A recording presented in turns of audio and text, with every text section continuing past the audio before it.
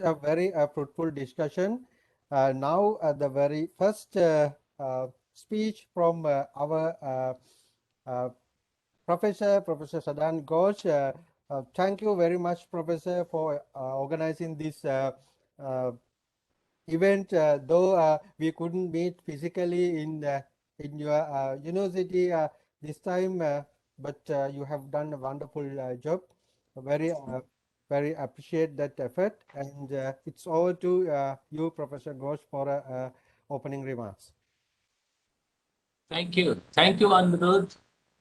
And I must thank you first for your initiative taken to make the South Asian countries special session very effective. I'm quite sure that there are more number of papers, around 10 presentations which are here and which comprise of the presentation from Sri Lanka, from Maldives, and from India, from Bangladesh, and also from Bangladesh, the paper is from three countries, Bangladesh, USA, and Canada. So in that way, it's a conglomeration of a number of countries in South Asia, and the full credit goes to Anirudh because he has taken a lot of interest and effort for collating and mobilizing all the speakers. Why I am interested to put this South Asian countries special session? Because South Asian country, it comprises of more than a 25% population of the whole country. The whole country, I mean, these 8 countries, they have significant number of population of the globe. And as a matter of fact, though the population size is very, very big, the total land and the water utilized and also availability is not to that extent. So, which leads the waste management in a bad shape. The South Asian countries, most of the South Asian countries, if we just count, then there are countries where there are a lot of scopes for the waste management to improve. There are a lot of issues. One is the traditional issues, because you know that by tradition, in all the countries in the South Asia, we use material for longer time. The life cycle of the material which we use forcibly, we take a longer life because you know that we are not very much fond of throwing material which can be used for some time. If we consider this bottle, though we are pressing that don't use for more number of use, but once the new bottle is opened up and finish the fresh water or the drinks, then we used to use this bottle for quite a long time. Similarly, all the things like, I don't know whether this is the culture in Sri Lanka, but in our past time, when we were in school and colleges, you know that we used to read books. Today, people don't read books. They read only the soft copies. We had the hard copies, and if we don't have the hard copies, we were very unhappy. So the book which you used in a specific class, we were supposed to give that book to the next class whenever on promotion we go to the higher class. But today, this culture is nearly vanished. So that is also the tradition of reusing and recycling of the material. So there are a number of examples which traditionally we went through. But on the other hand, we are very happy by whenever in the discussion of the waste management, a person in the Southeast Asia, specifically in Asia and African countries, we are very happy by stating that, oh, in my city, I have 2 landfill sites. And other, if they have only 1 landfill site, so we undermine that, oh, you have only 1 landfill site, we have 2 dump site and 3 dump site, and the dump site size is nearly 30 meter, 20 meter, or 40 meter, like that. This is the tradition. But we have to come out of that tradition. What is the change? The circular economy. We have to import, we have to implement, we have to carry forward the concept of the circularity of the material. What you use today, it should be at the end of lifetime as a particular product should be useful as a feedstock to the next production process. It may not be the same products, but it may be some other product. As a matter of fact, we can reduce the extraction of the natural resources for producing new products. That is the that is the main concern of everybody in the world. That we in last 4 decades we tripled the extraction of the natural resources, and if we go on doing this, then by 2050 it will be double, and this will be a real problem for the sustainability of the globe. So some of the things which we expect to come out from this session is how we can reduce the natural resources extraction rate, how the technology and the awareness of the waste management and the recirculation of the waste can be enhanced, what are the status of different countries, and what would be the way forward, including the implementation of the national policy. With this, I like our very young and enthusiastic chair, Dr. Aniruddha Karunantha, and Dr. Renuka Ayash Aryavansh. Aryavanta. Aryavansh. Yeah. Where is Renuka? Renuka is Um, here. Miss Dr. Renuka, yeah, Oh, she's I there. see. Hello, Yeah, let me Renuka. to introduce Dr. Renuka. Also, um, she Please. completed her PhD and now is working as a consultant to Waste to Energy Technologies, and also soon she will join with one of the leading university in Sri Lanka as an Great. academic and very active in the field. Thank you very much, Professor Ghosh, for very interesting and also inspiring speech at the beginning of the session. First, I would like to call Mr. Mahinda Verahara to make his presentation. Mr. Mahinda Verahara is the Director of Environment Pollution Control and Chemical Management of Ministry of Environment, Sri Lanka, where the center or his division and the ministry gives the overall directives and policy on policy and regulatory activities for pollution control and environmental management. And also his office is the focal points for many international conventions and collaborations, including the Basel and many other conventions, international conventions. So he is the best person to start up the session on these South Asian countries. Now, floor is to you, Mr. Mahinda Verahara, please.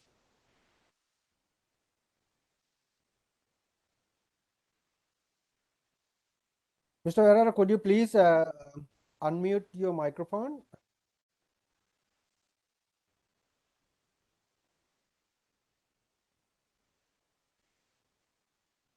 Sir, you are not audible. Kindly unmute your microphone. You are muted.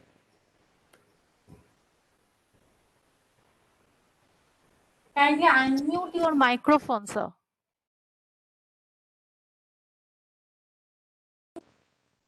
Maybe he has some problem. So, Mr. Mahendra, what I request you, please go out of the meeting and again come in. I believe that that will help you. I think the mute button at the bottom is not visible. If it is not, you just press Control M. Control M.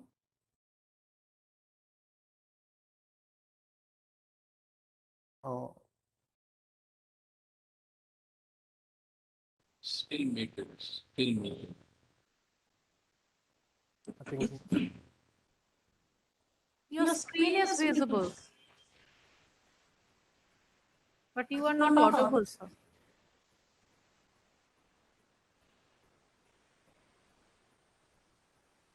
No, this is the program today.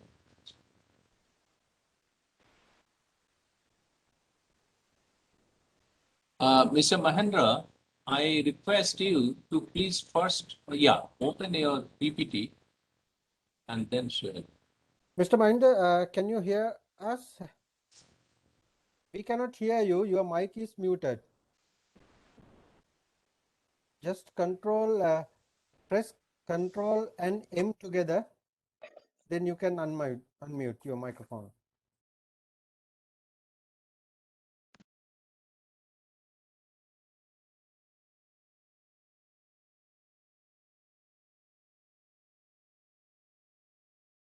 Maybe until he is ready to.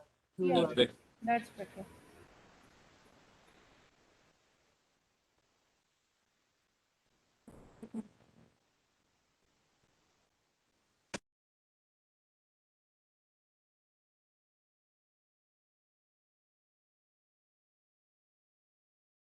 Sorry for the inconvenience. He was having a bit of a network issue. So let's move into the next presentation. Again, I think Ms. Sarojini Jayasekara is ready to present. Ms. Sarojini, are you ready? Yeah.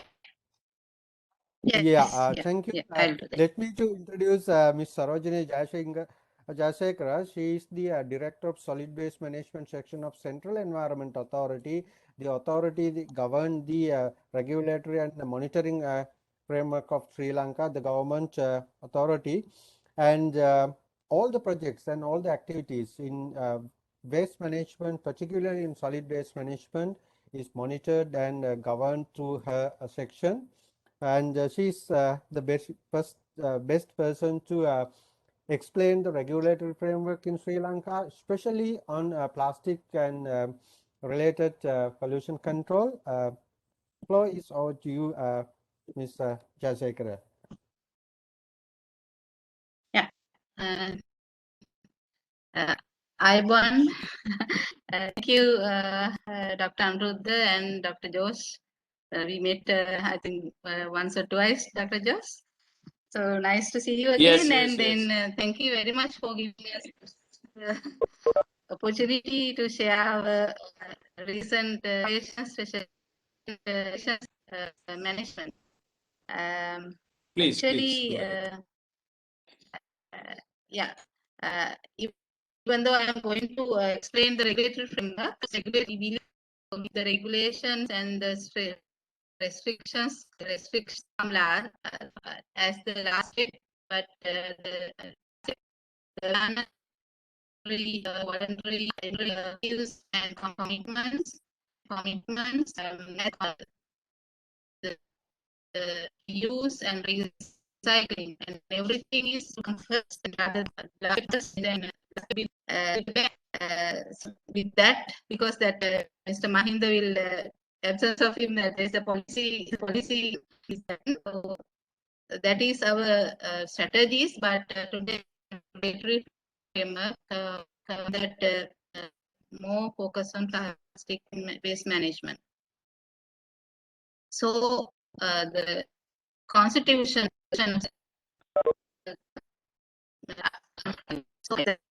itself, the state, the duty of the state should be that preserve and improve the benefit of the community.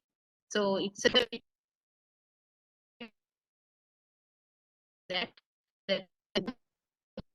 aspects. So a lot of institutions and a lot of institutions focusing that not only the government but also it is with the enjoyments of their right and freedom of living and enjoying every resources. They also have that by the constitutions, it is identified that their duties and obligations. And conserve its resources, conserve its protection in as well. As well.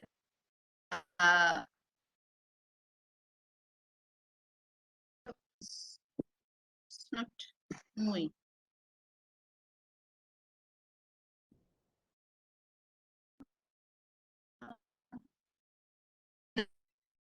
We're at having least an issue with the version presenting. no, the slides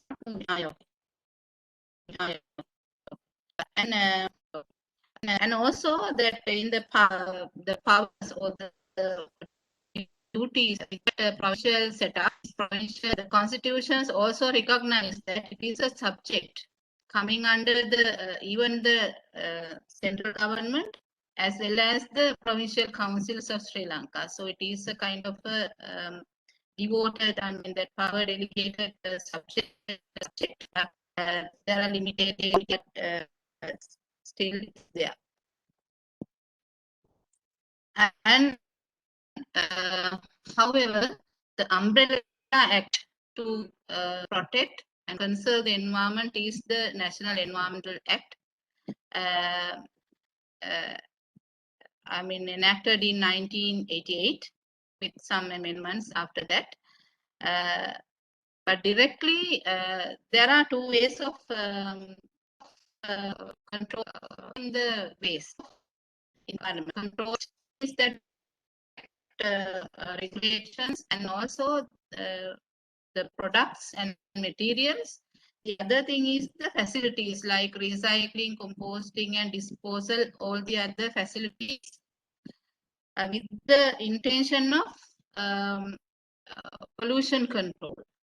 That even though it is these are focused on managing waste, that also the process should be in environmentally sound manner. So today I am going to focus on the direct material controlling regulations under the Act, under the provisions under Section 23W. The minister can publish order, gazette, or anything that's orders and regulations in prohibiting the use of materials of any process or trade or industry. So with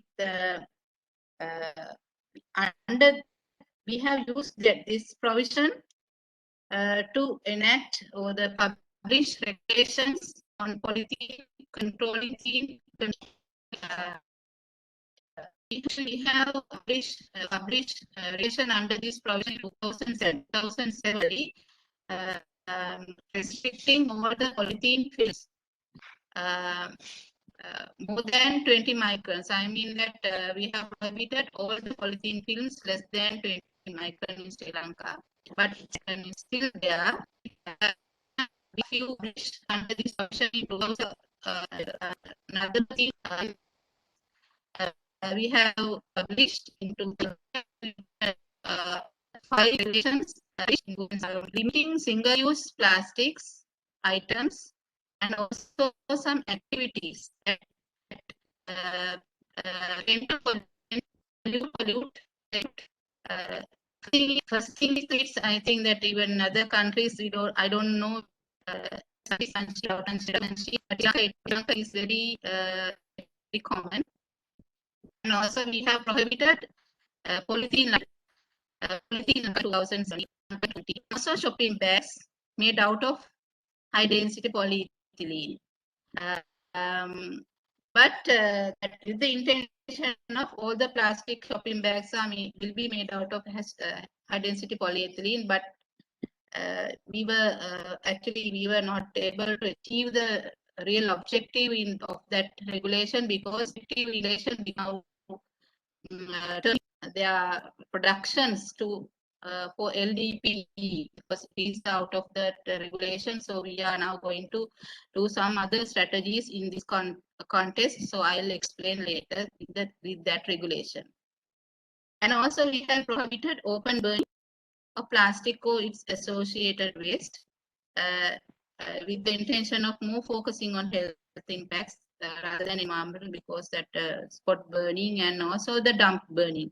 So it is very common in burning of dumps. So it is a duty of the local authorities in that we have also taken further actions under other provision in restricting open burning of plastics. And also we have prohibited using all forms of polythene in decoration purposes actually that this regulation is very effectively implemented in Sri Lanka. I should thankful even in the political campaigns, especially and the religious campaigns, religious events, and now they are refrained from polythene decorations. And the other thing is polystyrene products, the expanded products made out of expanded polystyrene like lunch boxes and other polystyrene products. Also, we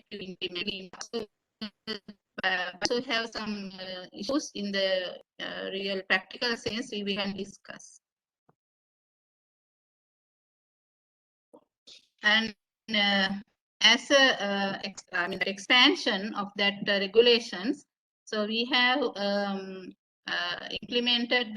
introduced another two regulations in 2020. One, this is have gazetted in January, but came to effect in March, from March 21st, 2021. So we have restricted few items. One thing is PET and polyethylene terephthalate and polyvinyl chloride material, prohibiting that using that material in packing of agrochemicals. That is basically focusing the recycling, because we don't have any recycling facility in Sri Lanka to recycle PET and PVC material contaminated with chemicals. But because our existing PET recycling facility cannot accept the contaminated, chemically contaminated containers for recycling. So that is the first restriction. And also that we have restricted sachet. Sachet smaller than 20 milliliter or 20 gram. Actually, we have given some exemptions for food and medicine packing for first instance. So because it is very arguable sector, but now that regulation also fully implemented. I mean that a lot of actually we don't see that most of the shampoo and other sachet packets in the shampoo and other and we have restricted is inflatable toys like pool toys and other essential toys, but normally inflatable toys were banned because it's also another use. I mean that it is actually that very short term usage there. And also cotton buds with plastic stem. So now it is already replaced by that in the market. It is already replaced by paper-based stem and then wood-based stems. That also that very progress there.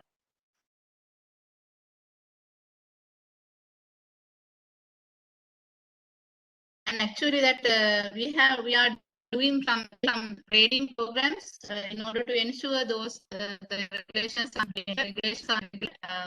previous one in the regulations that we have implemented 2017, we have done yearly about nearly 10,000 gradings per year with the help of department, with the help of and then consider as authority.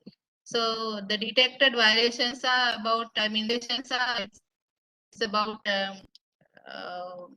little, it's 810 and it's around that. But even with the COVID, we also conducted few ratings in 2020, and we are doing we are processing. So we detect violations and also we are taking actions against the violators. So with the awareness and all the other programs to improve their changing the attitudes of the people. And we have other provisions under section 23 under the National Environmental Act, the minister can make regulations on specific standards, criteria for the implementation of, sorry, that's a mistake, any national environmental policy or classification for the protect the environment and the benefit users. So under which we have gazetted, we have made part of the identification, qualification of plastic material. 7. Actually, this is we have given a kind of 1 year period for the industry to convert their things, and also we have some grades to the ground, intending mold and all the other things. So the other things. So purely to improve or support the recycling and the collectors of plastics, because this is very, we believe that, and there is a lot of requests from the recycling and collectors from Sri Lanka to in the identification of different kind of plastics. So they can the segregation will give some addition for them to the collectors market plastic waste. So this is for the purely for the benefit of the collectors and recyclers of plastic.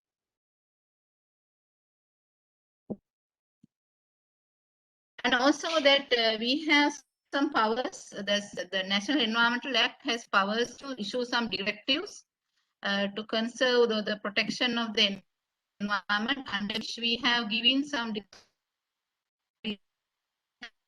recently we have issued the Council of Sri Lanka to refrain from open burning their dumps or the household to prevent household or to take actions to prevent the household backyard burning of plastics, including proper collection mechanism. So that did good, and then now we are issuing the and because we have now some facilities, reasonable facilities for the disposal of non-degradable, non-recyclable waste, because and we have some final end facilities, including waste to energy facility operating successfully in Sri Lanka, so that most of the local authorities are connected with that. And I think that will improve the quality of the environment in Sri Lanka and also the quality of the lives. And because that since we can minimize, so we can stop the open dump that cause a lot of environmental issues.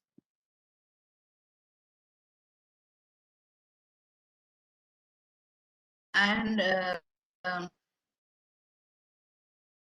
actually that the fine structure is actually that is negligible, of course, because it is about we had last amendment is 2000. So now we are going back to the prevailing fine structure, 10,000 rupees, not less than 10, more than 10,000 rupees. The judge can charge, or the imprisonment of not less than 1. So this is the fine structure in one, but we are going to increase the fine in is the minimum amendment.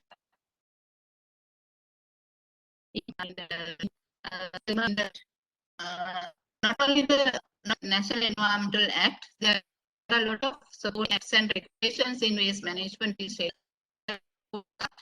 other main is that municipal ordinance, urban council ordinance, so they can prepare bylaws and also more people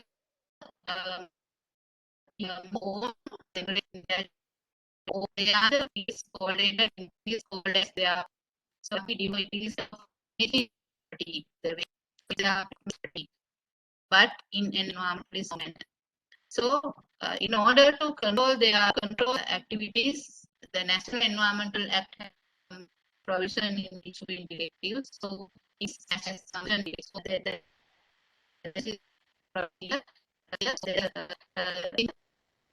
I think these authority acts and local authorities also have a big role in plastic management because they can issue some bylaws. Even in some local authorities now they have issued bylaws for use of polythene bags.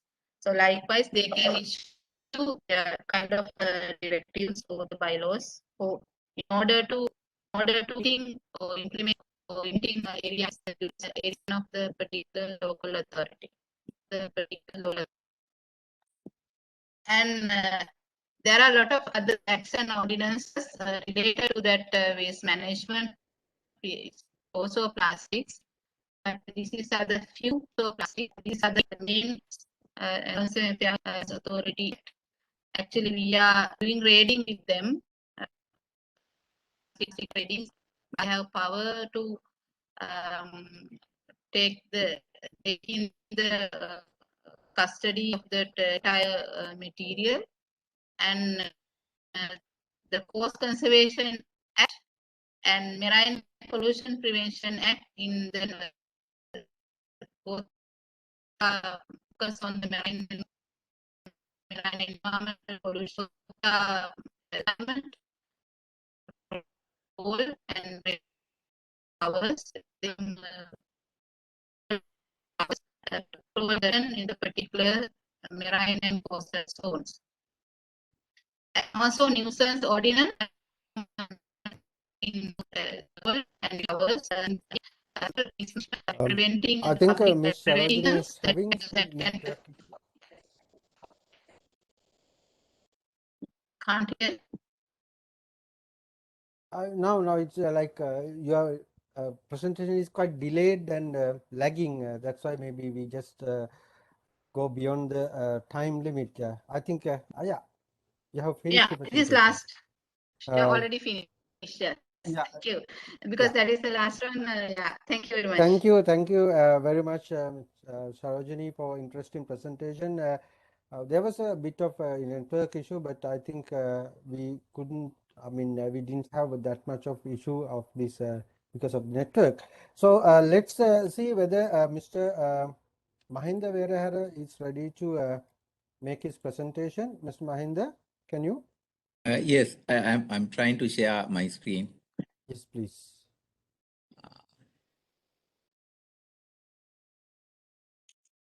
Appreciate very much if you can keep your time limit to 12 Yeah, minutes. sure.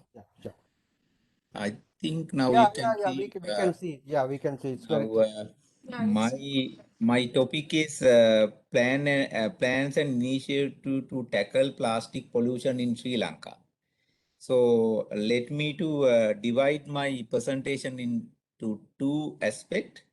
One, I will present the National Plastic Waste Management Action Plan, the highlights of the action plan. And in the second component, I will focus on some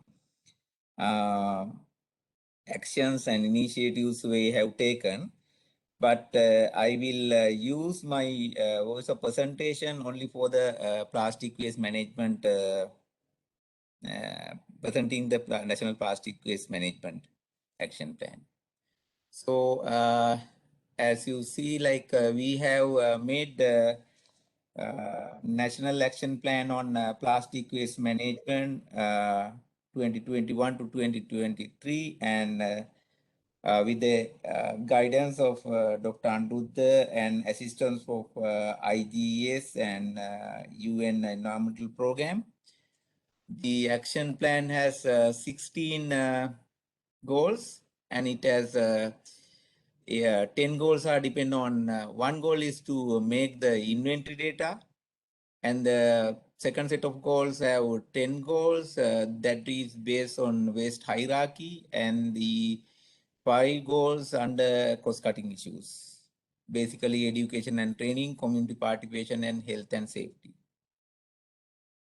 So as you see in the we have identified 16 goals, and each goals has some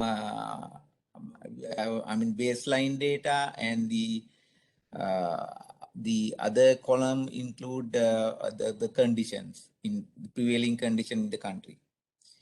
And goals gives I think some target to be achieved and the percentage status, and then if the baseline is available, and we give that baseline. So for instance, like if you focus on recycling, actually our like say for instance PET bottles. I think PET bottles at present recycling rate is 27%, and we are targeting 100% recycling rate by 2022 or 25. That is our goal. Likewise, we have decided the goals, and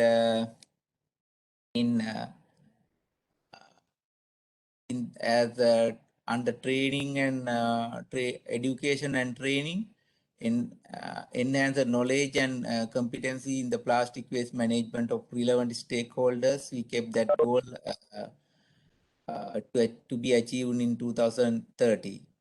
I think so. We prepare the now we have already prepared the action plan and implementation, and then we will monitor it and then evaluate the action we have taken, and then we will analyze the situation, and then we will make the necessary changes in, as you know, like we have to follow this cycle. With that, I finished my presentation on the plastic waste management. I think this action plan that can be downloaded from our Ministry of Environment website. So if anybody need details, he or she can download it. So let me to focus on the initiative part. So I don't, as you know, I don't make any presentation on this aspect, but I will broadly explain it. Now, first thing we are going to do is to establish National Technical Committee and National Coordinating Committee for Plastic Waste Management.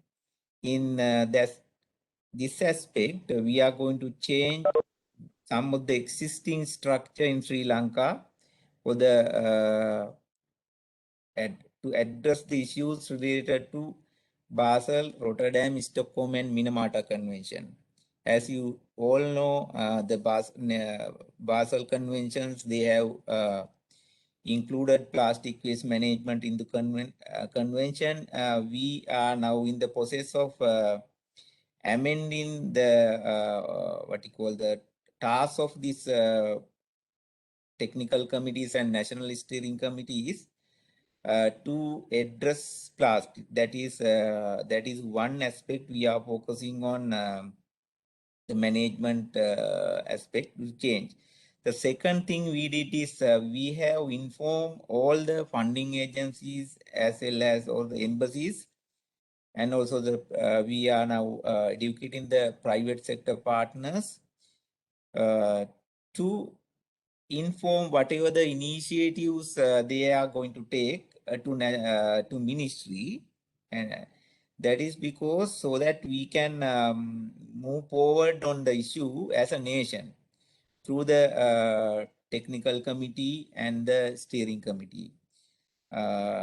You know, as we experience in most of our countries, especially in our region, we have so many initiatives, but no, I mean, there is no focus, and the programs are here and there, and we don't know what is the result of the using some funds. So we have to correct this situation, and we have informed all the funding agencies to join with us to correct this situation. The second aspect we have been trying to do is to introduce the principle of extended producer responsibility by amending the National Environment Act. And now we got the approval of the cabinet for amendment. I hope that it will become ready in the next year, and so that in EPR, extended producer responsible principles will be enforced. So in until that amendment come into play, our private sector has started some initiatives. Let me to highlight some of them. And there's a company called Chakra owned by Dr. Himesh, and he has introduced the reverse vending machine. I think that will once the EPR extended producer principle become available, we will be able to join with this reverse vending machine concept into that one. And the second initiative is started by Mr. The Murali's brother, actually, you know, the famous cricketer. And he has joined with government-owned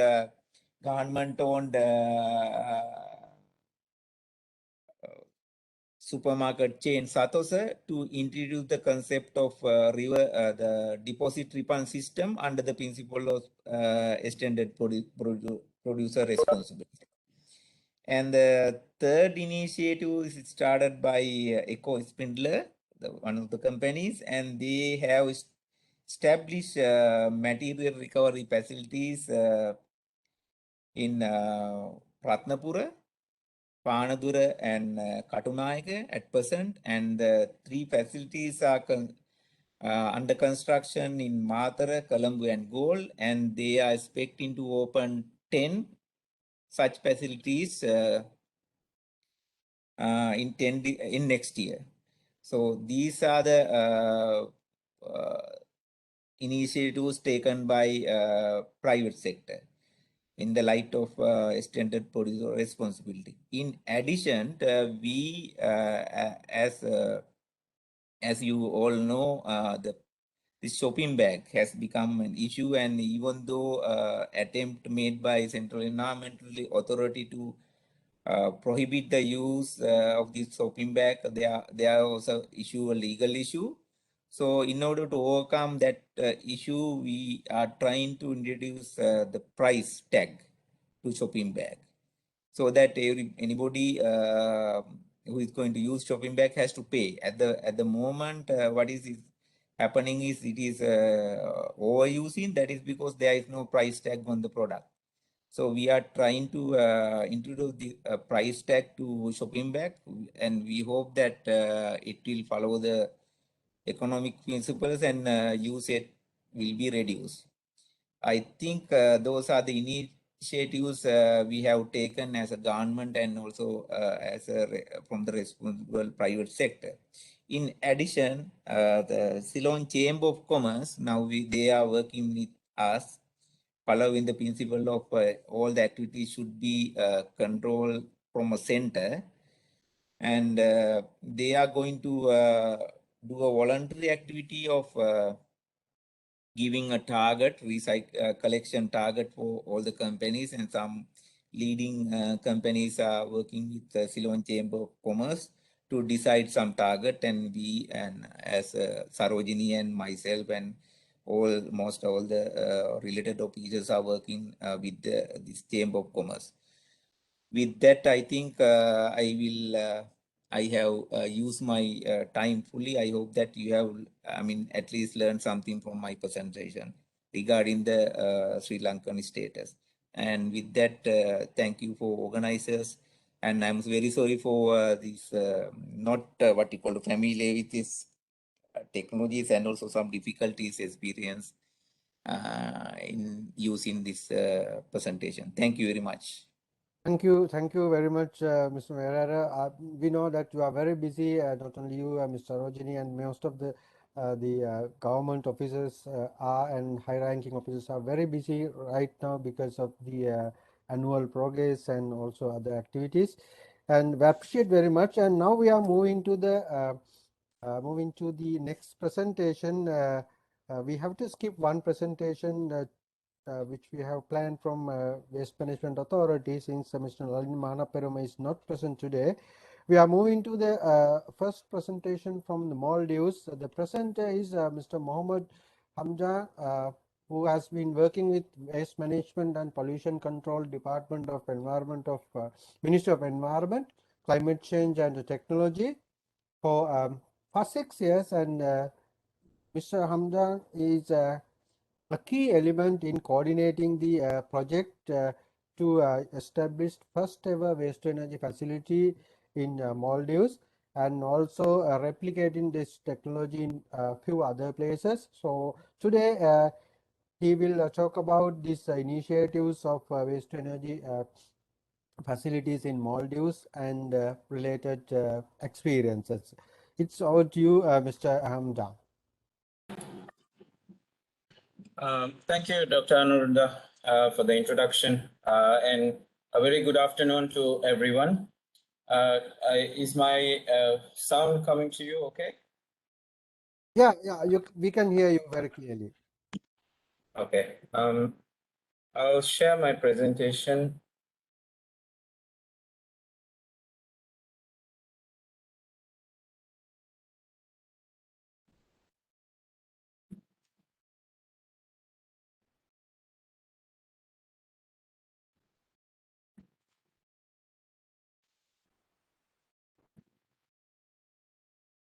Okay, can you see this? Yeah, it's very clear. Yeah, it's very clear. Okay. Today I'm going to talk about Tilafushi. Tilafushi is actually not a natural island. It was actually reclaimed by waste in order to cater for the waste management issues in the capital city, Male. So I'm just going to first introduce Maldives and its geography a bit. It's actually an island nation with 1,198 coral islands, which is divided into 20 administrative atolls. So it's very difficult in terms of traveling and any kind of development. It is very costly and difficult for us to deal with. And most of all, it's the islands are 1.5 meters above sea level. That is the maximum height of the islands. So it is very vulnerable to sea level rise. And out of that 1,000 plus islands, 189 are inhabited islands. And although the population is less than 500,000, due to the lack of land size in each island, some of the islands, especially in the capital city, is very crowded. It's actually one of the heaviest populated capitals in the world. So as you can see, we have about 155 tourist resorts, which is basically our income source, except for the fishing. So we depend heavily on tourism, which also generates a lot of waste per person that comes in to the country. Actually, when we look into the average waste generation, the locals, it's said to produce about 1.2 kg per day per person. But tourists, they tend to produce a lot more than that. So this is a big issue for us in terms of accumulation of waste. So before the tsunami hit in 2004, waste management was not a very talked about topic in the Maldives. There were not much waste management systems in place during that time. Traditionally, the kitchen waste was just thrown into the sea and it's buried under the soil in our backyard. So the rest of it is torched up after accumulation. So this was not a big issue at that time, but after the tsunami, there was a lot of garbage collected on the island through the sea. They drifted into the islands, and this actually caused a lot of waste management problems in the islands because they didn't have proper systems in the islands back then. So a lot of donors actually supported this tsunami debris and waste management program. CRC and ARC actually they built about 74 IWMCs around the country, and UNDP as well as the government of Maldives built some of the IWMCs. But these were not very well utilized because people were not aware of proper waste management practices. So what happened was these IWMCs, they became dump sites itself. So we had to restart the whole process later on. So until very recently, the waste management department was only formed in 2014. So I actually joined waste department when on the same year it was formed. So it's a very young department, and before that there was no government entity that purely focuses on waste management. In 2013, the waste management regulation was introduced, and in 15, the government introduced a policy which also highlighted the need to have regional facilities to be established across the Maldives, supporting the IWMCs in each island, because not all types of waste can be managed through an IWMC. So at the same time, in 2016, the government of Maldives, they formed this Waste Management Corporation, which is a government company which focuses on waste collection and management. So all the cities and regional facilities are to be managed through the Waste Management Corporation, WAMCO. So if you look into the map, this is actually a map of the Maldives, and for ease of management, we have actually divided the atolls into 7 zones. So the zone 1 includes 3 atolls, which consists of 41 inhabited islands. And the zone 1 will have a transfer facility, which will transport the waste to zone 2. Zone 2 will have an RWMF, a regional waste management facility in Rawandu, which is now actually upgraded into a waste to energy facility. So this will cater for zone 1 and zone 2. And zone 3 is the area I'm going to focus my rest of my presentation on. Zone 3 includes the capital Male, as well as surrounding islands of 4 atolls, which consists of 32 islands, excluding Male and Greater Male region. And coming to zone 4 and 5, this is actually there will be there's another project running on zone 4 and 5, which is funded through the World Bank, which is also a part of the Zone 2 project management unit. So what they're going to do is they're going to build a transfer facility in Zone 4 and 5 and transport their waste to Zone 3. So next is Zone 6 and 7, which is the southernmost atolls, which includes also 4 atolls. There will be a regional waste management facility in Zone 7. So from Zone 6, there will be a transfer facility which will transport their waste to Zone 7. So I'm just going to skim through that and go back to my topic today, Tilafushi.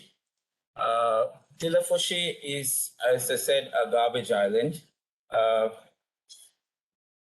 People from all around the Maldives, they gather to the capital city, Male, because they don't have well enough resources, jobs, and healthcare.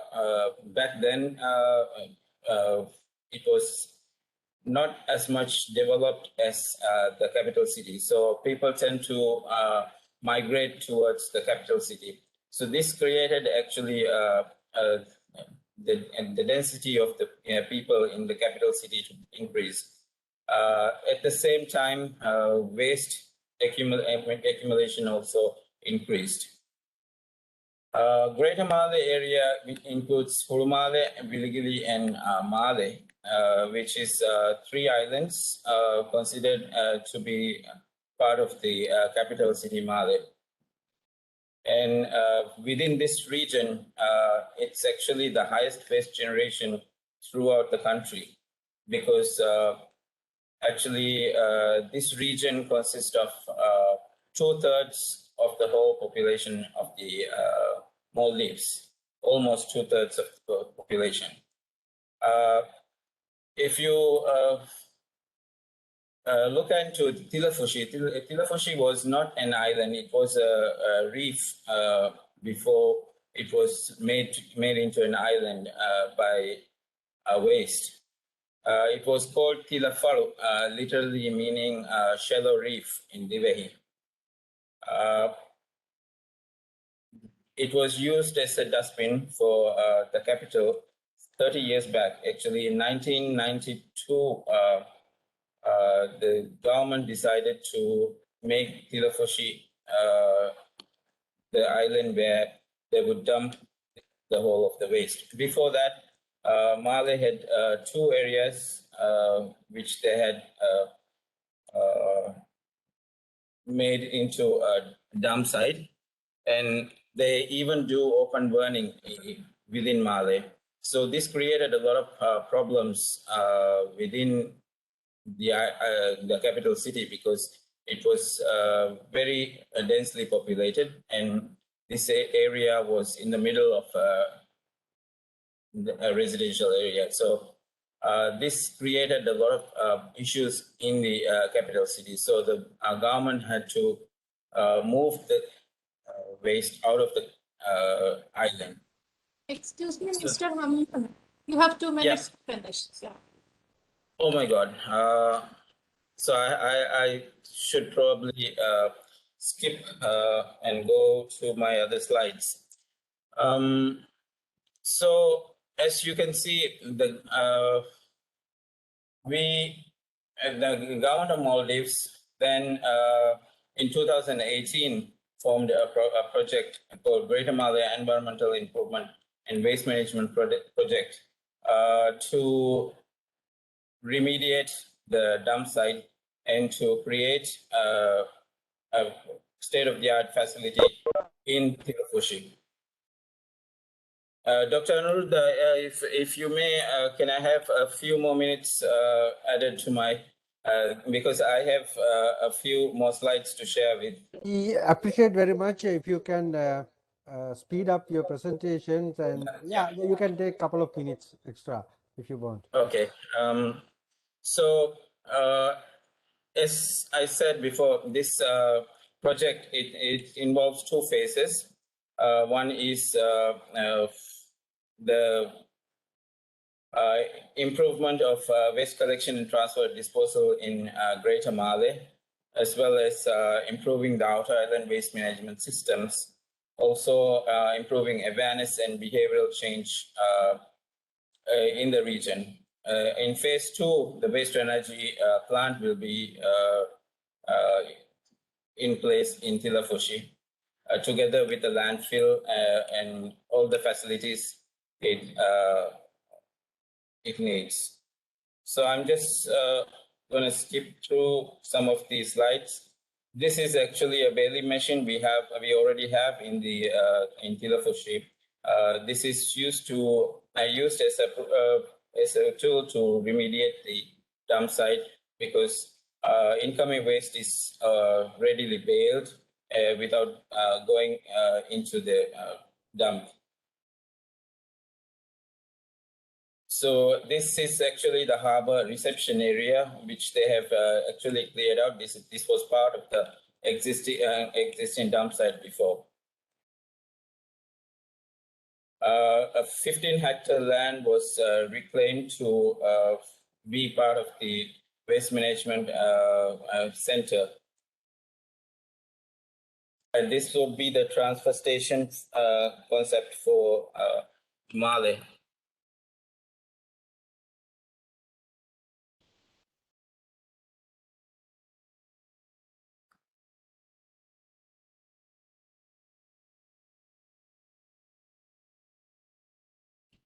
So this will be the final output of the project.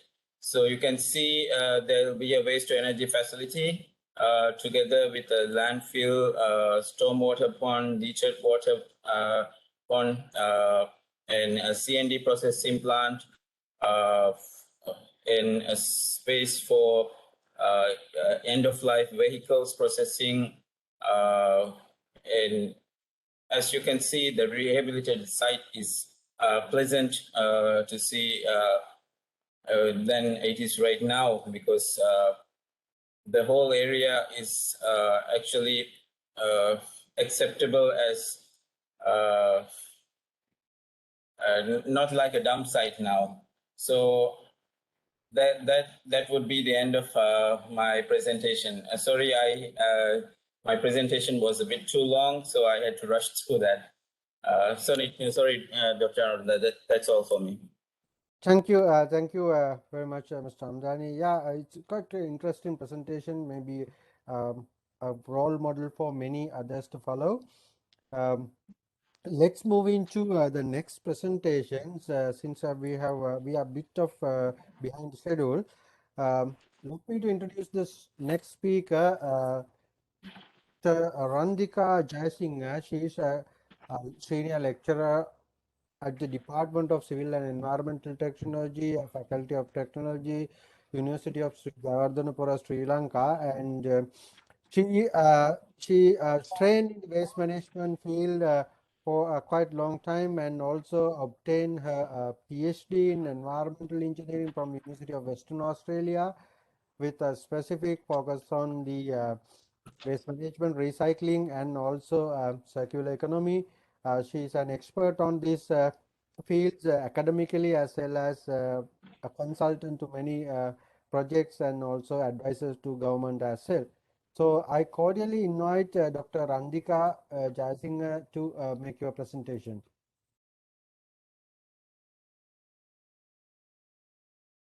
Thank you, Dr. Anuruddha. Iborn everyone. Let me share my screen. Yeah.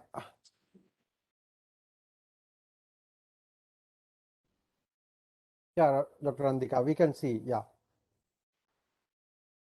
Okay. Can you see the screen now? Yeah, it's visible. Perfect. Yeah. Okay. Iborn everyone. I am Randika Jayasinghe from the Faculty of Technology, University of Sri Govardhanapura, Sri Lanka. Today, I'm going to talk about waste to value addition through upcycling. I will take the case of Waste for Life Sri Lanka as a case study. I'm not sure how many of you have been to Sri Lanka. It is a beautiful island with many natural resources, many cultures, and our history. Sri Lanka is a land like no other, but unfortunately, we are struggling with waste management. I mean, things have improved over the past few years, past few decades, but still there is a lot more that we need to do in terms of sustainable waste management.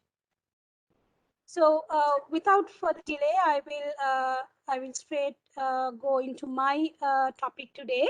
Now everyone knows about the waste pyramid. The waste pyramid. Everyone knows about the 3R concept. In Sri Lanka, we also talk about 10R concept. It was actually developed by Kanchana Virakon of the eco-friendly volunteers. So we know that prevention and minimization are the best methods. And then we talk about reusing, recycling materials, and the things that we cannot reuse, recycle, will go to energy recovery and final disposal in a landfill. So the topic that I'm going to talk about today, upcycling, it comes somewhere in between here. Under reuse and recycling. Now, what is waste upcycling? We have heard about the word recycling. Recycling is the most common word. What is upcycling? Upcycling is a process of transforming waste materials into new materials or value-added products. This will have a better quality or better environmental value. So it's all about transforming a product to another product that has a higher value. Um, the project that I'm going to discuss today is an Australian funded project. This was called Australian Sri Lankan University Partnership to develop community-based waste upcycling businesses. My PhD supervisor, Professor Caroline Bailey, from the University of Western Australia, was the project director. And we worked with the not-for-profit organization, which was co-founded by my supervisor, Waste for Life, and 3 local universities, University of Moratuwa, University of Ghana, and University of Jayapura. Project ran from 2013, but that was the funding period, but the activities are still happening. So the idea behind this project is to convert waste materials through a simple hot press method to waste-based composites and then to value-added products. So here we use plastics and different fiber materials. It can be natural fibers or it can be synthetic fibers. When we first started the project, we did an initial needs assessment, whether the processes are available in Sri Lanka, machines, technology, whether waste is available, whether the waste available closer to the upcycling communities, whether the communities or recyclers are willing to kind of start an upcycling project, upcycling business, and what is the story that we can tell? There are so many products available in the world, in Sri Lanka, coming from different countries, and mass produced products are quite cheap. So what is the story that we are going to tell? What is the sustainability story? What is the price and how we market? All these things were kind of initially assessed during a needs assessment. So when we look at the waste materials that we work with, uh, our final product will depend on the materials that we use in the process. So plastics is a matrix material. It is like the glue, and we reinforce that with other fiber materials to give better properties. So plastic is the glue, and then we have a fiber reinforcement, which is also a waste. We can use PET, HDPE, LDPE, and PP for this process. We don't use problematic materials like PVC, PSO, or other materials. And although we could use PET, PET has a better market in Sri Lanka in terms of recycling and turning into value-added products. So we didn't really work with PET in the end. We focused on HDP, LDP, and PP. These are the commonly available packaging materials, packaging waste materials. In terms of the reinforcement, the fiber, we can use different materials. We can use post-consumer waste like paper, cardboard, Tetra Pak, metallized films, or like production waste like textile waste, or also natural fibers. Whatever the reinforcement that we use, it depends on the product, but the glue is the plastic waste. So through the project, we developed design and training centers at the universities so that it will act as a hub, where people can come and see what we are doing, and we can conduct training programs. Um, the process started with sourcing clean waste from industries, not collecting waste from the dump sites once it's contaminated, but approaching industries and getting them to supply us clean waste. We use material layers or composition using plastic as a bonding material. And the temperature, this is the simple heat press machine that we used in most of our processes. Um, the processing temperatures depends on the plastic type we use. For example, if it's LDP, we can use a temperature like 120, but for PP, we need something more like 140. And the other thing is, when developing polymer composites, usually, researchers and industries use a lot of chemicals to improve the bonding of the fiber into the matrix material. But we did not use any chemicals because our idea was to take this to the community. So we didn't want to use any chemicals, and we only use plastic, the fiber material, and the pressure and the temperature. So these are some of the training centers at the University of Jaffna and University of Moratuwa. We invited industries, government institutions, students to come and work in these facilities. What we did was we first developed the materials and the products in our facilities to see whether it's doable. So we use different materials. Like if you look at this white color little purse on top, it's made out of offcuts from tea bags. And plastic packaging materials. And some of the materials are actually natural fiber composites.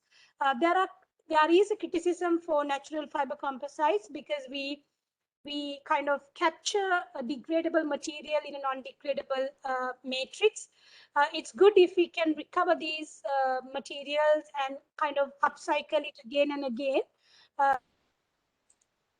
If that process is not there, then there is a criticism that we are trapping a degradable material in a non-degradable matrix. So we tried our best to work with materials that are not normally recycled. Here, the blue color notebook that you can see, that's polyester yarn from a textile factory with packaging materials. We see here some roofing materials. We replaced asbestos roofing in housing complex in Jaffna using these natural fiber composites. So you can make different products depending on the fiber material and the plastic type that you use. These are some of the other products. The clipboards that you see on the bottom, these are made out of different small packaging materials like Tetra Pak, this medicine, the packaging, and metallized film.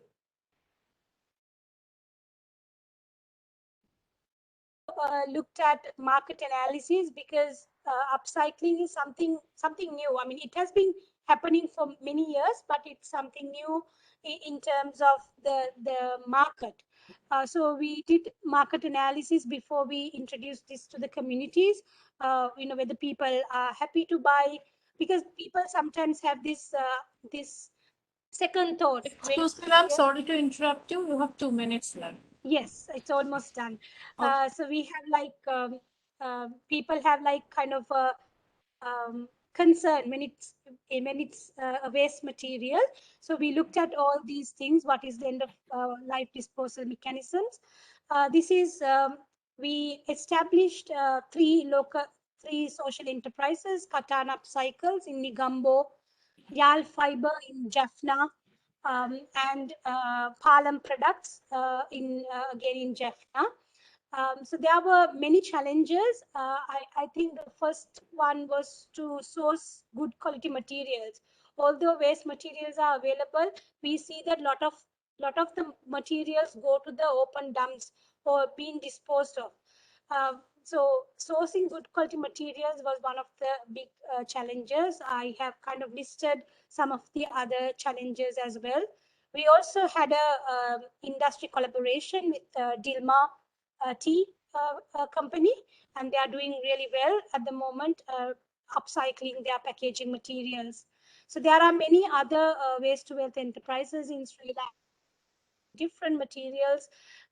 You see here it's rice bags, newspaper, elephant dung, elephant waste. So different materials are used. This is another good example where one company, EcoSpindles, converted PET recycling to PET bottles to yarn, and then the yarn was used to manufacture garments.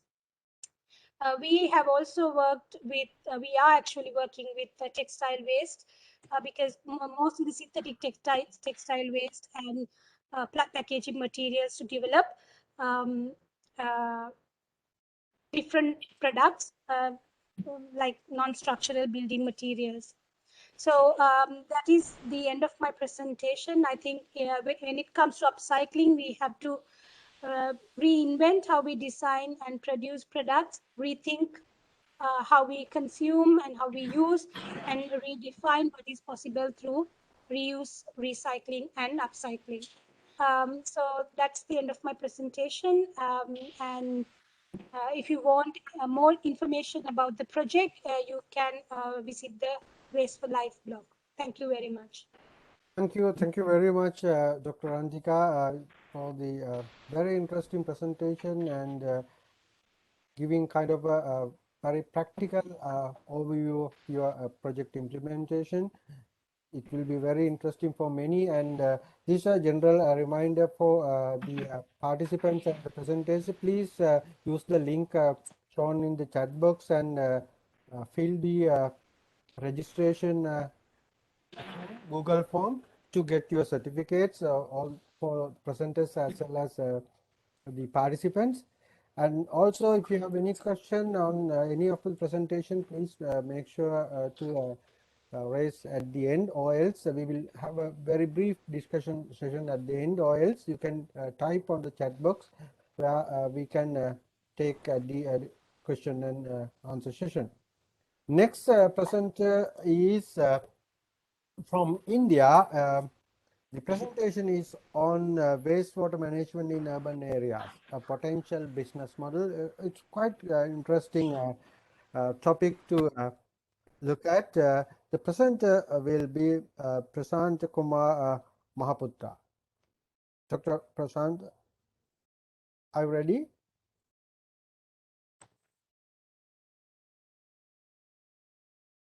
Hello. Dr. Prasant, are you ready? Mahapatra. Dr. I think he has not joined. Yeah, Miss actually, I think he's not there. So let's move into a next presentation then. Yes, sir. Yes, sir. The next presenter is Mr. Yasantha Gunaratna. He is the General Manager of Cecily Henaro Inca Private Limited, the leading, I would say, the leading waste to energy facility for the medical waste incineration. And before joining the Cecily Henaro, he worked in a few government and as well as private sector organizations, especially managing large waste management facilities. and he was kind of a pioneer in introducing this state-of-art technology to the waste incineration. He's operating this waste incineration facility for infectious and medical waste, and we hope you share your experience during the COVID pandemic situation. It's all to And you, then Mr. Anuradha something like I can see Thank my you, my yes, picture. I will share my screen. Okay, and yes, then please, Mr. yeah, Gunaratna. and what else it need to be not done now? You can see my Okay, session. Yes, yes, Mr. Yeah, yeah. I'll let it just wait. Okay, so thank you for giving this opportunity. So I will explain about challenges of healthcare waste management during COVID-19 pandemic situation. I am Yasanta Gundan. So first of before moving to the main part, I will just explain about the healthcare waste, the major the part, because to get some understanding. So in healthcare waste, actually, as we know, all the waste generated within the healthcare facilities, research centers and laboratories related to the medical procedures, we call healthcare waste. So this is actually most hazardous waste after radioactive waste according to the UN listing in Basel Convention. So if we all know hospital, clinics, nursing homes, and most of the places generate chemical waste. But if you consider even home level, like home dialysis process and insulin administration process, so it generates healthcare waste. So that is one of the things I hope to explain, because healthcare waste is generated not only from the high level as well as in the home level, it generates. So according to the classification, actually the healthcare three main categories. One is general waste, and second one is hazardous chemical waste, as well as the highly hazardous chemical waste as well. But according to the general chemical waste, non-hazardous organic waste are recyclable waste considered, and hazardous waste, infectious waste as well as sharp waste we consider. And highly hazardous waste we categorize in two categories, like radioactive waste and cytotoxic waste.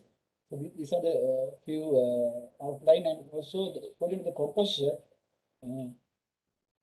but most of the waste quantity actually non-hazardous, like 80 to 85% are non-hazardous, but only 15 to 20% were hazardous.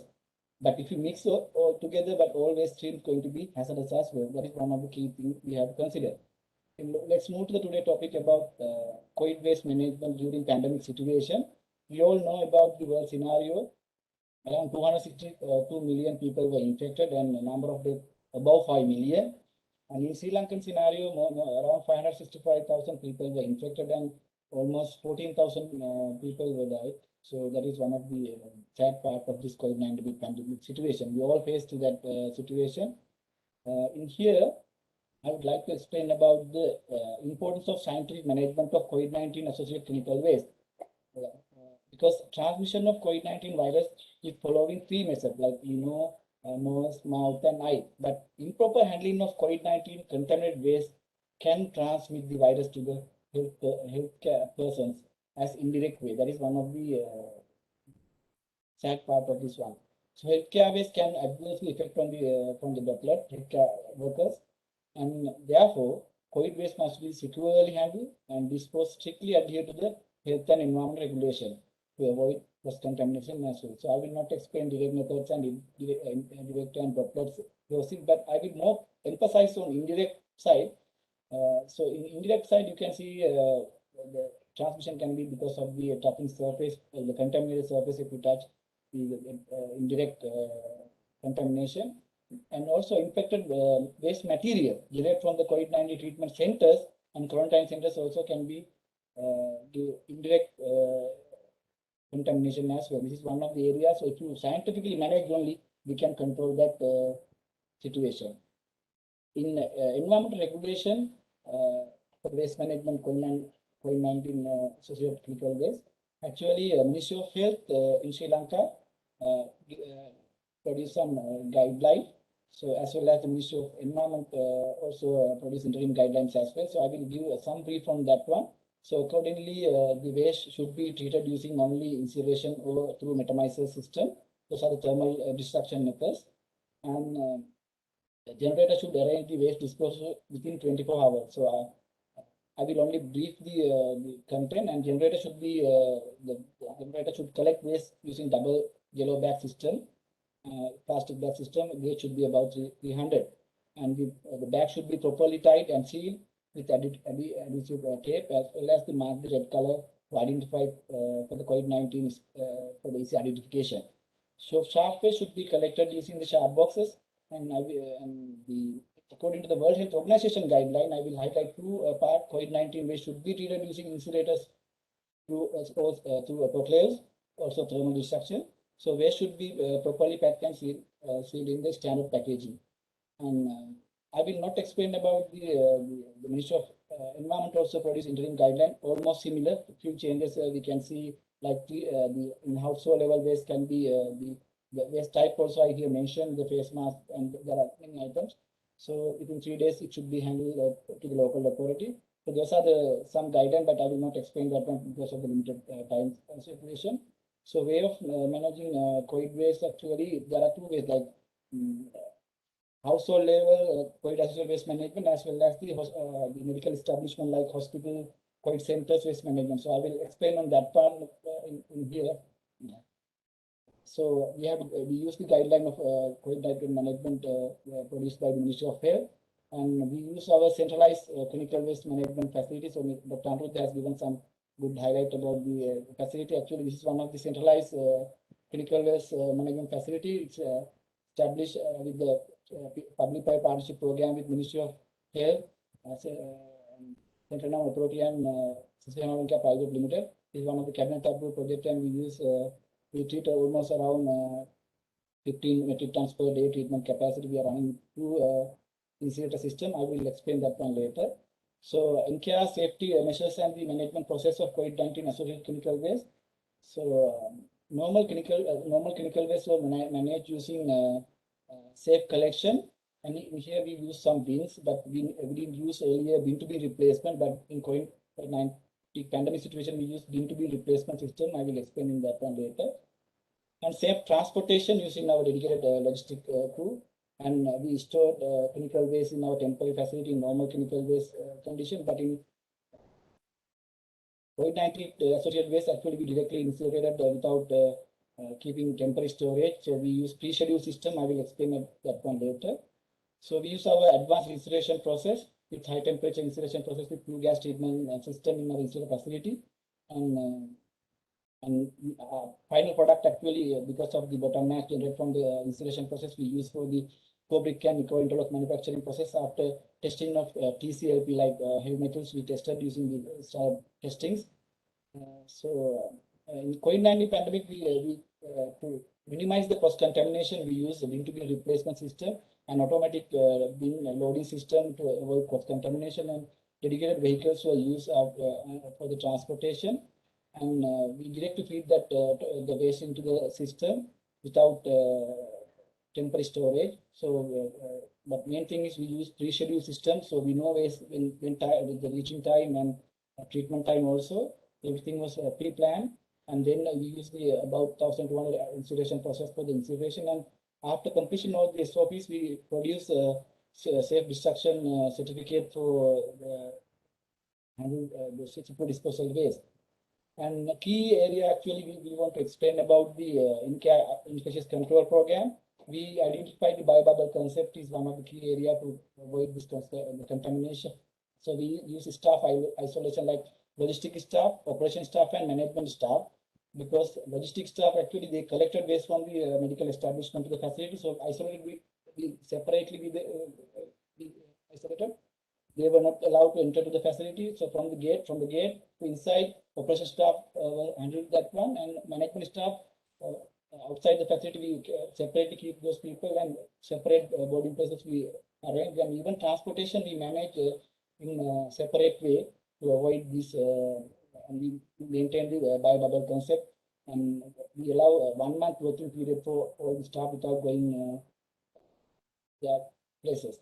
So engineering control method we use like newly fabricated aluminum wheels were used because of the disinfection program. We apply sodium hypochlorite for the disinfection, and automatic feeding system and high temperature incineration process.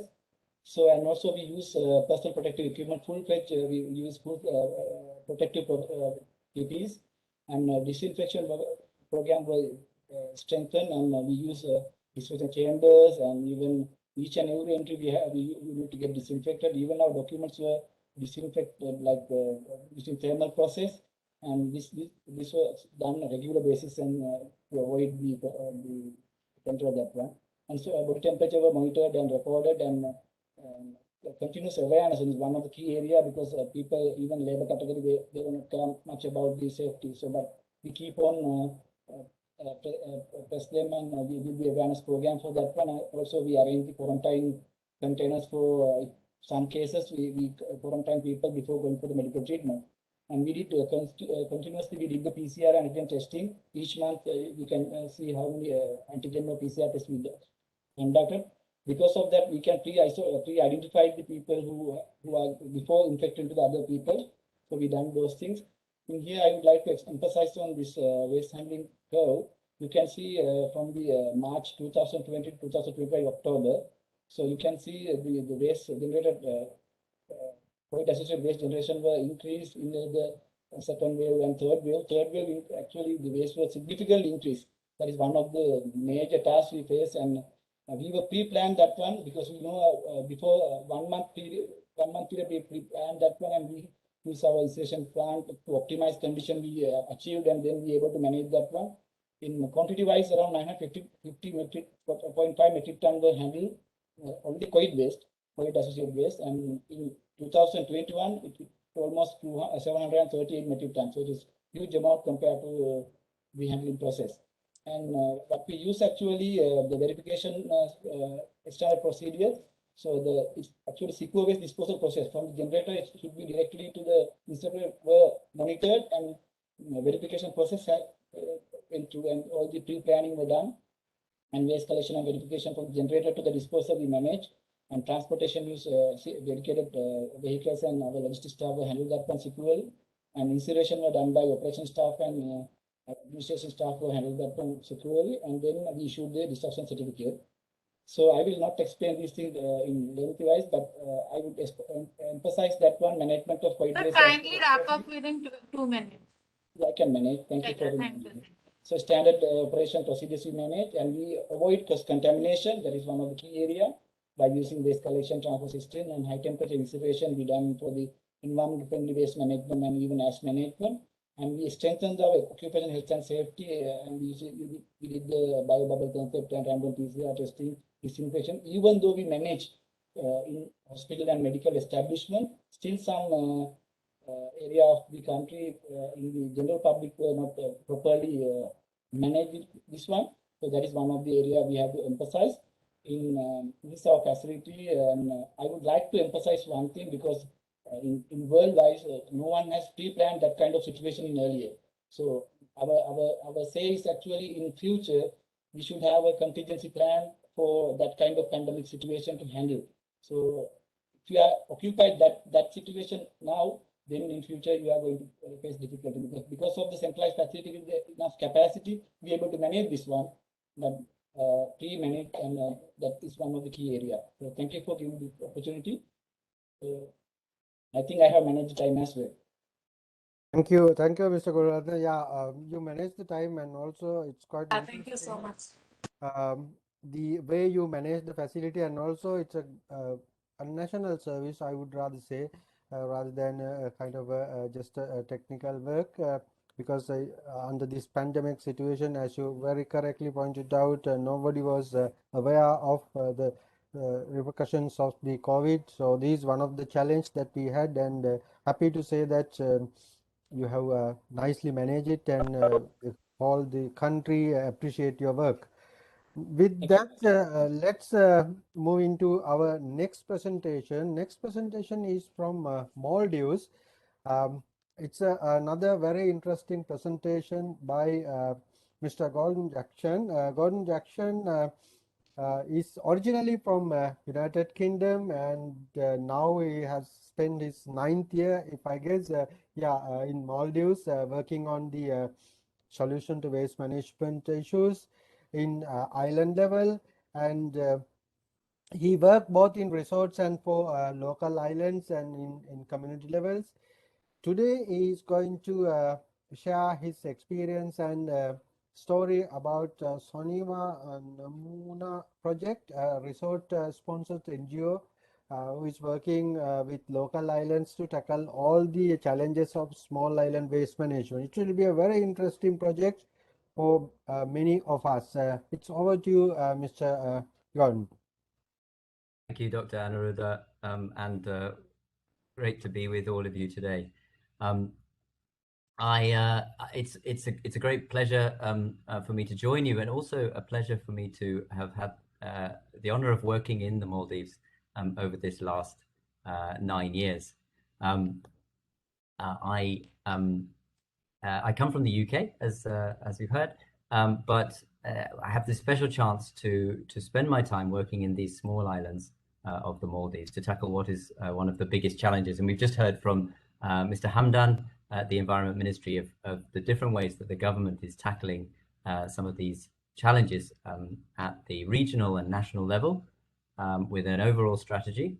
And as he mentioned early on, in phase one of the latest project, one of the aspects is to improve outer island waste management systems. So the kind of things that happen on these very small outer islands. And that's really where our program comes in. So we're taking a holistic approach to small island waste management.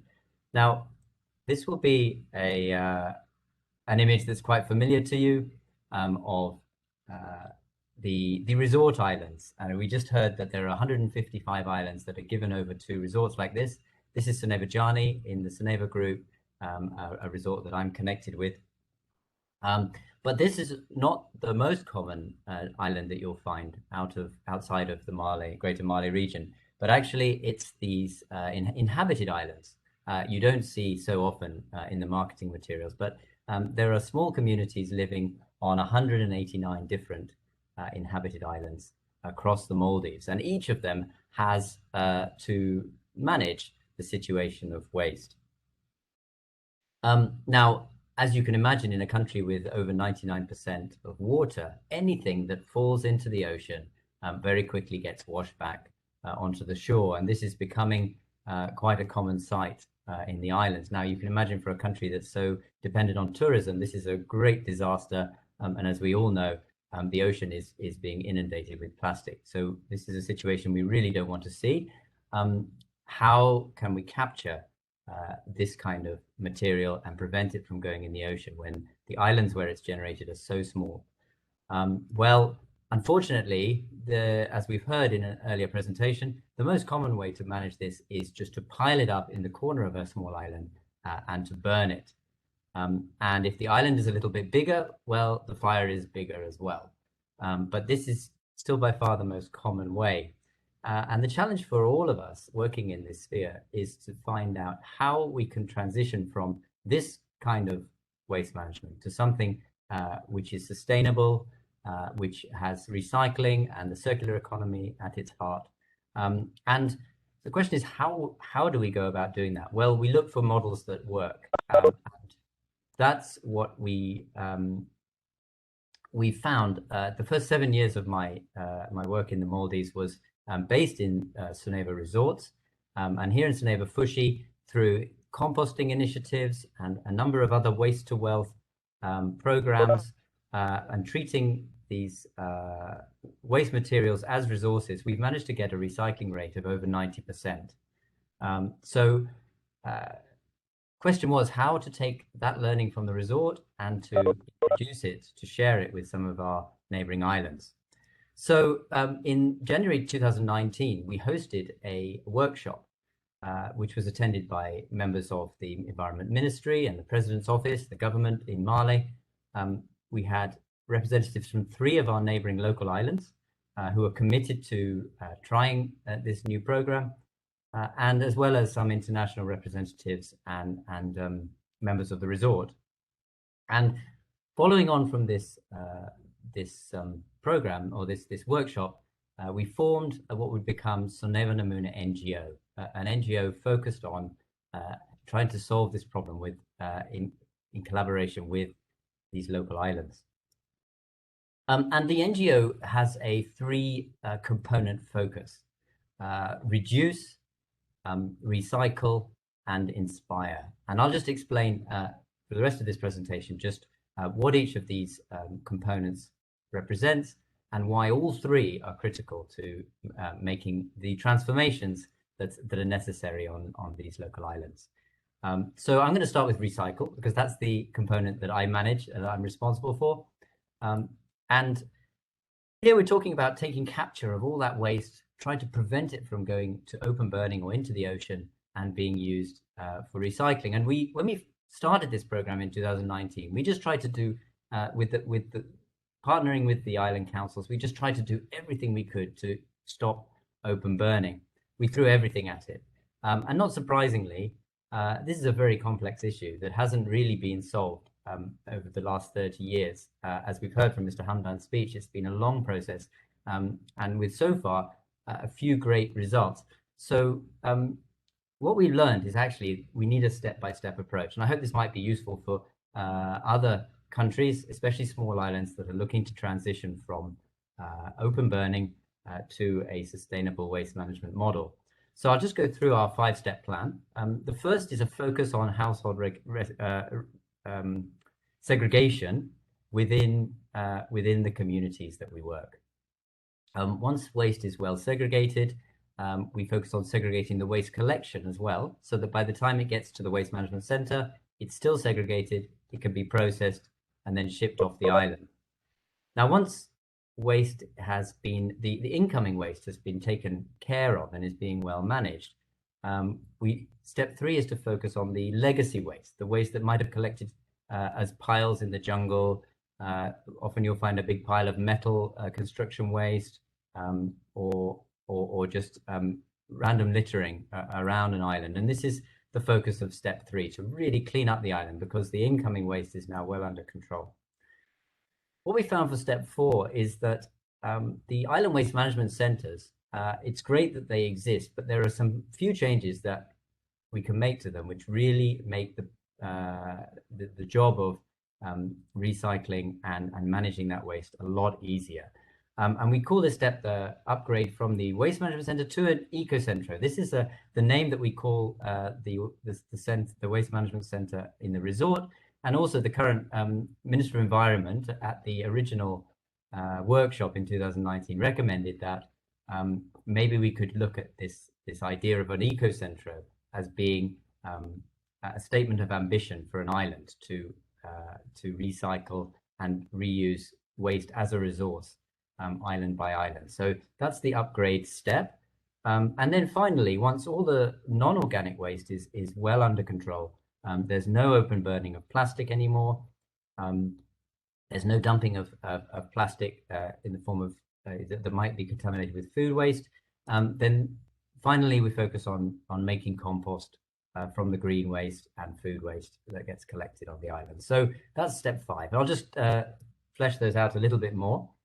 So initial phases of an engagement. I work with a team of 4, and I oversee this waste management area, but we have experts in the field of community engagement and working with local councils, women's development committees, schools, NGOs, and so on. So a lot of the initial work is through them, through my Maldivian colleagues, with the local community to understand the current situation. What we often find is that islands already do a degree of segregation, in fact, quite a lot. And so we want to learn that so that we can then recommend systems that are compatible with the kind of processing that needs to happen at the waste management center. So we spend a lot of time talking to households to understand what would work in a particular island. And one thing we learned is that there isn't one system that will work for all islands. Every island has its own culture and its own way of doing things, and we want to respect that as we engage there. Some islands have been putting on these segregation training sessions, bringing people out and showing them how the mixed waste needs to be segregated. Some islands bring members of the students and other members of the community to their waste management center so they can learn what actually happens to their waste. when budgets allow, it's very beneficial to an island to have a good quality baling machine. And so this is the one that we supply, help the islands to install. And then for everything except, that caters for everything except glass. Glass, you need a separate crusher. So these two machines, the one on the left and the right, are most important for managing waste. And what we get as a result of all that hard work is waste, which is now a resource, as you can see in these pictures. The waste has been captured, it's in individual types, and now can be much more efficiently collected. One of the things we find is that with this compactor, we can condense the waste by 10 times at least, which means that for every 10 boats you might have needed before to remove this waste, now you only need one. So the whole process becomes more practical and a lot more cost effective. So this is what our collection boats look like. These are collections from 7 islands, the one on the left of non-recyclables and the one on the right. Everything there will be recycled via partners in initially Male, who will then transfer it abroad for final recycling and reusing. For the green waste, we have a wood chipper, which we move island to island with the help of the tracks, and we they're able to process a lot of the jungle trimmings with that. Here's just a view of what some of the upgrades look like. You can see the red roof on the right-hand building here was added so that there's more covered space for people to work with segregated waste, and to so that rain it doesn't soak everything, and that it's a bit cooler to work in the daytime. So it helps a lot with the environment for the workers. Here's just a snapshot of 10 of the islands that we're working with and the kind of activities that are going on there. Many community activities with the whole communities coming out to try and solve this issue. So I'll just quickly show you how we've worked in Bar Atoll, initially with these 3 islands from 2019. From this year, we've added a further 4 islands. So kindly wrap up within 2 minutes. Sure, okay, will do. Yes, okay. And then finally, another 6 islands we'd like to be working with in due course, so that the whole atoll can work together. So that's the recycle component. I'll just very quickly skip through the reduce and inspire. The biggest 2 non-recyclable or rather the nuisance wastes, plastic wastes, are water bottles and single-use nappies. And we have a program of producing watering reusable glass bottles, and another one in piloting reusable nappies so that they don't have to be thrown away. We also help islands that are trying to get rid of plastic altogether. And then finally, inspired. And this is really probably the most important part, because if a community doesn't appreciate their own nature and can't swim and enjoy the ocean around them, what is the incentive for them to keep it clean? And so we work very closely with all the community members, and we run activities in the schools. This is a green school program with the Ministry of Environment, with trainers. We train trainers to teach swimming and water rescue. And so we've just actually, some of the recent trainers, just 2 individuals trained another 90 people from their island to swim and have water rescue training. So really empowering an island to love and appreciate nature. Here are a few photos of some of those kind of inspire activities. And just to conclude, I'd say that working together with all of with these 3 components, we're seeing the individuals and the community of these small outer islands really coming together to improve their situation. And by working with clusters of islands, we're seeing islands work together to solve their problems when it comes to waste management. And I hope that the work that Suneva Namuna and these islands are doing in the outer islands will be assist Mr. Hamdan and the Ministry of Environment as we prepare the material to be shipped to some of these regional and national centres, like the new Tilafushi Centre. So that's all from me. Please feel free to email me at the email below if you have any questions. Yeah, thank you for the invitation. It's great to be able to participate. Thank you. Thank you. Thank you, Mr. John. It's very interesting and inspiring story because you're not talking. I mean, focusing only on the just the waste or recycling, but giving a kind of a comprehensive solution and overall, we are targeting the overall aspect of the waste management, including the social and other aspects. Very interesting. Definitely, there will be questions, and some would like to contact you. We hope you will keep the contacts. Let's with Thank you. thanks to Mr. Gordon, let's move into the next presentation in the session. This presentation is from Bangladesh. Assessment of solid waste management condition and facilities in major roads of Kolma city. I cordially invite TK Roy. I think she or he is available. Yeah, please start your presentation, and appreciate very much if you can keep your time to 12 minutes.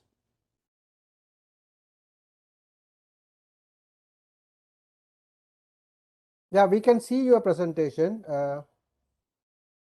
Please start the presentation. Can you hear me? Yeah, of course, we can hear very clear. Okay, thank you. Good afternoon and welcome to my presentation. My presentation, assessment of solid waste management condition and facilities in the major roads of Khulna city, Bangladesh. I am Tushar Kanti Rai. We are basically 4 authors, and on behalf of the 4 authors, I know Sadika Mehnuma, Sneha Paul,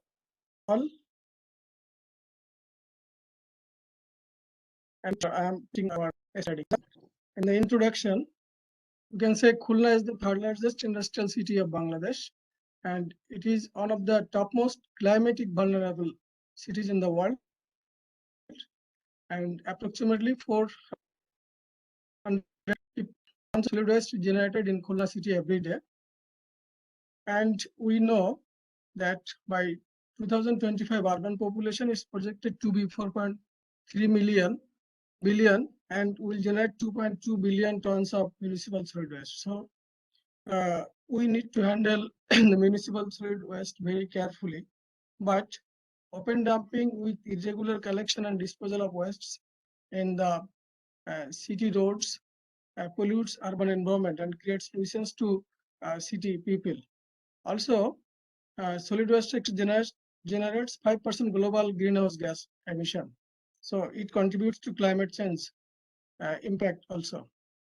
Objectives of the study to assess the existing solid waste management system condition and methods. We have conducted 200 questionnaire, semi-structured questionnaire survey from households, shops, hotel restaurants, banks, hospitals, and offices that produce wastes and sometimes throw their wastes in roadside. And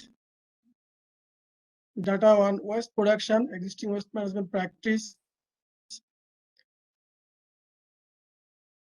existing facilities in the roads, problems, and suggestions for improvement of the management system analyzed from the Conservancy Department of City Corporation and other organizations, mainly engineers, architects, city planners, environmentalists, socialists of the city, and other stakeholders are considered.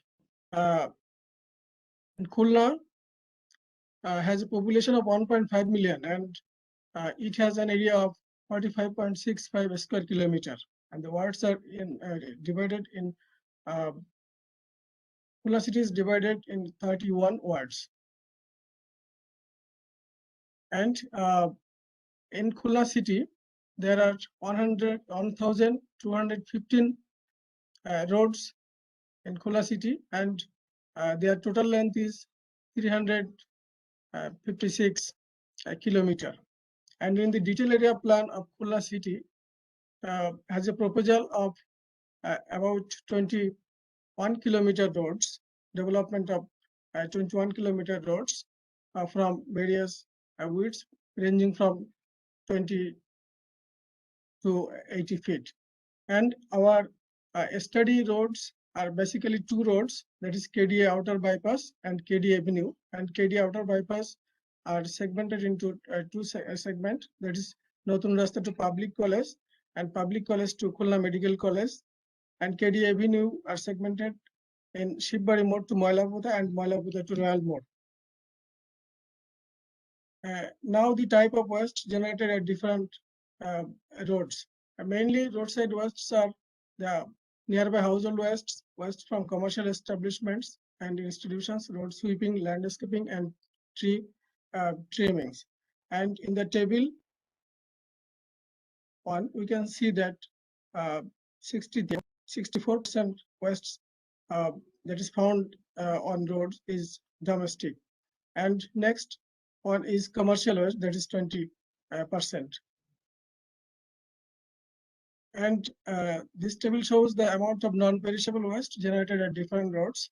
And about 85% people say that they produce non-perishable waste that is amounting 1 to 3 kg, basically next to 3 to 6 kg, that is about 11% respondents said. And the amount of perishable waste that is about 80%. And next to 7%, that is respectively 1 to 3 kg or 3 to 6 kg. Now the waste management facilities. Actually, the waste basket or mini dustbins, mini hanging barrel type dustbins, KCCs, that is Khulna City Corporation, RCC, reinforced cement concrete, big dustbin, drum dustbin, sack or polybag, STS, that is secondary transfer station, open roadside, and roadside drain. Actually, these are the facilities where the wastes are disposed or dumped in Khulna City. And this table shows the solid waste management facilities, that is a total in the 4 study segment roads, that is a small hanging barrel 7, secondary transfer station 5, and indiscriminate dumping point 14, which is higher than the authorized or systematic dumping facilities. This figure on in serial one shows the a small hanging barrel, and the second one shows the secondary transfer station. The third one was discriminate open dumping beside road, and the fourth photo shows the big mainly located beside roads. Actually, Khulna City Corporation, the vehicles of the Conservancy Department of Khulna City Corporation collects wastes from the secondary transfer stations and different indiscriminate dumping points in the sanitary landfill sites. These figures show the dustbin at different roads. Mainly, the Shibari to Moilaputa roads section shows the highest amount of respondents, that is 35%.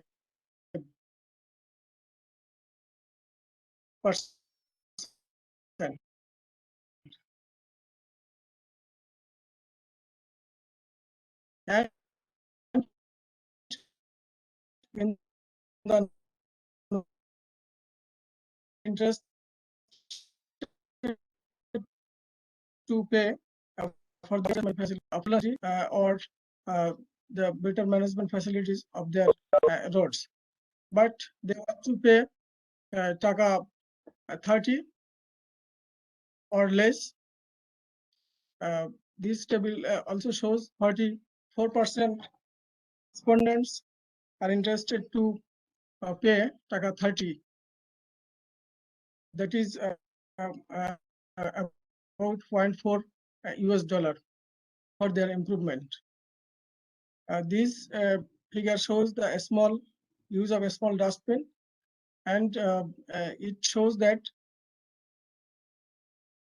the respondents of Shibari to Malaputa use small dustbins, and which is about 17%, and it is the lowest in the Notun Rasta to public college, that is about only 3%.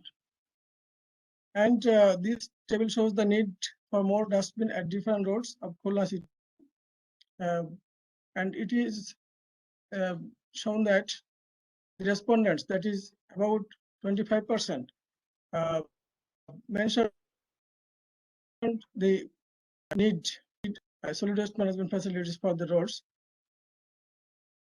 And this is the existing condition of solid waste management facilities of the roads.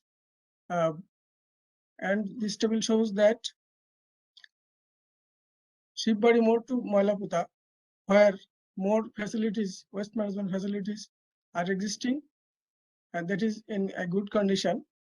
And in the Notun Rasta to public college more, it is in worse condition due to not having more solid waste management facilities along the roads.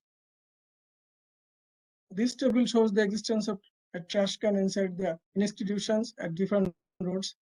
Mainly there are some schools, colleges, banks, offices, and government offices also beside the roads. And there are some hanging barrel type mini dustbins inside and outside the institutions. And in that places, waste management system is found better. Now the problems of road solid waste management. Actually, many organizations, mainly NGOs, are collecting waste from different households. There is a door-to-door waste collection service is existing in the city, but no organization without Khulna City Corporation is found to collect waste from roads. Next, dustbins are located far away from the roads or the residents or the establishments, so people throw waste on the roads and in undesignated spots or places. And dustbins are not cleaned properly and regularly. Most of the dustbins are small, and so they cannot store or contain adequate waste generated in the area. And next one is being aware of the impact on their business. Actually, the institutions or business institutions or commercial establishments do not pay heed to clean the roadside waste, and they basically emphasis on their profit making or business activities. There are some recommendations to solve the existing problems of road solid waste management facilities or system. We have proposed formation of multi-stakeholder based waste management committees and road sections. There are different departments, that is Khulna City Corporation, Department of Environment, there are Roads and Highways Department, Khulna Development Authority, that is planning organization, and there are two universities.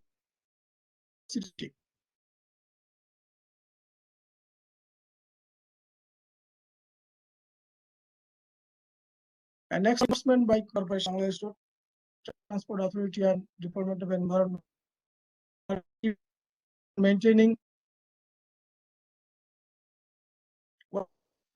waste bins in the roads side functions established mainly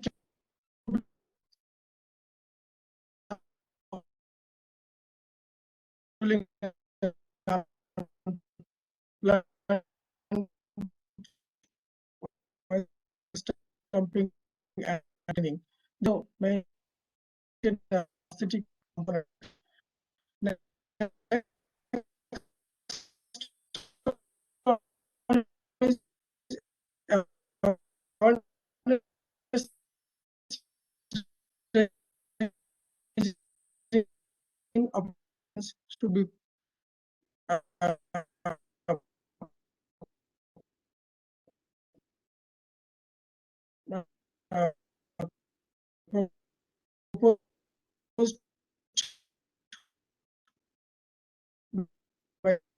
road maintenance operations states. Suppose the solid waste management that I mentioned earlier, and the two types of planning and Mr. Roy, I'm having a connection issue. We cannot hear clearly. funding authority experts and research element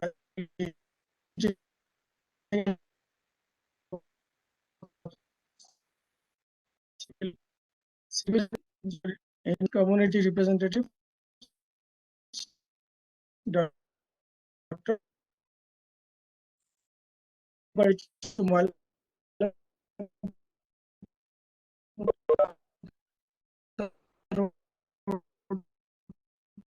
section of KD Avenue is better.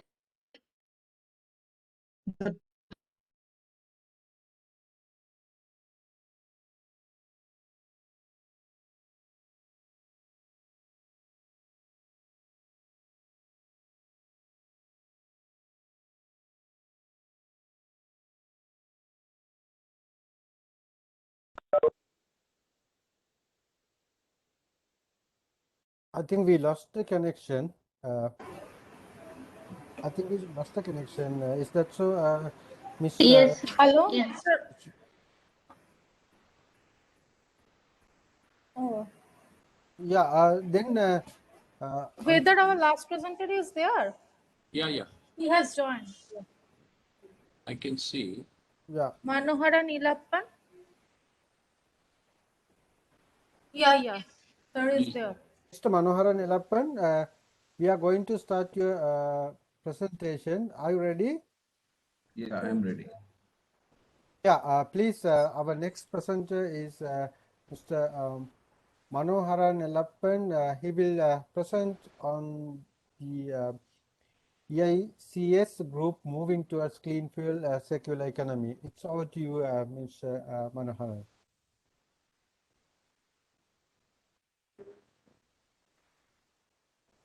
Good evening, everybody. This is Manoharan. I'm calling from, making this presentation from United Arab Emirates. We are working on projects where we can bring more value from the waste. Can you hear me? Yes. Please go ahead. Yeah, we can Yes. hear you. Yeah, please go ahead. I'll just quickly run through about my company. This company is quite old. It's started in 1997. We started with the steel plants, power plants, then waste treatment, and then we added some new technologies like solar thermal and gasifications and conversion of CO2 to methanol. All that we have added, and we are almost a leader in building a mini steel plant and a DRI plant. We have built up more than 250 plants across the world. And we also have a very high-end technology for organic ranking cycle, where we can bring the heat converted into power or any other form of useful energy with a low temperature of even around 200 degrees. These are some of our associated company. We have a specialist tied up with us for converting the syngas to methanol, like from the company like Aldar Topse in Denmark and also Janssen Matthew from United Kingdom. And for low-end technology, we have also tied up with few companies in China. These are our basic services and manufacturing activities. Anything required for the project, we do the form of a service, and any construction equipments which are required, any major equipments which are patented, it's all done by us.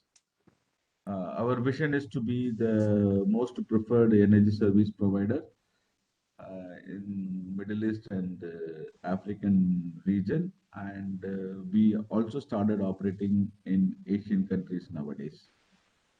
Our mission is to bring the state-of-the-art technology with the improvement in quality, efficiency, and anything you feel as an improvement, we are adding on a day-to-day basis.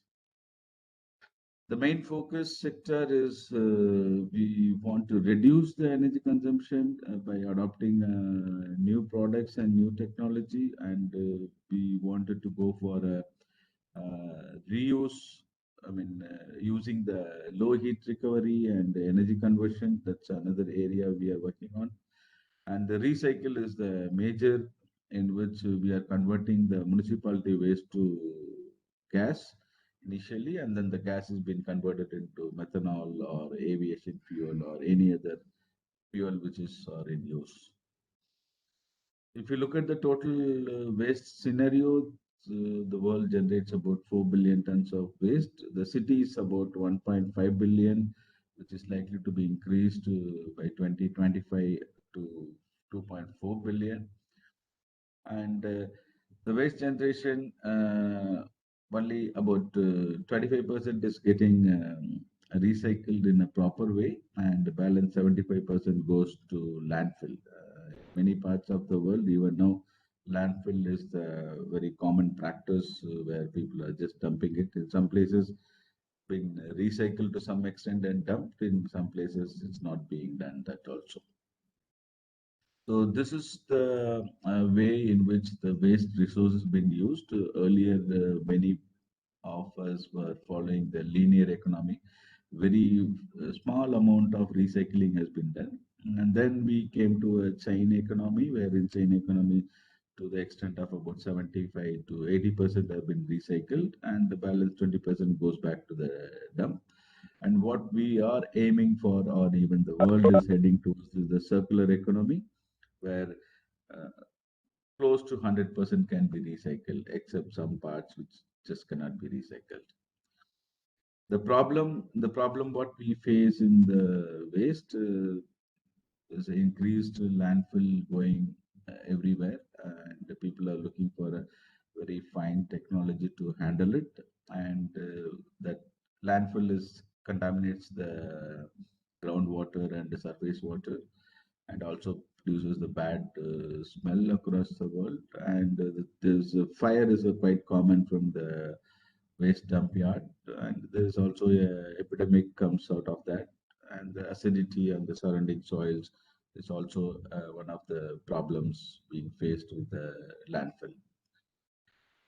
People are opting for different options when you come to the waste treatment. Very commonly used is organic manure, and some people are working on the anaerobic digester, which gives a very low value and mostly of a manual process. And the residue handling from the anaerobic treatment is again an issue. Some places it's giving a lot of troubles. In countries like where the anaerobic is not becoming viable, people are going in for RDF. The RDF is converted into briquette form. Then it is fired in the cement plant or power plant in some extent. The landfill gas recovery is the one where the landfill, wherever it is more in nature, people are using it, landfill gas recovery. For example, Malaysia has got a lot of landfill gas recovery projects, so they are managing with that. But in landfill, there's one more issue. After recovering the gas, you also land up with handling those balance waste. How do you deal with the balance waste is the challenge. And incineration is a common technology for handling the waste, but it is getting banned in many countries. South Asian countries, most of them have banned this technology. And the plasma technology is other one, which is very expensive and too complex to handle it, but still it is in existence in some place. But we focus ourselves on gasification because there is very less pollution, and the output is a syngas, and the syngas can be converted into power, methanol, or any other fuels. And we can do this gasification with the different type of waste, whether it is a municipality waste or sewage plant waste, something like they call it a biosolids. And in fact, we have experienced when you do the gasification with the biosolids, the output is much more better than the municipality waste. After making some amount of segregation on the medical waste, still we can do the gasification because our gasification as a pattern, and we have a very high temperature gasification. We do it with around 2200 degrees Celsius. And we also handle the carpet and cotton waste, animal waste, which is basically the biosolids, and even the char, coal or a coal, petroleum cake, drilling mud, with all that we can handle with the gasification. The difference between the gasification and incineration is known to most of the people.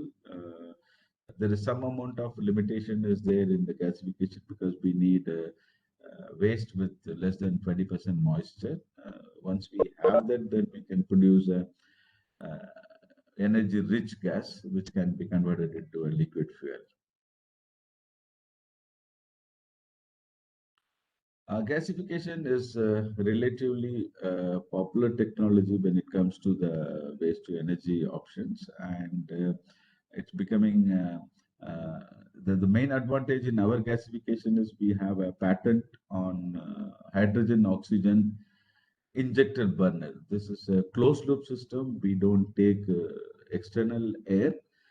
Only when you take the external air, you have a huge quantity of nitrogen in the syngas. In our case, the syngas has a less than 5% nitrogen. The balance, or I would say more than 85%, comes to carbon monoxide and hydrogen.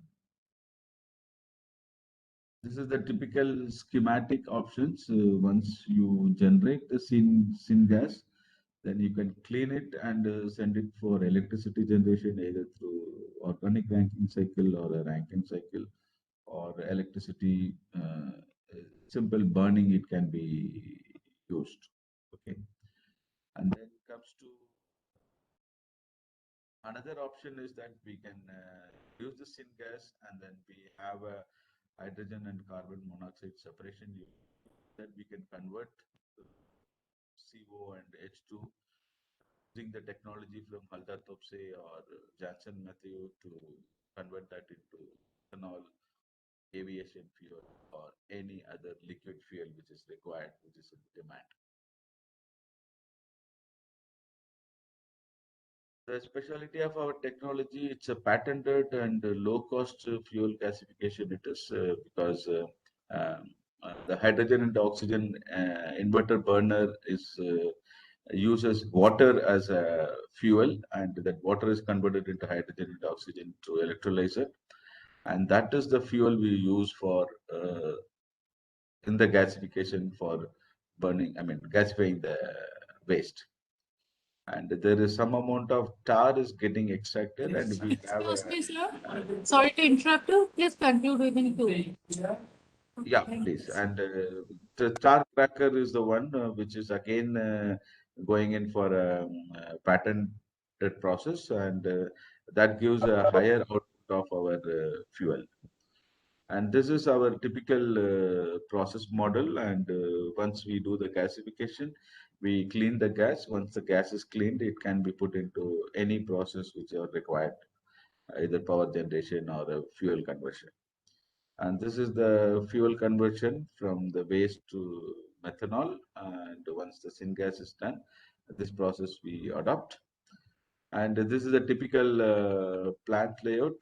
For example, 60 tons per day plant requires only about 4,000 square meter of land area, and that build-up area is very small. It's about only 400.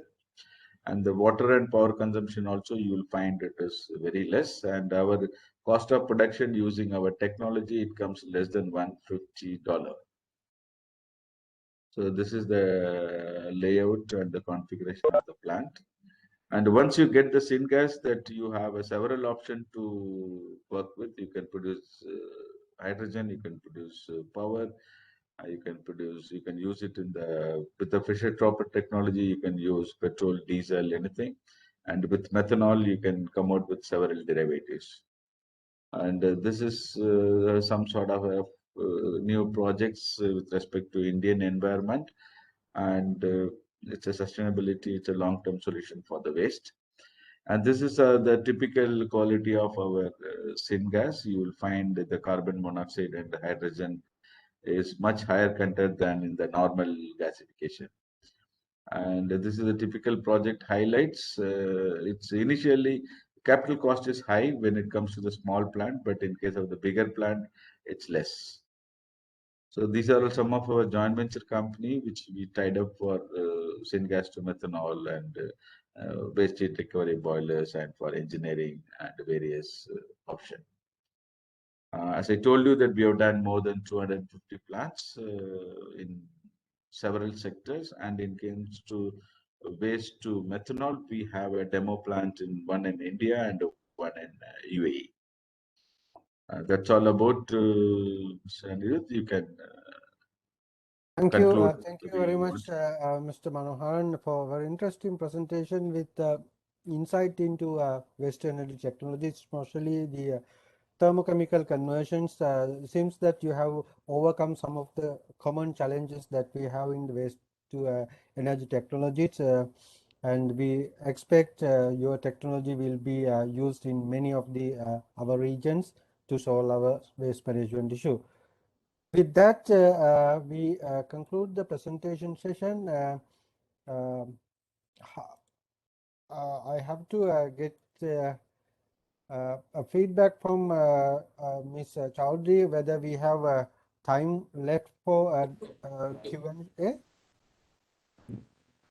Yes, sir. I would like to request you to conduct a question answer session. Yeah, since we have a few minutes left, Yes, sir. discussion is open for any question from any of the presentations that we had in the session. You are very much welcome to.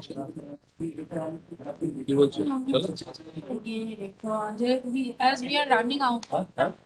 As we are running out. Question answer name innovation.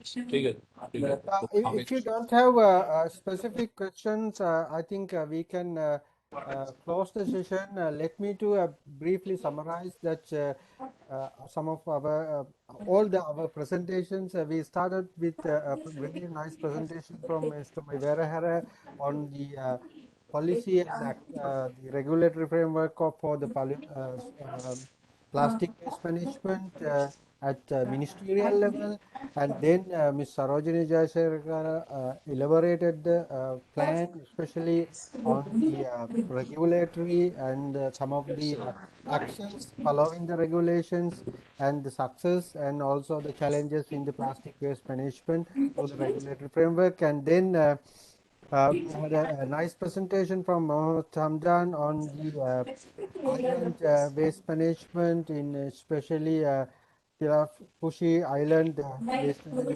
management project.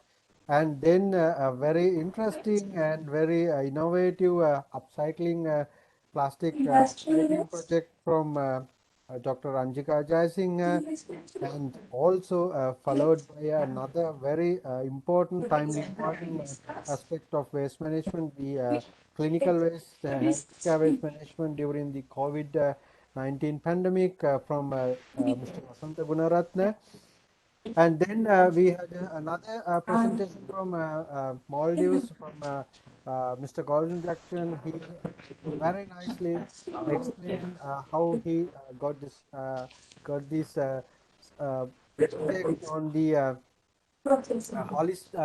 waste management project implementation through holistic approach, not just focusing on the technical aspects, but also social, environmental, economics, and all the approach, and empowering the society to make a change. And also we got another interesting presentation from Mr. Roy from Bangladesh, a case study on the waste management, especially on roadsides, and the challenges that some of the challenges are very common to our region that we enlightened from your presentation. The last presentation from the session is from industry. IECS International LLC Group, Mr. Manoharan made a very interesting presentation showing the challenges and how they have overcome the challenges of waste to energy technologies right at the moment. So with that brief, I would like to conclude the session and I hand over my speech to Professor Ghosh for final remarks. Before that, I would like to thank my co-chair, Dr. Renuka Aryavansha, for her support. Though she didn't speak in the session, she did a lot during the presentations, arranging a lot of things. Thank you very much, Dr. Renuka.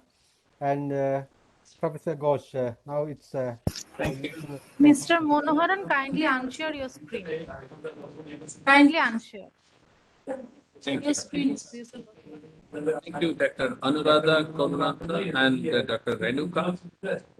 It's a very nice session you have conducted with a number of presentations from government officers, professors, and industry partners. So in that way, this is a conglomeration of all the three stakeholders, rather four stakeholders. The NGOs are also there. So, this mainly deals with the aspects, various aspects of risk management in Sri Lanka, Maldives, and Bangladesh. Of course, the presenter who is the co-author with me is indisposed because of some government meeting, and you know that I am not in a position to present now. So, however, I am not going into the detail because you have already summarized and we heard many things from different presenters. It was really a nice presentation, and the more value addition has come from from Mr. Manoharan, who is from UAE, Dubai. So, with this, I thank all the presenters from Sri Lanka, Maldives, and UAE for sharing. Bangladesh. Oh, and Bangladesh for sharing your valuable. Of course, the Bangladesh. There are other authors from US and Canada. So it is a nice presentation, and the content of the presentation and the activities will really help because I have seen there are many inputs on the legislative part of Sri Lanka, which is really a thought-provoking, and this will also help not only Sri Lankan citizen but also citizen around Southeast Asia, South Asia. That in some of the activities in Sri Lanka with respect to waste management, there are a lot of performance and a lot of improvement has been set. Like I was referring to that where I visited Kandy. That's a very beautiful place, and where the waste management is really excellent. The other place is Gale. These are all in the southern part of Sri Lanka. I visited just a year before, and I have seen a lot of initiatives like waste converting biogas. Even the biogas, it is not a big, very small, decentralized biogas plant. Like I visited ashram where the sons are using this biogas for their kitchen, utilizing from the West, and they are very much expert of utilizing it. The other thing which I saw, it's a school of deaf and dumb, and they are also using this biogas. They are converting this waste into the biogas. They are also using it into the kitchen. And there are a number of initiatives I have seen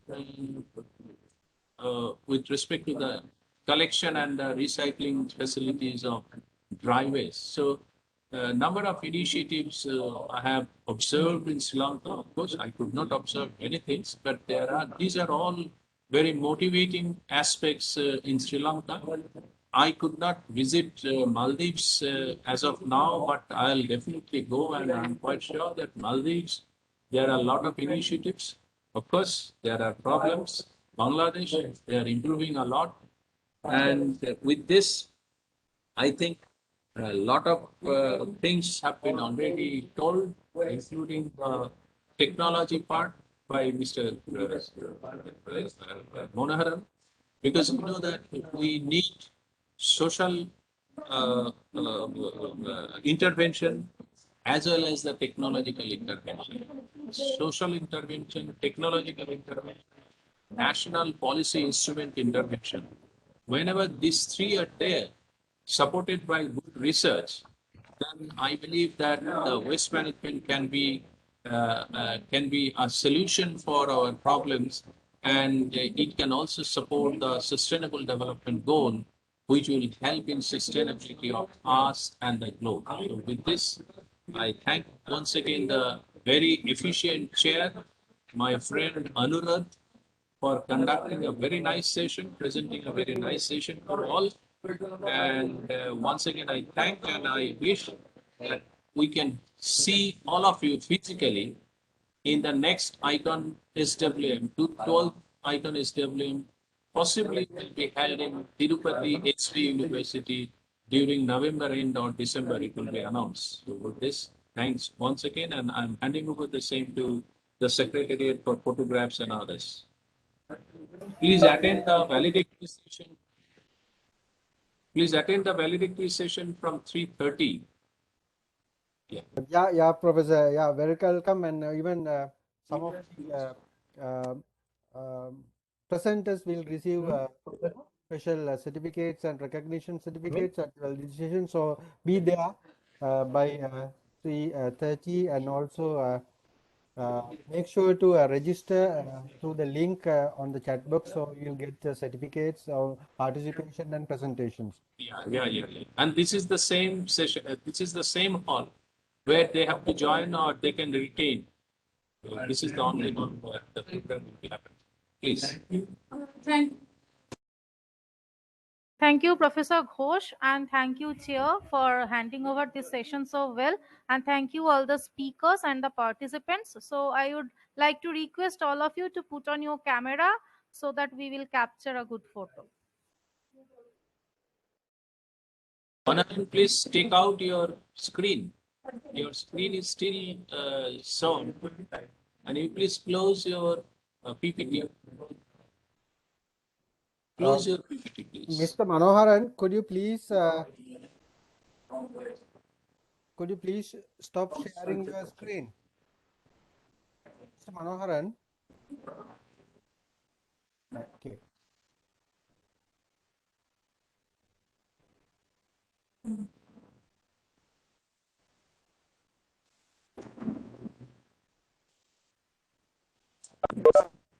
Is it off now? You must take a good photo. Thank you. Thank you very much. So see you in the next session, valedictory session. And I can see Mr. C.R.C. Mahathir already here. Thank you. Please join us in the. Thank you, everyone. Thank you. Valedictory. Bye. Thank you very much. Thank you. Thank you very much. Thank you, everyone.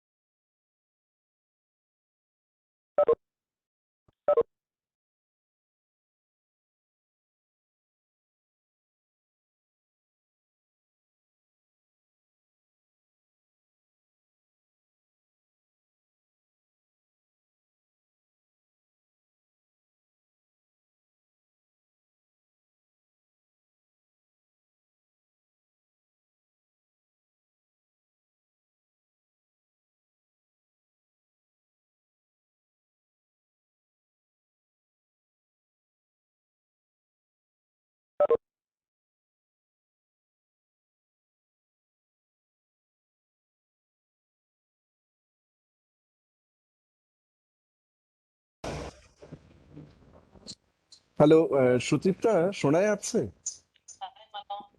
Hai, kala. Malar kala poitala. Hello.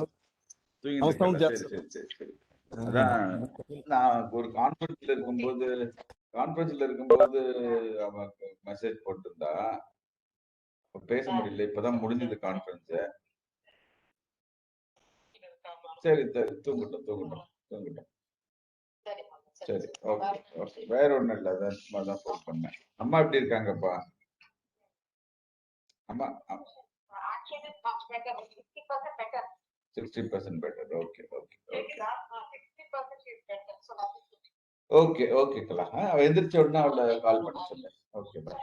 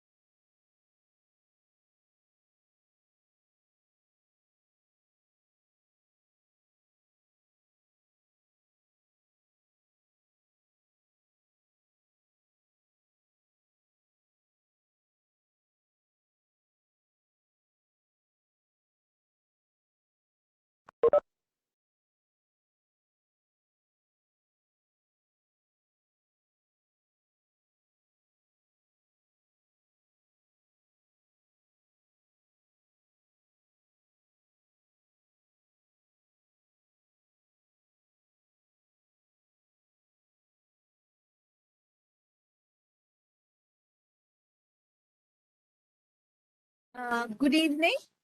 Thank you for waiting for the valedictory session. We'll be starting in a few moments from now.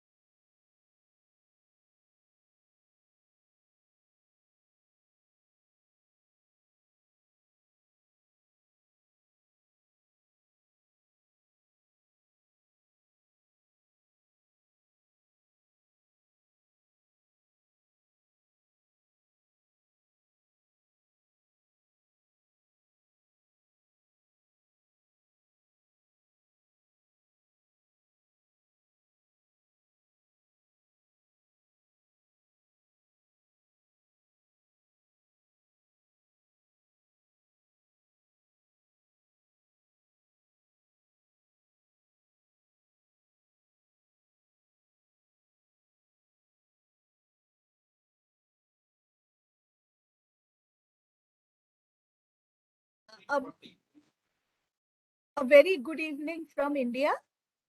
We will be starting the valedictory session at in another 6 minutes. That is 40 minutes past 3. We are waiting for some of the speakers in the valedictory session to join in.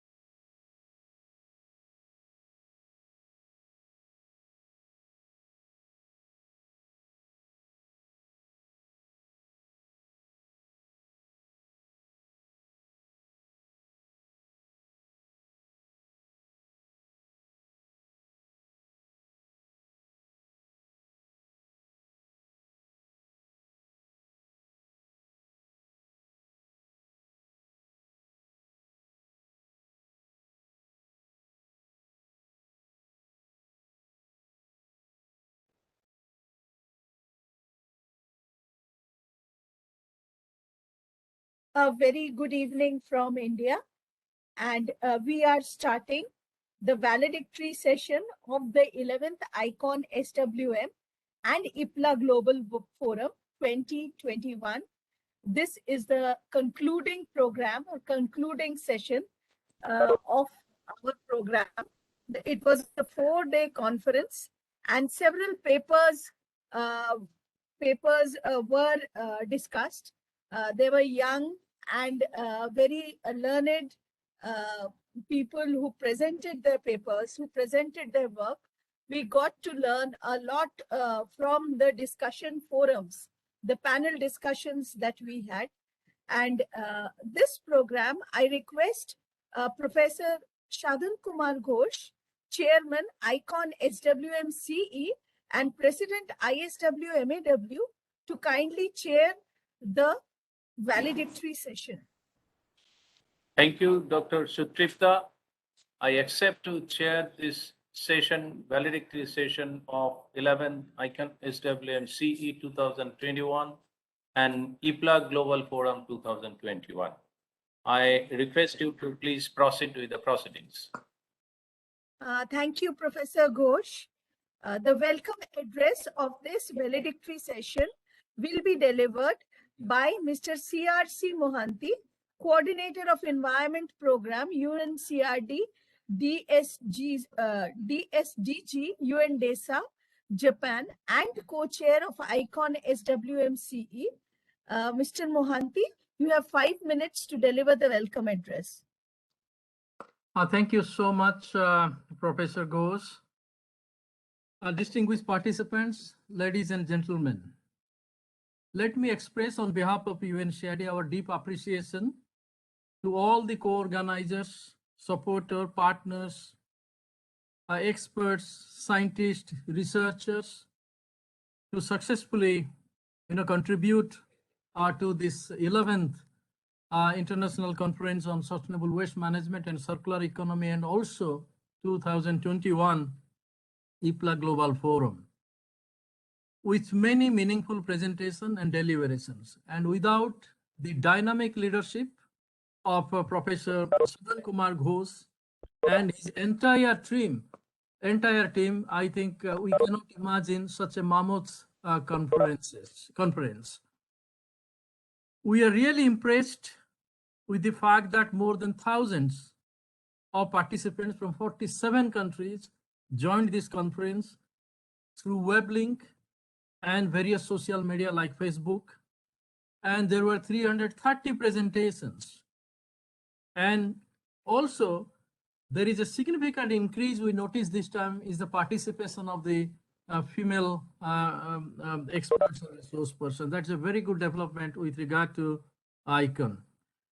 As I said before, IconSWM has played a very crucial role in strengthening the science policy interface in addressing waste management issues and circular economic utilization of various waste streams: municipal solid waste, e-waste, plastics, chemicals and hazardous waste, food waste, biomass waste, etc. If you look at the program, the deliberations, the presentations, the paper, has created a wealth of information, wealth of scientific information in support of science-based policy making. That is extremely crucial if we aim to advance circular economy in Asia and beyond. This time, we could also witness the 2021 IPLA Global Forum in conjunction with this IconSWM with an objective to address the financial and technical capacity our local municipalities, authorities are facing with regard to the waste streams. I was mentioning in the IPLA session, our municipalities, they operate in a very low budget, and 90% of the low municipal budget, which is going towards waste collection, around 50 to 60% waste is actually collected, and around 13 to 15% waste is actually recycled. So what is happening to the rest of the waste stream? Let me tell you that today, more than half of the global population live in the urban areas, and it is expected to rise to 68% by 2050. And with close to 90% of such urbanization, that increase is taking place actually in Asia and Africa. Cities consume more than 70% of all resources. Of course, they contribute to 80% of the global GDP, while also generating 75% of the global greenhouse gas emissions, and also they are responsible for consuming 75% of the all energy resources. That means we need to do a lot for the cities so that they can be resource efficient, they are resilient, they are sustainable, they are inclusive, and they are also livable. So cities should be our prime target. Resource efficiency and circular economic approach is key to minimize both the carbon footprint and ecological footprint of cities. Therefore, cities should be at the forefront of our collaborative efforts, whether it is R&D, technical cooperation, etc., to achieve the climate target and the SDGs. In particular, SDG 11 to achieve safe, resilient, inclusive, and sustainable cities. SDG 12 that calls for sustainable consumption and production, and SDG 13 to combat climate change. I think all of us know that we have very ambitious in keeping the average global temperature rise well below 1.5 degrees Celsius. Being said so, we should not be also ignoring the challenges faced by the rural communities in rural areas. I was mentioning in the IPLA session that you see all the issues that we are addressing are basically urban linked or city links.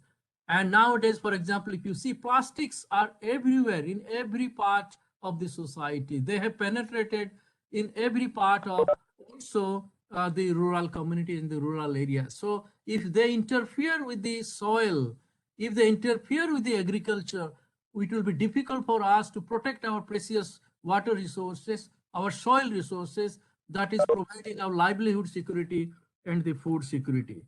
So therefore, this IPLA, in the context of addressing the capacity of the municipal authorities in the cities and how we can expand their capacity, technical capacity, and financial capacity is extremely important.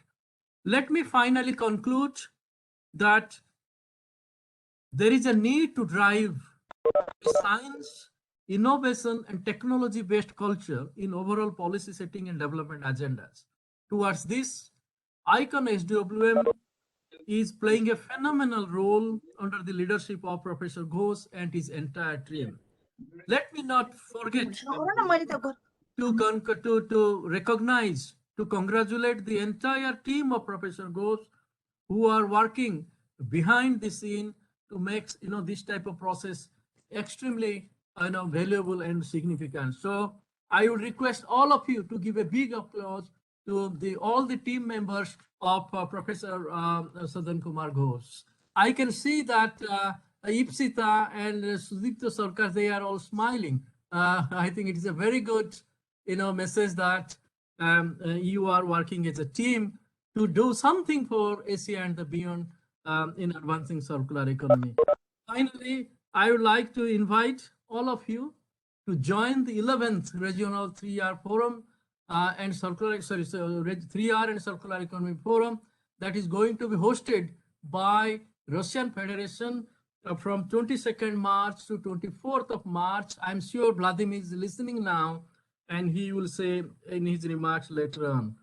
So finally, please keep yourself safe amid the COVID-19 pandemic that we all are facing, the challenges we are going through, and also the emerging concerns around the new variant that people are now talking about is Omicron. So please safe, and we'll continue to interact with each other and continue to see each other to advance circular economy in every part of the globe. Thank you so much. Thank you, Mr. Mohanty. Thank you for your very kind and encouraging words. Now we have a release of 3 books.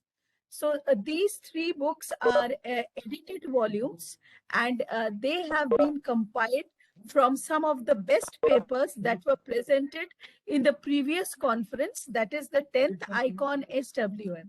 I request Professor Shadun Kumar Ghosh, Mr. C.R.C. Mohanty, Dr. Muhammad Masoor Rahman, Professor Shamantok Dash, Mr. Arisman, Professor Ree, Professor Ulukani, and all other dignitaries like Dr. Aida Ben Hassan Trabalsi, Professor Aniruddha, to kindly be on stage for the release of the book. The first book is on circular economy, recent trends in global perspective. It has been published in Springer Nature, Singapore, and editors are Professor Shadun Kumar Ghosh and Shanindo Kumar Ghosh. A big applause for this.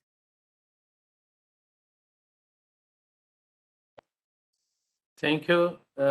Thanks to all of you, because this is, well, I have got a series on circular economy with Springer and also with CRC Press, Taylor and Francis. So this is the 4th book on circular economy by Springer. This book contains the case studies and the policy instrument implementation in more than 12 countries throughout the world in East and West. And this is the 2nd book of the series. The first book was Circular Economy, the Global Perspective. And this is the 2nd book, Circular Economy, Recent Trends in Global Perspective. And this was published 5 days back by the Springer. So I'm very happy to inform you, and I'm quite sure that this will be a helpful book for the implementation of the circular economy throughout the world. Thank you very much. Next. The second book that has been released and published is titled Biomethane Through Resource Circularity, Research, Technology and Practices, that has been published by Taylor and Francis Limited, UK, and editors are Professor Shadun Kumar Ghosh, Professor Michael Nellis, Dr. H.N. Chanakya, and Professor Deven Chandra Badua. We will now display the second book titled Biomethane Through Resource Circularity, Research, Technology and Practices. Just 1 minute. Yeah. This book is Biomethane Through Resources Circularity, Research, Technology and Practices. And if you see the covers photo of this book, this photo I shoot in my Indore visit whenever we had a project with IJS and SASEF in Indore for assessing the... 1 minute. Okay.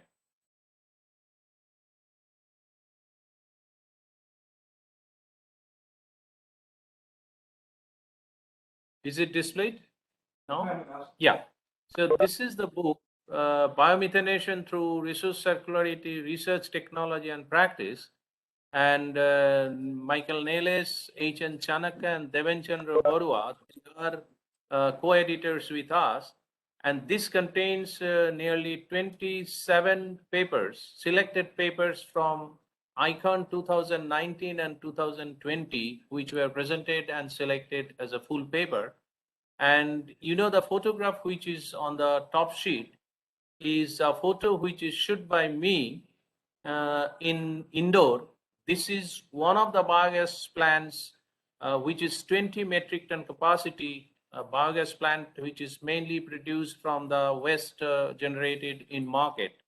And the biogas generated here are used for running the government vehicles, buses, and they have a bottling plant also in situ in the plant.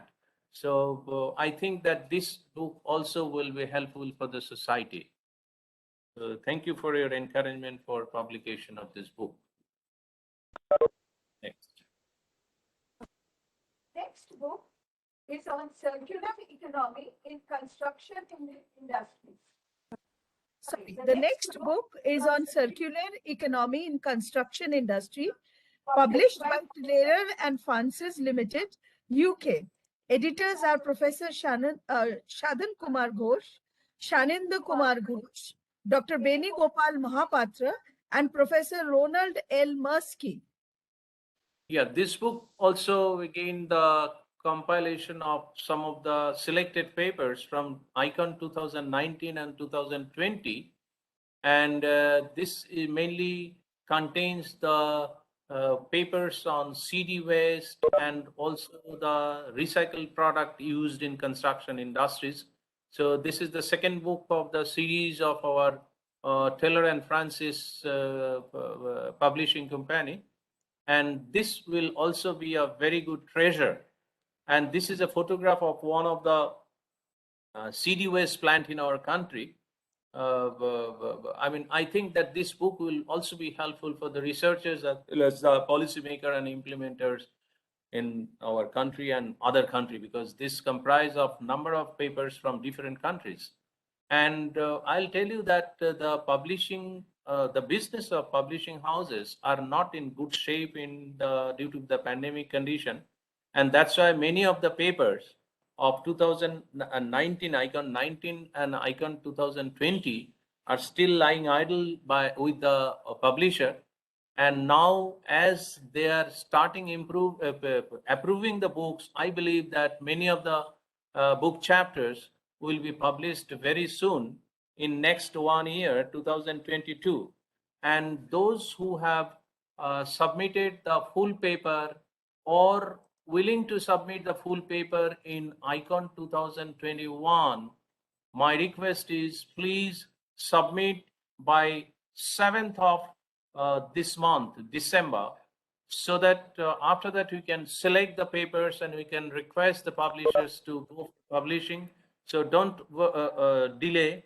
Whoever are interested to publish papers, please submit it soon, but with good quality. So thank you very much, and over to the Secretariat. Thank you, sir. Thank you, Professor. Thank you, Professor Ghosh. It is much appreciated. These books or these publications have been an asset, and this has also been the achievement of our ICON SWM movement.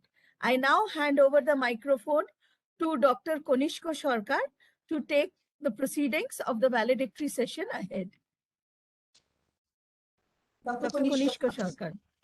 Thank you, Dr. Sutripta Sarkar.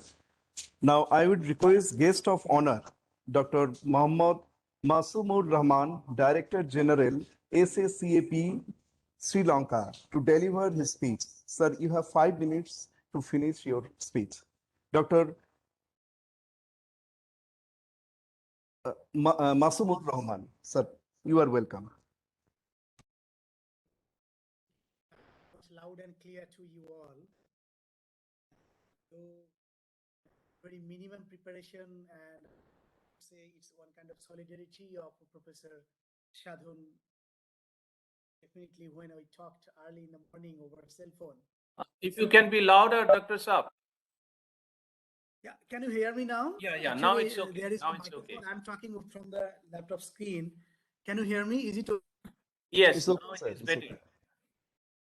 Thank you. Actually, I was talking at first of all, I like to thanks all of the distinguished guests, delegations, and dignitaries. Really, I'm very pleased and happy to joining this sort of a program, especially on waste management and circular economy. And when I was looking these three books, which is very important, especially on circular economy, recent trends in global perspectives, as well as biomethane and circular economy in construction industries. All these three books, which will be really very effective and I should say very much helpful for the researchers as well, and who are working on these aspects, they will be very much helpful. And as it is one kind of solidarity. That's why I'm talking with Professor Shadhan Ghosh, that really when we were talking early in the morning over cell phone, and it was just all on a sudden I got this call that I need to join this program, and really I feel encouraged. Though I have a program in the evening with His Excellency High Commissioner, he invited me. I'm from Bangladesh, that and coming 16 December there is a Victory Day, and His Excellency High Commissioner told me, you please come, there is a preparatory meeting, and I that's why I need to go over there, though it is so much irrelevant. But so I'm talking, really I'm privileged, I'm really honored for such a I should say joining in this type of good program where the book publications, which is very important for circular economy in plastic waste management. As you know, that SACEP is working on plastic waste management, especially with the World Bank. We have a very big program like plastic free rivers and seas in South Asia. So all the such a member states, we have 8 member states like Afghanistan, Bangladesh, Bhutan, Sri Lanka, Maldives, India, Pakistan, Nepal. All member states, they will be responsible to how to manage the plastic waste in this region. For this purposes, World Bank is helping and implementing this PLEASE project, and which is relevant with this 2 days program. And really I'm very happy. Again, I like to render my thanks to Professor Shadhan, and I think this sort of program will be in the coming days from SACEP side. If you contact in early basis, definitely SACEP will be there. One thing I must mention that we have the governing council meeting of SACEP, 8 member states environment minister. They are meeting every after sometimes 2 years and sometimes 1.5 years, something like that. And then they made few decisions sometimes, regarding environmental issues of South Asia region. So the roadmap for sustainable waste management and resource for circulation in South Asia, that is 2019 to 2030, it is already declared. So if you visit our website, SACEP website, you can see actually there is a planning how to manage, as we have the roadmap for resource circulation. So in the 15th Governing Council meeting of the SACEP, it was adopted, and this report also facilitate integration of global waste management goals and priorities into the regional and national development planning and policy formulation. It identifies key priority areas and goals for sub-region, set measurable targets, develop action, and as well as identify financing options, technical innovation, and partnership and monitoring and reporting mechanism. So I don't like to say more, as today time is also very short. Again, I like to thanks to all the participants as well as distinguished guests. There are so much respectable person, different corner they have participated. Again, my sincere respect to you all, and also I like to render my thanks to Professor Shadhan that you have given me such a privilege talking with this August gathering. Definitely in the coming days, SACEP and this your organization and whoever different part of the world, SACEP is always with their environmental aspects for the South Asia region in the global perspective. So with these remarks, again I like to thank all of you for passion sharing and giving me the opportunity. Thank you, Professor. Thank you, dear participants, and welcoming you to see in Colombo in such a whenever we'll be rendering any environmental and climate change issues program. So again, thanks. Thank you. Thank you, sir. Thank you, Dr. Masur. The goal, I mean, the document which you were referring to, I'm very happy to mention that I was the international expert for developing that document, which was mainly steered by IGES. So I'm very happy that this is in implementation now. Thank you. Thank you. Over to Secretariat. Hello. Thank you, sir. Thank you, sir. Hello. Now, I would request Professor Samantak Das, Pro Vice Chancellor, Jadavpur University, India, to speak for 5 minutes. Sir, you are welcome. Thank you so much. I shall not take up 5 minutes because, I am the odd person out here. I am neither a scientist nor a technocrat. What I can say is that I am a great admirer of Professor Sadhan Ghosh, whom I call Sadhanda in the Bengali manner, and the kind of work that he has been doing for decades now. I remember 7 years ago or longer when we had our last NAC assessment, he was instrumental in advising us on how best to create protocols and systems for the disposal of electronic waste. Sadhan, you recall that.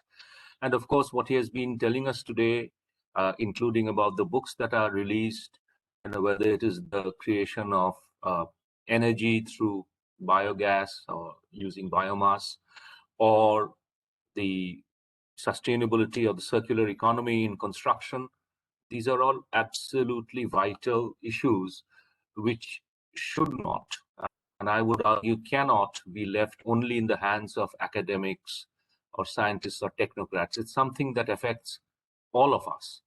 Unfortunately, development as we understand it is something which is increasing. The amount of waste, especially the amount of difficult to recycle or almost impossible to recycle waste. I have been for over 34 years now, been going to the East Kolkata wetlands, which are an incredible way of recycling the waste created by the city. And the fundamental difference between 1990-91, when I compiled perhaps the first little handbook on the East Kolkata wetlands, and now is that the amount of waste that is getting pumped there contains far greater quantities of heavy metals because of construction, and of course plastics, which have been mentioned many times. So I personally feel that seminars and conferences like this, such as the IconSWM-CE, which is happening right now, and others which have been announced, should be not only held more regularly and papers published, all of which are necessary, but a kind of dissemination, propagation amongst the larger community, including regular users. As you can see, I'm at home today, and if I just step out of where I live, the streets are filled with plastic. Disposal is, almost non-existent despite the best efforts of people. And also, increasingly, I find in the sort of popular articles and so on and so forth that I read, because I'm not trained to read and understand scientific articles, much of the onus of responsibility is being shifted to individuals. So, individuals should reduce their plastic use. Individuals should not use Tetra Paks and so on and so forth, all of which is very well. But ultimately, as we all know, it is action at the international level, at the national level, at the governmental level, as Professor Masumur Rahman just said, that can really help us to go towards a sustainable circular economy. And I feel exceptionally honored and proud that Jadavpur University is part of this effort. I consider myself fortunate to have known Professor Sadhan Ghosh and, to exchange banter with him, have adda with him, try and understand the contours of the work that he and his team and so many others spread across the globe are trying to do. Express my thanks for inviting me to speak on an occasion where I am completely unqualified to speak, and I hope not only academic insights, but actual action on the ground by countries, states, cities, households, and individuals will happen. There is much greater consciousness about the environment today than there was 20, 30 years ago. But that consciousness has to be translated into action. And I'm sure a grand international effort like this will go a substantial way in helping all of us to live in a world where the division between the haves and the have-nots, between those who produce the waste and those who suffer the consequences of such waste production is reduced. So thank you all. Bhalo thakben, namaskar. Thank you. Thank you. Thank you, Shamantak. Thank you. It's a very nice piece. Thank you, sir.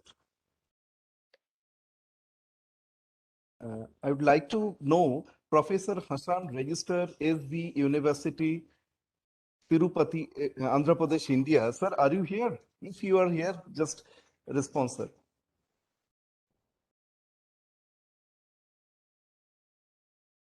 I think sir is not here. He may be joining later. Please go ahead. He may be joining later. So, Professor Shadan, would you please allow me? I'm if with apology breaking the system, I'm seeking your kind permission. Yeah. You told me earlier that you have some other engagement. So thank you very much for your presence here. And we will definitely keep in touch, and we will include SASEF again in our initiatives. And we look forward to your support. Thank you very much, sir. Namaskar. নমস্কার, আবার দেখা হবে আপনাদের সবার সাথে যদি কোনো সুযোগ হয়, কেমন? আপনারা সবাই ভালো থাকবেন।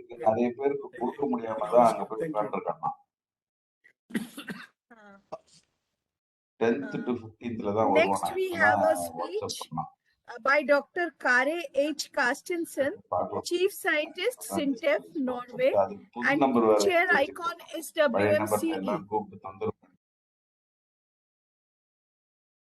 I think some people have their microphones on. I think people should mute it because you're getting kind of.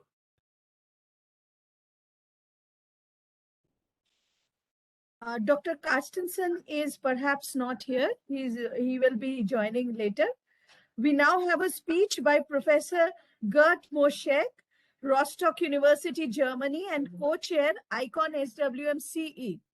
He is traveling to US, so he will not join. Okay, so Professor Moschek is traveling, so he will not join. Is Mr. Arisman, Executive Director, CE SES Indonesia here?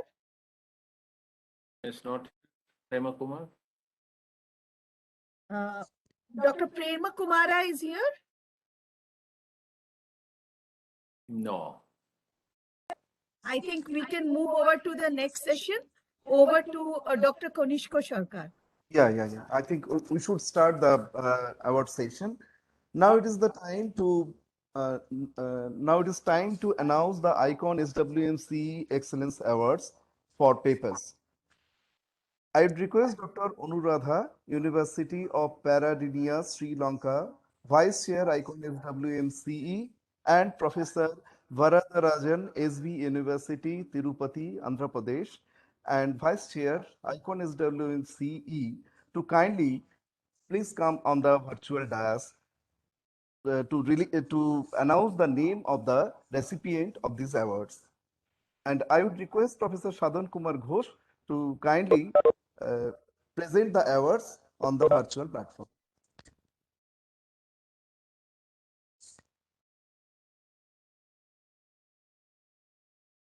Dr. Anuradha, University of Paradeniya, Sri Lanka, and Professor Varadarajan, SV University, Andhra Pradesh.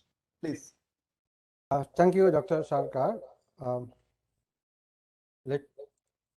Let me to call upon the names.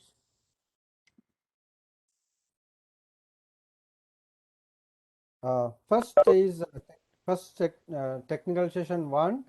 The authors are Miss Sakaya Ono from Thailand on the paper Circular Economy, Resource Recovery and Efficiency, Plastic Waste and Analytical Framework, Japan. Congratulations, Miss Sakaya Ono. Is she there? Just check.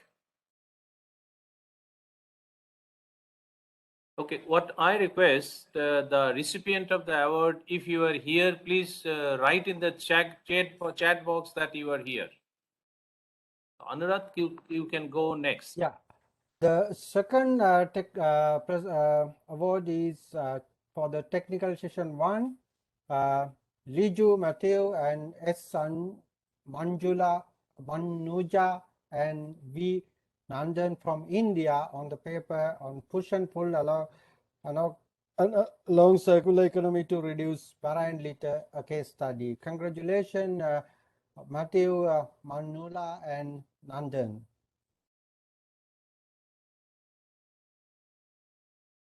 You can go ahead with the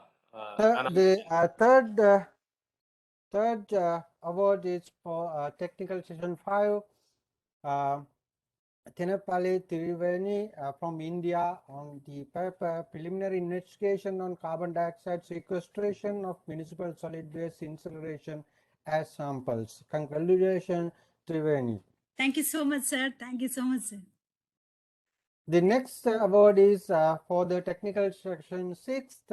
Pradeep Kumar Khandaval and A. Jain from India on paper a new paradigm to sustainable plastic waste management in a city. Congratulations, Pradeep Kumar.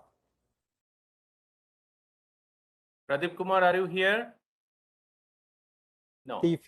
Go ahead. The fifth award is for the technical session 9. Anjali, TB, AKB, P, MPB, and KM from India. The title of the paper is Effect of Soda's Biochar Supplement on Seed Germination and Growth Parameters of Uma Rice Variety. Congratulations, Anjali. The sixth award is for the technical session 9. Ajit Sudhakaran, R. Rajan, and A. Ravindranath from India on the paper Koya waste as a source of energy, utilization through pyrolysis and its characterization. Congratulations, Sudhakaran. The next award is for the technical session 11 for P. Satpati, K. Bunda, and P. Vaske and Senigsberg and Emiden from Germany on the paper Enhanced Biogas Production due to synergetic effect of brown seaweed from North Sea coast. Congratulations, Satpati and the team. Thank you very much. The next award is for the technical session 12 for the Casali from Italy on the paper the reliability and efficacy of research and innovation in plastic materials, a complex systematic critique in long logic circular economy. Congratulations, Casali, for your achievement. The next award is for the technical session 12 for Begum, Rao and Naik from India on paper the role of small scale industries in solid waste management in India, an approach towards circular economy. Congratulations, Begum and his team for their achievement. The next award is for technical session 15. Nandini Saxena and Rai from India on paper of microalgae Coleostrella species KJ04 assisted industrial effluent treatment and improved lipid production, an integrated approach. Congratulations, Saxena and team for achievement. The next award is for the technical session 15. Paroti de Wirth and from Hungary on the paper Corella vulgaris and its Phycospe wastewater, microalgae bacterial interaction during nutrient removal. Congratulations, Marty, for your achievement. The next is for the plenary session 2 from authors from Georgia, Bantudes and Despirasli and Veresti. Sorry if I pronounce wrongly. On the paper on evaluation of the results of chemical and microbial analysis of soil and water of territory of some official and illegal landfills in Georgia. Congratulations, team from Georgia, on your achievement. Next, on the plenary session 3, Aida Ben Hussein Tarabeski from Tunisia, on the paper Energy and Material Recovery from Waste in Tunisia, opportunities for the implementation of circular economic concept. Congratulations, Tarabeski, on your achievement. Are yeah. Aida? Thank you very much. Thank you for this distinction. Thank you. Okay, thank you. Next. Next award for the special session 1. The winner are the Asma bin Abdullah and Mr. Tarabeski Mohambi from Tunisia, on the paper Biomass Pyrolysis Process, the impact of technological developments and operation parameters on different output products, a review paper. Congratulations, Abdullah and the team. The next is special session 1, another award or the best presentation recognition from Ben Hussein and Ben Hussein Tarabi Aida and Amina Mabruk El Azmi from Tunisia. The topic of the paper is waste management in Tunisia, a review for forthcoming plastic waste, energetic fallouts and environmental solution. Congratulations, Ben Hussein and the team. The next award is for special session 6 for Shankar Rahman from GM Sigma for the presentation on status of Sigma's landfill mining projects in India and future plans. Congratulations, Rahman, for your excellent presentation. The next is for the session 6 again for the Ms.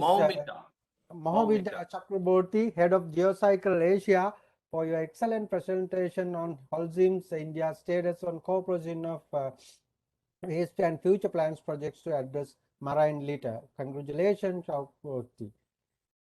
The next is for the technical session 19 for Rajesh Kumar from India, on the paper Experimental Investigation on the Effect of High Volume Low Grade Stone Slurry on Mechanical Seismic Resistance and Thermal Properties of Air Grade. Congratulations, Rajesh Kumar, for your achievements.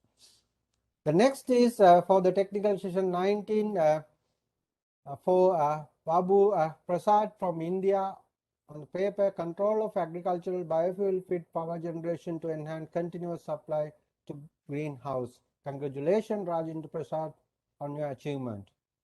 Next is for the technical session 18, Jitendra Sringpal, Chaudhary and Sapali and Anil from India, exergy analysis of waste incineration plant use in marine vessels. Congratulations, Singh and the team, for achievement. The next is for the technical session 18 for Hermann and Hartmann and Feller and Schechner from Germany, on the paper Combustion of Regionally Available Agricultural Residues for Energetic Use of Biomass and Coupled Production of Biogenic Silica for Particulate Matter Precipitation Process. Congratulations, team from the Germany, for achievement in technical session 18. Next is technical session 20 for Sharma, Boal and Datta from India, on the paper Process Identification in Concentration of Food used by air stripping by packed bed and centrifugal feed. Congratulations on your achievement. The next is special session 12 for Boop G. Mashna and K.V. Banja from Zambia, on the paper Sustainable Development Goals and Approach to Municipal Solid Waste Management. Congratulations on your achievement. Next, again, another recognition for the special session from the special session 12 for from Jemo Hanjuma and Gibson Kansa from Ethiopia on your paper on production of vermicompost from fruit field waste and its potential in growth promotion of some vegetables. Congratulations on your achievement. Next award is for the technical session 3 for the paper on application of advanced oxidation processing treatment of textile wastewater for S. Kanmani from India. Congratulations on your achievement. Next is for the plenary session 4 for the paper on policies and practices of sound materials society in Japan, transition towards circular economy. The team is Aoki Suzuki, T. Nishiyama, I'm Kato, and V. Lavitsa from IJS Japan. Congratulations on your achievement. Next, the award for the plenary session 4 for the paper production of value-added energy product from municipal solid waste using municipal solid waste derived char-based catalyst. The authors of the paper are Mr. Chen, Mei, Ji, Jiayu, Xing, and Tongji from Tongji University, Shanghai, China. Congratulations on your achievement. Next, for the plenary session 3rd, for Olukani and Leitiola and Adedmi and Frank Bentley from Nigeria on the paper biogas recovery from anaerobic digestion of palm oil processing sludge in Nigeria. Congratulations on your achievement in plenary session 3rd. And next is for the special session 13 for Mr. Mr. or Mrs. Majumar and Chanan Devi from India on the paper Bharat Pernod Chem, a cleaning chemical for heaters and boilers. Congratulations for your achievement in special session 13. And we have another recognition for special session 13 for Mr. Gurmeet Singh from IOCL for the presentation on achieving plastic neutrality concept to commercialization novel solution from Indian oil. Congratulations on your presentation on industrial sectors. Next is the award for the session 14 for the paper on holistic approach to small island waste management for Mr. Gordon Jackson, area waste management to area waste to wealth management, Soniva, Maldives. Congratulations, Mr. Jackson, for your achievement. Next, the second award for the special session 14 for Dr. Randika Nash, senior lecturer, Javardhanapur University of Sri Lanka, for the paper Waste to Value Addition through Upcycling, the case of Waste for Life Sri Lanka. Congratulations, Dr. Jayasinghe, for your achievements. Next is session 5 awardees Tan Tring and Lee and Ming Nguyen and Ting Nguyen from Vietnam National University on the paper Study on Characteristics of Plastic Waste and Microplastic at Dump Sites, Landfills in North of Vietnam. Congratulations on your presentation and win. And the last of the award for the technical session 6 for Patricia Perdus from the federal state of Micronesia on the paper Overview of Waste Management in Federal State Micronesia. Congratulations to all the awardees for your excellent presentations, and we recognize the contribution from all other presenters during the conference. Thank you. Thanks.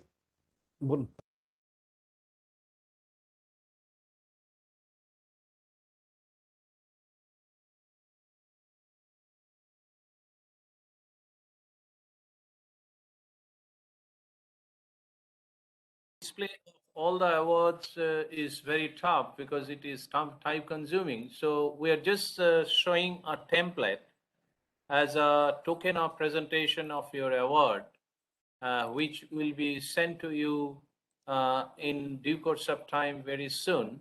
So this will be your award. The award is.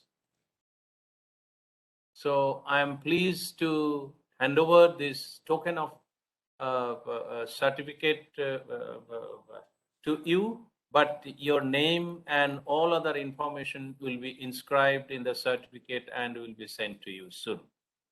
So this certificate is mainly given by the ISWMAW, International Society of Waste Management, Air and Water, from IconSWM-CE and IPLA Global Forum platform, where Center for Sustainable Development and Resource Efficiency Management, Jadavpur University, and IPLA are the main organizer, with the co-organizer UNCRD. This award is given by ISWMAW to you. So I wish you all the best, and I hope that you will develop more and more research for the improvement of the society, as well as will strengthen the research.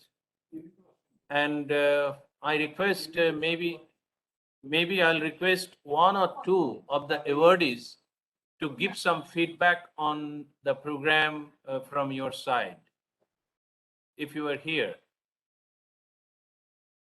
The awardees who received the award, I'll be please. I'll be requesting you to please say a few words as a feedback of program improvement or the quality of the program and the participation and etc. Please. Good afternoon. This is Sitaramulu from India ACC Wadi plant. Mr.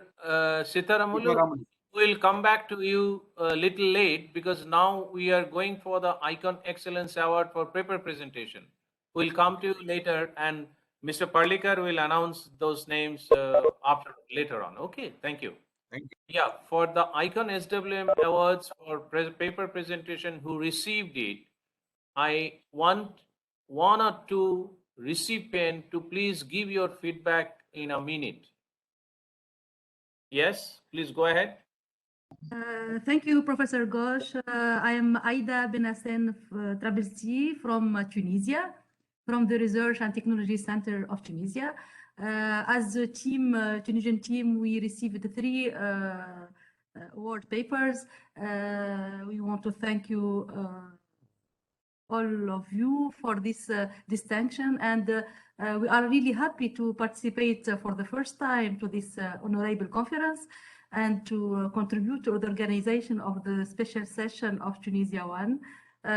It's an honor and a great pleasure to be with you. The program is very rich, and there are a lot of interesting topics related to waste management and circular economy. And I really, on behalf of my team and on my self name, I learned a lot from the experience in waste management in other countries, and we can profit from this experience to enhance our waste management system in Tunisia, and to exchange. We are really open to collaboration and to discussion with colleagues from other countries, in order to do some sphere of knowledge and to exchange our experience together.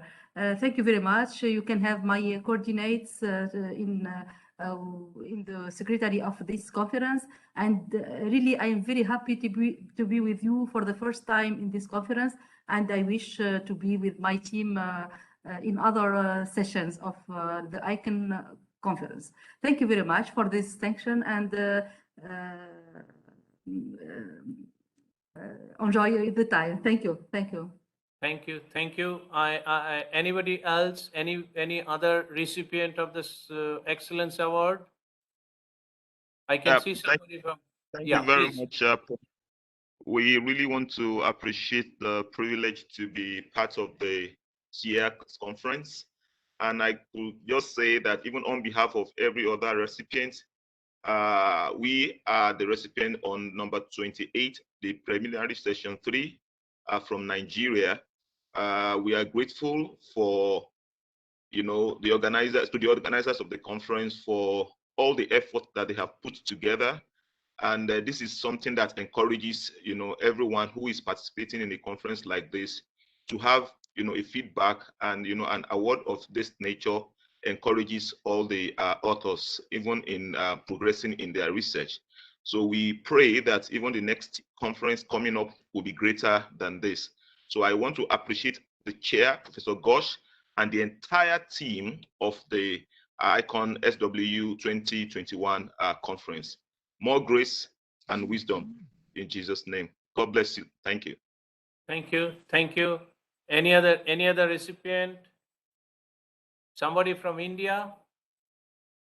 I can see somebody from India, from IIT Tirupati, because you will be our next host. So from IIT Tirupati, somebody is here. I have seen. Yes, sir. This is Yeah, Triveni. please. This is Triveni. First of all, I would like to thank you very much to Professor Sadhana Ghosh and our session chair. Thank you very much, sir. And I'm really appreciate, and it's a great opportunity to participate in your in this international conference. I'm greatly thankful to the arrangements and the immediate actions. Whenever the technical sessions changed, immediately I received the links. So how the hall is changed. The arrangements are very excellent. Maybe next year I will participate actively in your as a part of your international conference committee as a member. I hope. I request you kindly to Professor Sadhana Ghosh, maybe please accept my request. Thank you Very much, sir. Thank you very much, sir. So Yes, thank you very much. So I appreciate the efforts by all the researchers for bringing their research in this platform, and we wish that next year we'll meet physically, not the online platform. So now over to the Secretariat. Thank you. I congratulate all the award recipients and Dr. Anuradha, Professor Varadarajan, and obviously Professor Shadan Kumar Ghosh.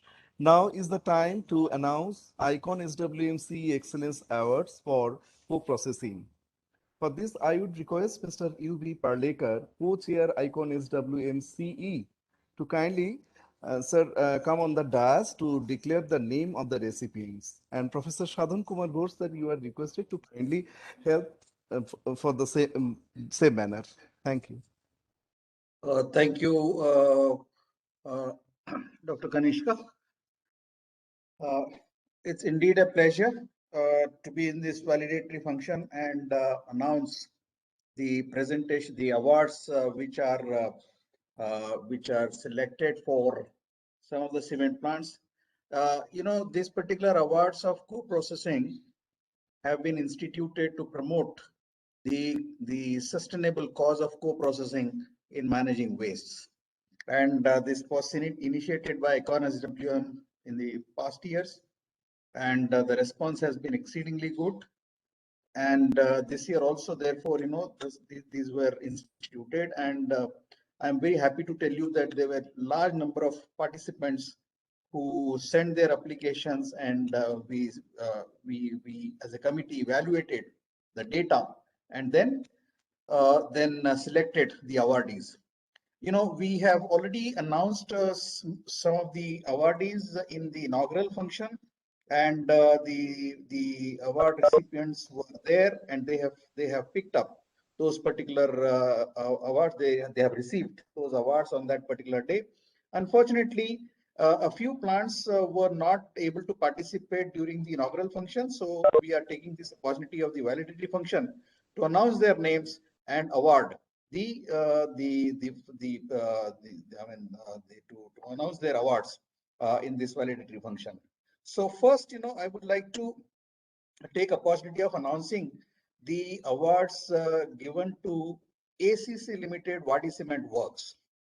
ACC has secured following 7 awards in the co-processing category: highest TSR growth rate from 2000 to 2020, 2016 to 2020 as winner, highest volume of plastic waste and RDF co-processed in 2020 as winner, highest volume of plastic waste RDF co-processed from 2016 to 2020 as winner, highest volume of alternative fuels utilized in 2020 as winner, and highest volume of alternative fuels co-processed in 2016 to 2020 as winner, highest volume of alternative raw materials co-processed from 2016 to 2020 as runner-up, and highest capacity of pre-processing facility established as runner-up.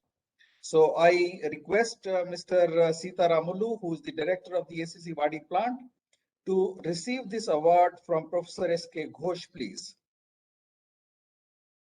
Dr. Ghosh. Mr. Sitaramalu, this is your award, and I'm handing over to you formally. And of course, this will be sent to you soon. So I request you to say a few words in acceptance of this award. Thank you very much.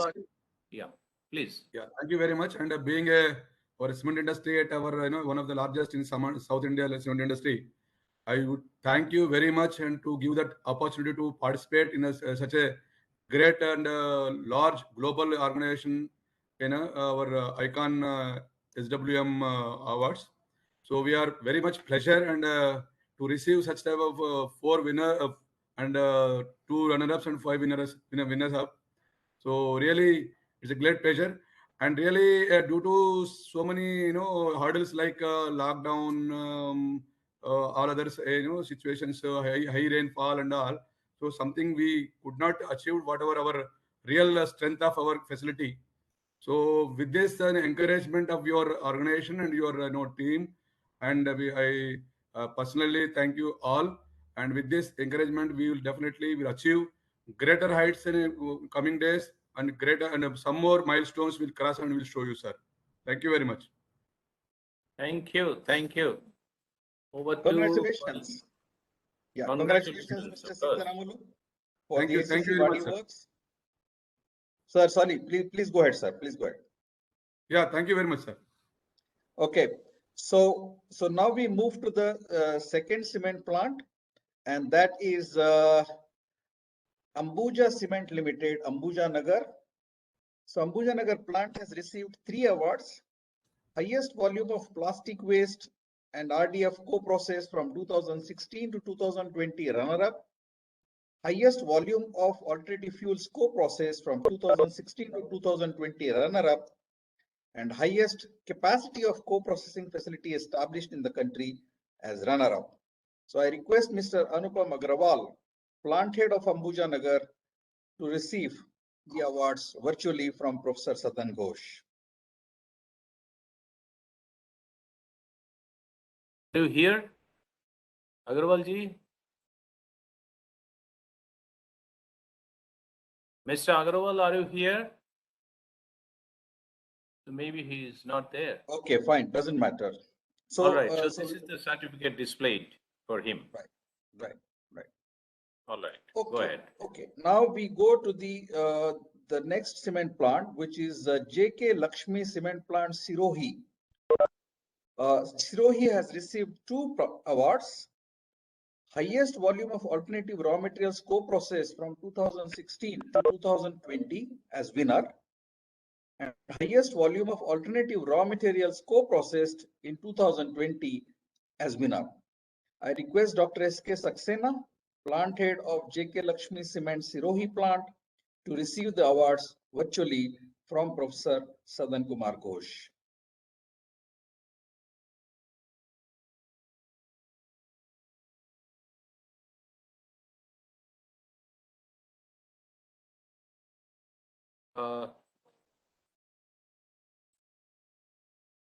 I think, yeah, Mr. Parlikar, he's here. Yes, sir. He's Doctor, here. Sir, I'm here. Yes, okay. Okay, so my secretariat is finding your certificate. It was here, Sirohi. SEC, Gasification, Banglo. Sir, just above that, just before that. However, huh? Just This before one, the Mangrove. Dalmia, Mangrove. Can you see this? JK Lakshmi Cement, sir. Yeah, JK Lakshmi, Muddarpur. That is JK Cement. Mangrove.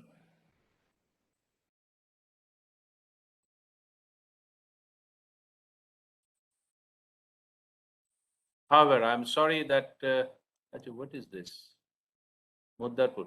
I'm sorry that it's not here to display, but however, we will send the certificate soon to your unit. But in acceptance of the certificate, please, I like to request you to say a few words, please. Dr. Saxena, you may kindly say a few words in acceptance of this award. Yes, good afternoon, dignitaries, and my sincere thanks for giving this opportunity to participate in this conference. We are at JK Lakshmi Cement. We are producing 6 million ton plant over here. Have a 3 line of kilns, and we are using number of alternative fuels in our kiln. We are co-processing so many materials also. And apart from that, we are using so many alternative raw materials also at our entity at JK Lakshmi Cement Sirohi. So this is our pleasure to receive this award. And thank you very much for the organizers, and thank you to Mr. Sadhan and Ullas Parikar, who is always providing the opportunity, rather promoting us, rather giving us the support to increase the uses of AFR. Thank you very much. So, Mr. Saxena, this is your certificate. Thank you, sir. Thank you. Thank you very much. We find that it is found. Yeah. We could find out and we could display it. That's very good. Thank you for that. Thank you. So so these were the three actually the plant achievement awards, and then as I said that the large number of cement plants had participated, and it is not just the cement plant, the entire plant, its management, everybody is involved in putting efforts to achieve this particular significant contribution to the waste management sector. And therefore, we decided this year that we will also recognize the plant heads as a respect to the entire plant, who have really done exceedingly well. So we selected a few cement plants, and we decided to honor and award the plant heads in respect of that. So I would like to take opportunity of announcing these particular plant heads who have done a significant contribution towards this cause. The first one is Mr. Sita Ramulu, Director Plant of ACC Limited Wadi Cement Plant. Yeah, please go ahead first. Call the name and then we'll see. Yeah. First is Mr. Sita Ramulu, who is the Director Plant of ACC Wadi Cement Work. The second is Mr. Anupam Agrawal, who is the plant head of Ambuja Nagar plant of Ambuja Cement. And third is Dr. S.K. Saxena, who is the plant head of the JK Lakshmi Sirohi plant. So we have recognized their contribution to this cause, their passion, their commitment to achieve, this particular significant contribution to the waste management. And we are very thankful to you. We honored, we feel honored from the organizers of this conference to be able to award you for the efforts and contributions that you have done. Sure. So they are here. Yes, Mr. Sitaramulu and Dr. Saxena are here. I think Mr. Anupam Agrawal was not able to join, but doesn't matter. I think we can send this individual certificates, which actually represent their entire plant. For them to receive it, And probably, it will be great for displaying this in your monthly, initiate the first meeting to the entire plant that, the ICON SWM has really, recognized the efforts that has been put in by the entire plant team. Yeah, I hope that this will be a motivating factor for your employees and the plant itself. Correct. Correct. Yeah. Really, Okay. it's a really great surprise, sir. Really, it is, and it is not exactly my own achievement. It is a total our Wadi team achievement. I will share with them. It's there. Major contributors are co-processors and pre-processor teams, especially production and geocycle, our AFR teams, and definitely the contribution equally and more than me. They will be deserved for this. And thank you very much for recognizing as a leaders. So that will motivate us and further. One of the story I will tell you here, success story. Due to some seized material burning here, Commissioner of Police with one SP and 4 DSPs and all, around 20 people visited here site and then appreciated this facility here, the way we are operating. Thank you very much. Very good. Very good. Would you like to say something, Dr. Saxena? Yes, please. Thank you very much for giving this award. And definitely, as Mr. Amalu has mentioned, that is a teamwork. And I congratulate my production hand and his team, who is day in, day out, they are trying their level best to increase the AFR uses. So once again, thank you very much. Thank you. Thank you so much. Over to you, Professor Ghosh. Yeah, that's all. That's all, because I'm really pleased to have these certificates and awards for the co-processors, because you know that for last couple of years, this platform IconSWM and ISWMAW, we are trying to encourage the co-processing in the country. So I believe that these are all the results of our activities and your activities. So, I mean, let us see in future how it can move forward. And we are also encouraging not only the Indian co-processor, but also we are encouraging our other countries, neighboring countries, and beyond that, encouraging so that cement plants use this waste for co-processing. So maybe it will take some time, but we will definitely get some results. Okay, thank you very much. So over to Secretariat.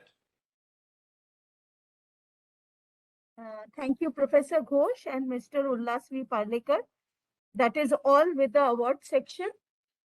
Now we move on to a speech by Professor S.W. Ri, who is a professor, Koyongi University, Republic of Korea, and he's also the co-chair of IconSWM-CE.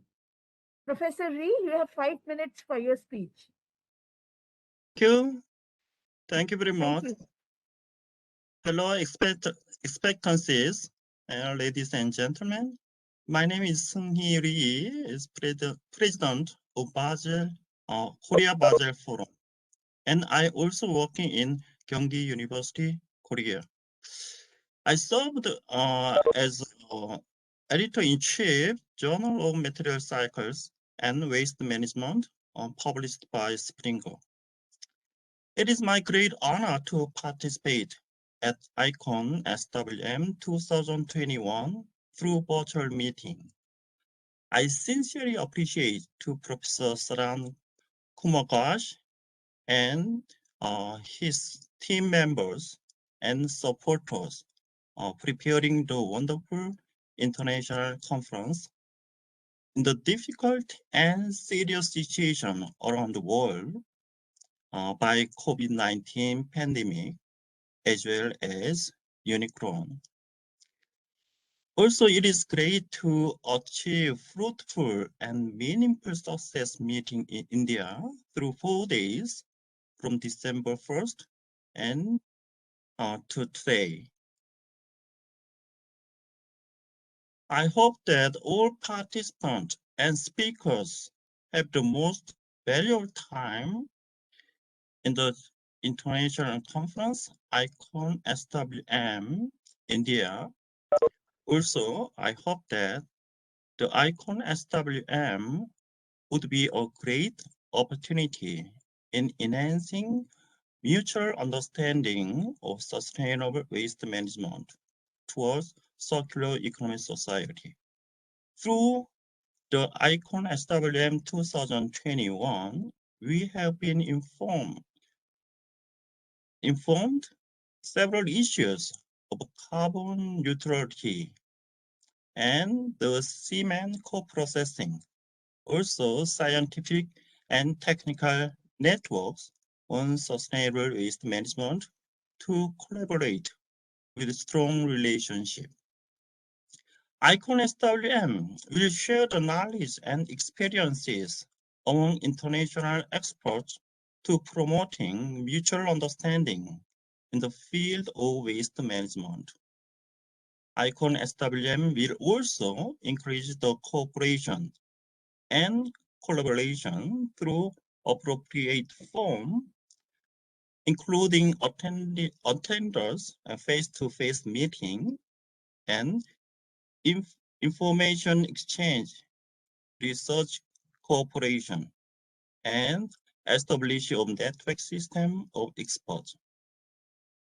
We have to integrate working together about it in the future with three important issues I called AIM. The first one is A. A is awareness. Awareness is very important to all people and industry people to deal with the sustainable waste management. Hence, it should be improved. The understanding of the importance for sustainable waste management to the public in Asian countries and other countries. As you know, everybody understands 3 R's, but a lot of people did not understand how to do it, how to carry out 3 R's, how to reduce the waste, how to recycle waste. It is so difficult. For example, for plastic waste, there are several types, various types of plastics. How can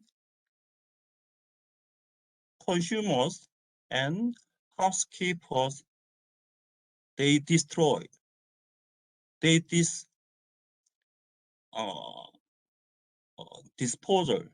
of the plastic waste? So it is so difficult to separate. So it is get the information from the government side or expertise. That is the first one is awareness. The second one is information exchange. Each country has exchanged the information of sustainable waste management towards circular economy in Asian countries specifically. The information would be based on the academic background and basic data for waste management in each country. So IconSWM can be a platform to get the information exchange, I think. Also, the partnership between the countries is very important. The third one is the M, monitoring. Even though the tracking system on waste flow, waste stream is properly operated, monitoring is very important. Hence, monitoring should be implemented in the field of sustainable waste management. I'd like to emphasize in India, it's also carried out the material flow analysis. Each waste. So that is very important. So next meeting, I like to emphasize those issues, 3 important issues, including in the topic of SWM, IconSWM. Thank you very much. Thank you, Professor Lee, for your wonderful speech. Now we have a speech by Professor David Olukani, Covenant University, Nigeria. He's also the vice chair at IconSWM-CE. Professor Olukani, you have 5 minutes to make your speech. Yeah, thank you very much, the Master of Events. I want to use this opportunity to appreciate the entire team of the IconSW 2021 conference. Sincerely speaking, it has been a great one, very eventful and impactful since the 1st of this month. So today, that's 4 days of impactful engagement. I want to congratulate the entire team and particularly the leadership provided by Professor Ghosh, because you will agree with me that if there is no leadership, there's nothing that could be, achieved. So, and I also want to appreciate every member of the team, because a leader cannot do anything by himself alone if there is no support, from the team members. So it is the quality of leadership provided that has gingered all the team members, and we can see today the success story of the program. And you also agree with me that whatever has a beginning has a conclusion. And for our own understanding, the word says that better is the end of a thing than the beginning thereof. So we are glad that this conference is coming to a conclusion today. Let me specifically say that I also want to congratulate the IconSW and also the team for the 3 publications that were announced today. That's the book published. Sincerely speaking, that tells us about excellence, driven by Professor Ghosh. I used to say something humorously from our chemistry. We remember that they said that catalyst is any substance that you have that can speed up chemical reaction. There's no dull moments with Professor Ghosh. He's an action person. Word go means go, and everybody has to be on the run. And I honestly covet that kind of grace and that spirit, in him. Anyone who works with Professor Ghosh will know that he's an action man, somebody who wants to work. I even wonder if he sleeps at all. And I want to believe that the family also must have been contributing a lot, particularly, when it comes to academia, getting engaged in rigorous activity, that could bring up a kind of result. Even in the season where pandemic has, made so many, conference organizers not to actually even hold conferences. Still, we have the 11th, conference, being held. So I say congratulations to you all.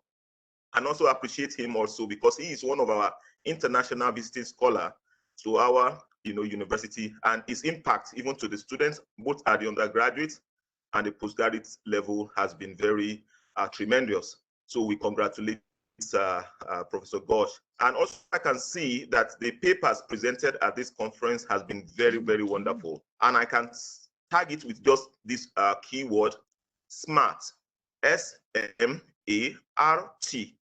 That is, we have seen specific, problems being provided, and we can see measurable outcomes, which are also achievable, and they are realistic, and also, having a time bound. So we can see that it is specific, it is measurable, it is achievable, it is realistic, and it is time bound. So I will only add to say, by way of my suggestion, to see how much we can encourage more of the participation from all the stakeholders, both the academia and the industry, and much more the government, who are the policy makers, even to be part of this conference, much more.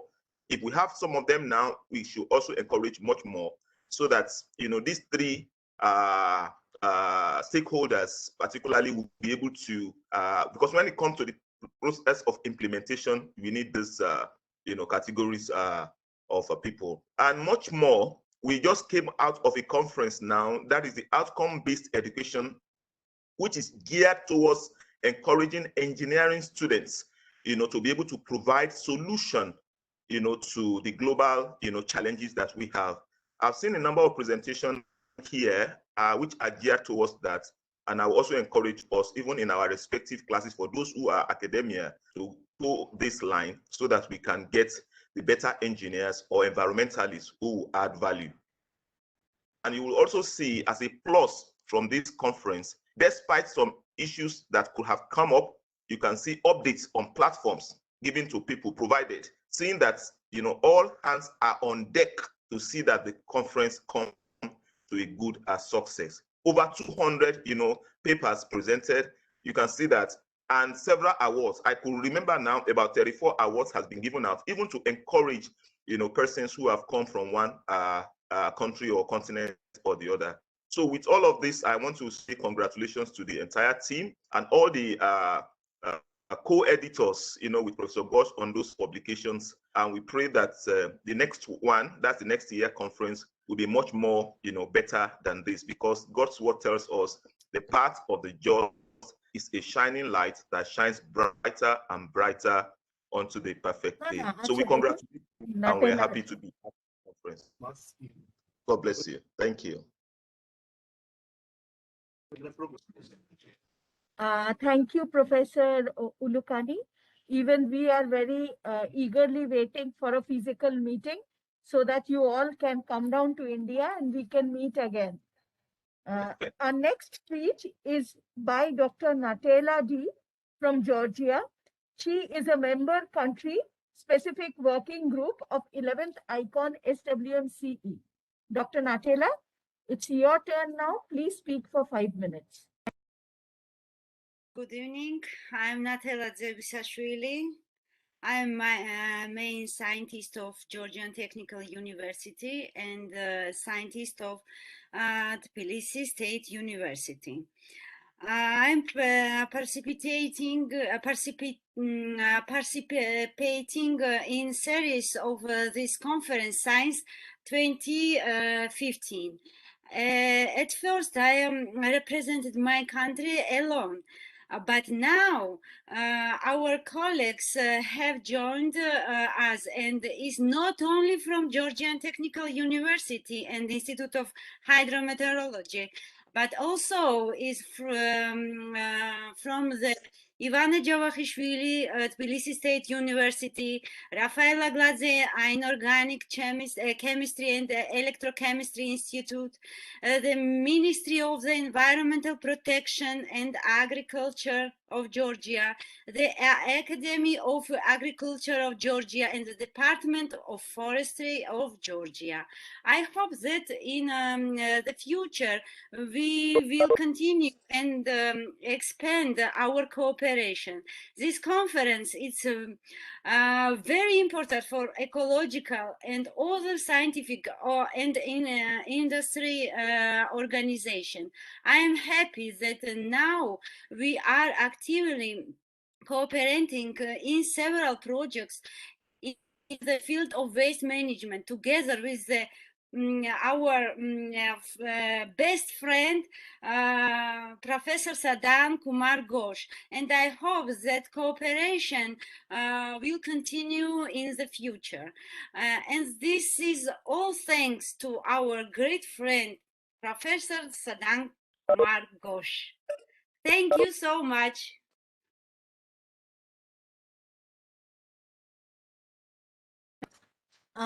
Thank you, Natela.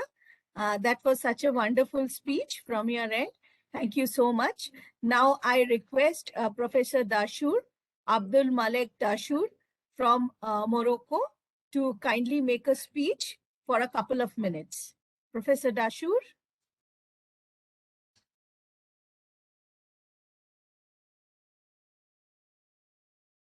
He was here. Is he still here? Professor Dashur, are you there? Yes, yes. Kindly make a speech for a couple of minutes. Kindly unmute, sir.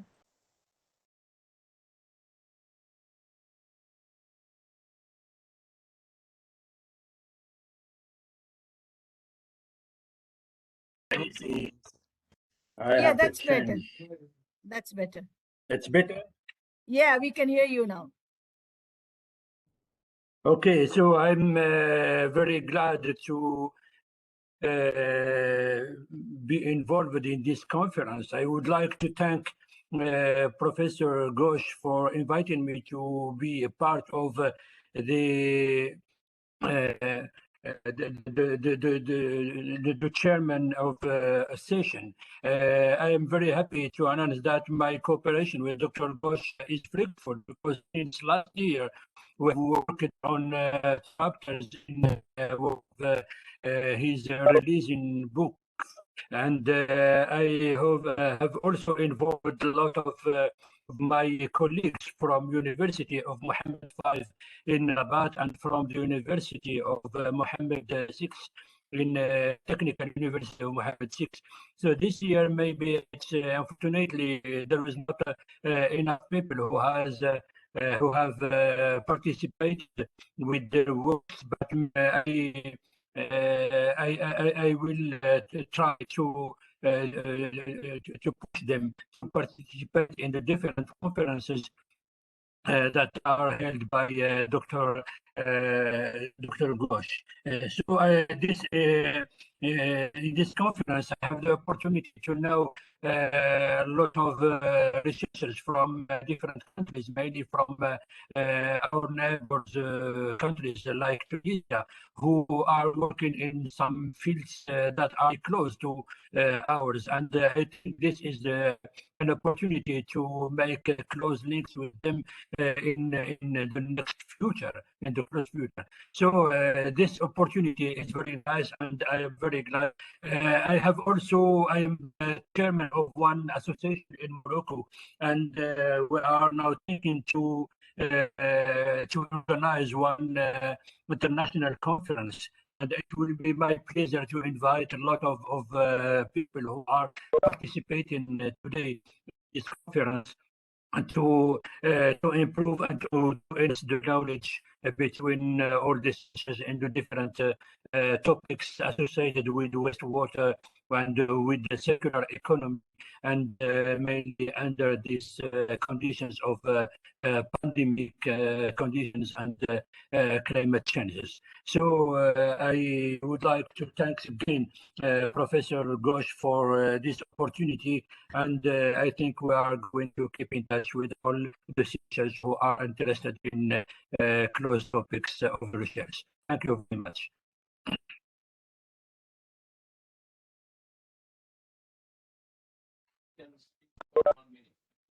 Thank you, Professor Dashur. Thank you for your wonderful words of encouragement. Dr.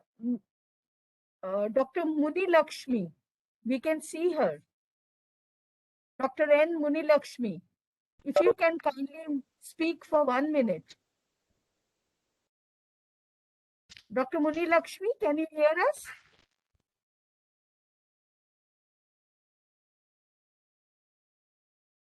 Okay. I don't think she's responding. So I hand over the microphone to Dr. Konishko Sarkar. Thank you. Now I would request Professor Ronald Marsky, Widener University, co-chair of 11th IconSWM-CE. Sir, kindly come on the dais, on the virtual dais, and deliver your speech. You have 5 minutes to conclude. He's not here. Huh? He is not here. Marsky is not here. Okay, then vote of thanks. Marsky, are you here? No, he is not here. He's still sleeping because it's around 5:30 at his place. Okay, so according to our program schedule, now we have to go for the vote of thanks for the. Okay, so now is the time for the presidential address by Professor Sadhan Kumar Ghosh, presidential address and chair summary. Sir, you are welcome to deliver your speech. Thank you, Konishko and Sutripta. It's my pleasure to again see you all in this valedictory program. And it's really a point of note that in this pandemic situation, my team throughout the world, my team means we have 41 working group members in 41 countries. And they have all worked together from furthest like Tunisia, from Philippines, Vietnam, South Korea, even Morocco, and different South African countries, Asian countries, I mean, USA. So all these, we work together.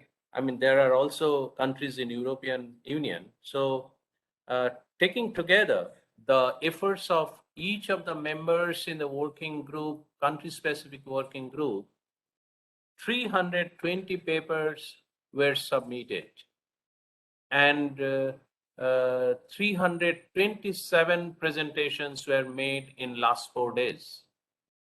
And I'm very happy with the working group in my secretariat that even if there are problems in network issues, like you know that mainly we had the problem with room number 3, hall number 3. Every day we had to change the link, but immediately my secretariat has propagated the new link and people can join.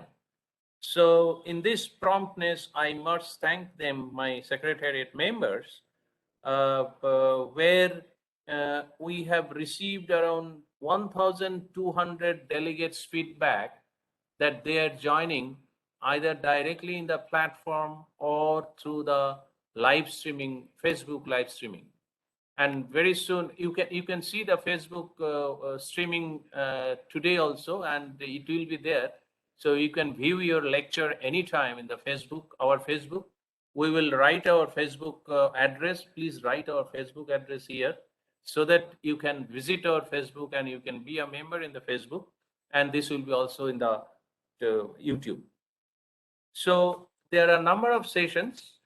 We had only one keynote speech session and 5 plenary sessions, 14 special sessions, and 23 technical sessions. So total 43 sessions in 4 days with 4 parallel sessions. Now there were 3 or 4 types of session. Like one, it was a very specific to a particular country. Like we had Tunisian session, we had Vietnam session, whatever work is being carried out on the waste management and circular economy in Tunisia, that was discussed in a particular session. Like similarly, the session for Vietnam, the session for Philippines, the session for South Asian countries. This morning, we had a very effective South Asian session where speakers from Sri Lanka, Maldives, India, Bangladesh were joined over there, and with the leadership and chairmanship of Aniruddha Karunantha. Then we had 2 Asia and the Pacific session, Asian country session, European country session, US, Latin America, and African country session. So these are all related to the waste management and the circular economy, what is happening in those countries. There were specific sessions.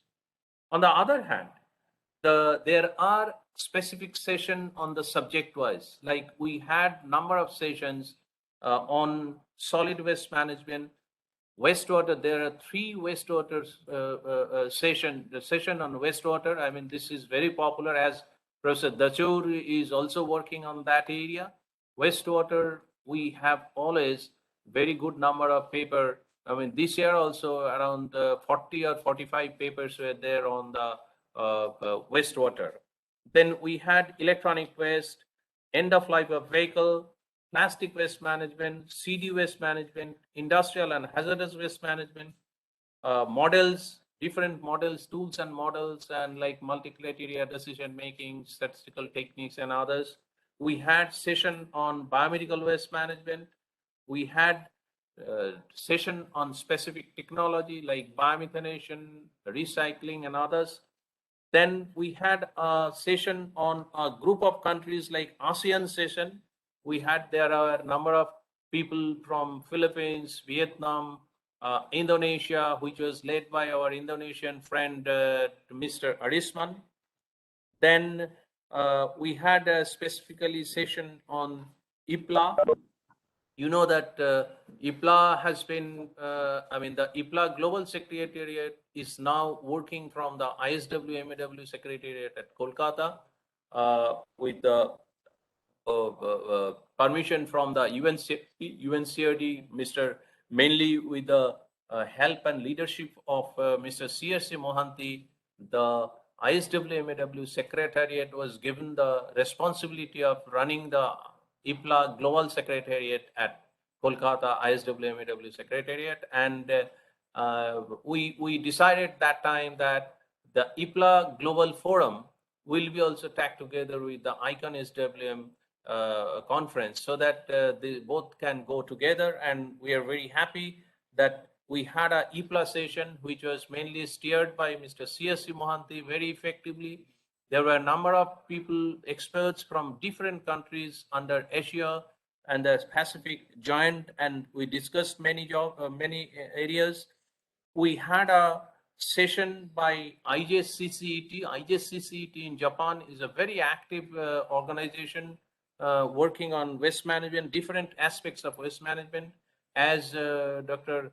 Masumur Rahman was referring to the South Asian goals, that we developed that document from ISCCET, and we had a very effective session on plastic littering, marine littering in Sri Lanka by ISCCET.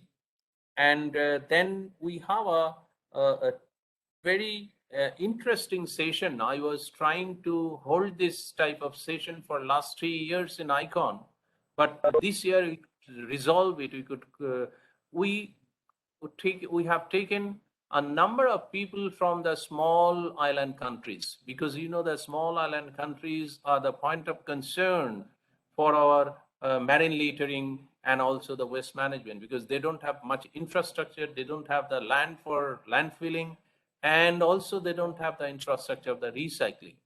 But of course, we could manage to hold a session on waste management and circular economy in the small island countries, where Micronesia, Tuvalu, then Solomon Island, with the help of Professor Sunil Herat, we could hold a very effective program, and I was very happy with the discussion which held, and there are a lot of learning processes, learning points from that session. We had another very specific session called Optosi, which was conducted by the SINTEF, Dr. Karstensen and Paula Shaha, my friend. They carried out the session very effectively, and there are a number of policymakers from India joined, India and other countries joined, and you know that number of cement plant also joined there. And another very attractive and also very encouraging for IconSWM, because at the very beginning you saw that we have been working to support and encourage the cement plants for co-processing of waste in India by cement plants for quite a long time. For last 3-4 years, we are trying to encourage them. And mainly Parlikar, Mr. Ullas Parlikar is the person in IconSWM who is driving this with me. So in that way, we could manage to hold a session specifically on co-processors, mainly the cement plants and the researchers who addressed that session, and it was very effective. I believe that around 9-10 presentations were there, only one presentation by my researchers and co-processing, and the rest of the speakers are from different cement plants. So I am not only glad that we could hold a program on co-processing by the cement plants, but I am also very happy that cement plants are showing interest not only in their business, but also in disseminating the information and encouraging the researchers. Because with this, by this session, it is not only that they participated, but the other hand, we as researchers are also getting very impetus that cement plants are coming forward for sharing their ideas, their knowledge, their views with the researchers. So that is also a very good motivating session for us. Apart from that, we had session on policy instruments, circular economy, waste circularity, valorization, and the other session specific to petrochemical and petroleum industries, which was led by the executive director of the IOCL Limited ERPL pipelines, where BPCL, IOCL, and some researchers participated. What they are doing with the sludge in the petrochemical industries. You know that sludge, petroleum sludge is one of the very important issue with respect to the protection of environment it is concerned. So they also discussed about the products from plastics, products from the, cleansing material for boilers and others. So these are the things which were discussed in detail. So these are regarding the technical sessions and the country-specific sessions in IconSWM. On the other hand, we are very happy to launch one program, that is the Lifetime Achievement Award, for encouraging the people and also the recognition of the person with extraordinary personality in the field of waste management and circular economy, who has a great and significant contribution in the research and also in the society. And I can see at least one Lifetime Achievement awardee in front of me in the screen, Professor S.W. Ree from South Korea. You heard from him a few minutes back. So we started this journey from 2018, and I'm very happy that all our Lifetime Achievement awardees are supporting us to the greater extent. We have also the instituted IconSWM-CE Excellence Award for the co-processing in cement plant from 2018. And this year also, with the help of Mr. Ullas Perlikar and Dr. Kirsten Zen from Sintef, Norway, we could identify a number of cement plants. They participated in the competition, and we have identified 8 plants for we have selected 8 plants for the IconSWM Excellence Award for the co-processing, and also 12 individuals who have done significant contribution towards the co-processing of cement plant waste in the cement plant. And of course, the last but not the least, and which is more attractive for the researchers, are IconSWM-CE Award, Excellence Award for paper presentation. You know, this year the submission of the full paper was not mandatory because of the scarcity of the publication by the publishers.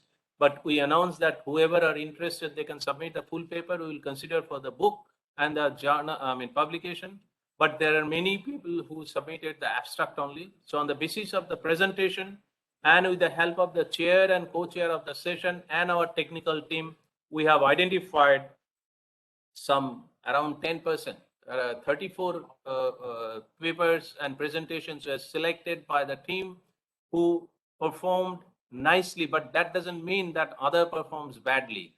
So we have chosen some of those from there, but there were a number of good presentations. We could not identify all the good presenters for IconSWM Excellence Award, but we have identified 34, and I believe that they will be encouraged for their improvement in the research as well as in the implementation. So with this, I have taken the chair summary of different sessions, and my secretariat will be compiling this, and this will be circulated to all the members and also will be uploaded in our website for your reference. And if you have any additional information, then come. Some of the salient outcome of the conference are the various models which are presently being developed and used in the field of solid waste management have been discussed in structured manner. Effectiveness of sustainable waste management system in achieving SDGs have been analyzed through field data analysis. Waste treatment and migration mitigation in several specific fields of waste management like wastewater, food waste, industrial waste, e-waste have been discussed in detail. waste practices. The practices for solid waste management system of different places throughout the globe have been discussed. And the other thing which I did not mention, I just forgot to mention that this year also we have instituted one waste management project in a college in Shillong. I mean, those who stay in India, they know the importance of Shillong. Shillong is the gateway of Northeast India, and it's totally hilly place, a very beautiful place. Anybody from outside India, whoever comes to India, please, you must visit Shillong. So we instituted the waste management project in that college with the help of the training and also separation of the waste, installation of the compost facility, and also a MRF. So you know that in the inaugural, we have floated their inauguration program for 10 minutes, sharing in our inauguration, and they were very happy and they are motivated now. And the program which we have given is we should also propagate this throughout the city in colleges and schools. We're giving awareness on the waste management. So that is really a very helpful project which is instituted by ISWMAW in Synod College, Shillong, Meghalaya. Contribution of SMEs and in the field of waste management also discussed. There were thorough discussion on healthcare waste management featuring ideas of positive and negative impact of COVID-19 waste. Hydrogen potential in biomass have also been discussed. Waste management in petrochemical industry. Various methods of production of renewable energy from different kinds, including pyrolysis, waste to energy, biomethanation, and etc. etc. Reclamation of landfill sites, and also some of the technologies. These are all discussed, and we are compiling the recommendations from the IconSWM platform, and we will compile it and we will also send to you if you have any input in that, so that we can send it to the respective authority for the implementation, and we will also share with you so that you can share with your respective country authority for improvement in the waste management project. So I'll also request you, if you have any recommendation from this platform, please send to our email so that we can compile all this by 15th of December and we can disseminate it. With this, I must congratulate all who received the award. I must thank all who have supported from every corner of the world for the success of this IconSWM, including all the corners of our country who supported us for the success of the IconSWM. And specifically, I must mention that UNCRD to name Mr. C.R.C. Mohanty, and of course supported by Anupam Kajuria and others. Unless and otherwise they have a very good and supportive attitude, it is tough to maintain this organization very nicely. So in that way, I must thank and congratulate Mr. C.R.C. Mohanty for his support and the success of this program, because he is a part of this program also. It's not only Sadhan Ghosh, but it's also C.R.C. Mohanty who is the main steering force for this program, and also all the members in the country-specific working group. So I must congratulate all the members in the country-specific working group and my secretariat members, my researchers, for the success of the program. With this, I conclude and I hand it over to the secretariat, inviting all of you to join the next 12th IconSWM-CE 2022 and IPLA Global Forum 2022 for the interest of the waste management, environment, and circular economy. Let us meet at Tirupati if the COVID situation permits. Thank you very much. Over to Secretary. Thank you, Professor Ghosh, for your presidential address. I now request Dr. Aida Ben Hassan Trabalsi, Associate Professor from Tunisia, to kindly deliver the vote of thanks.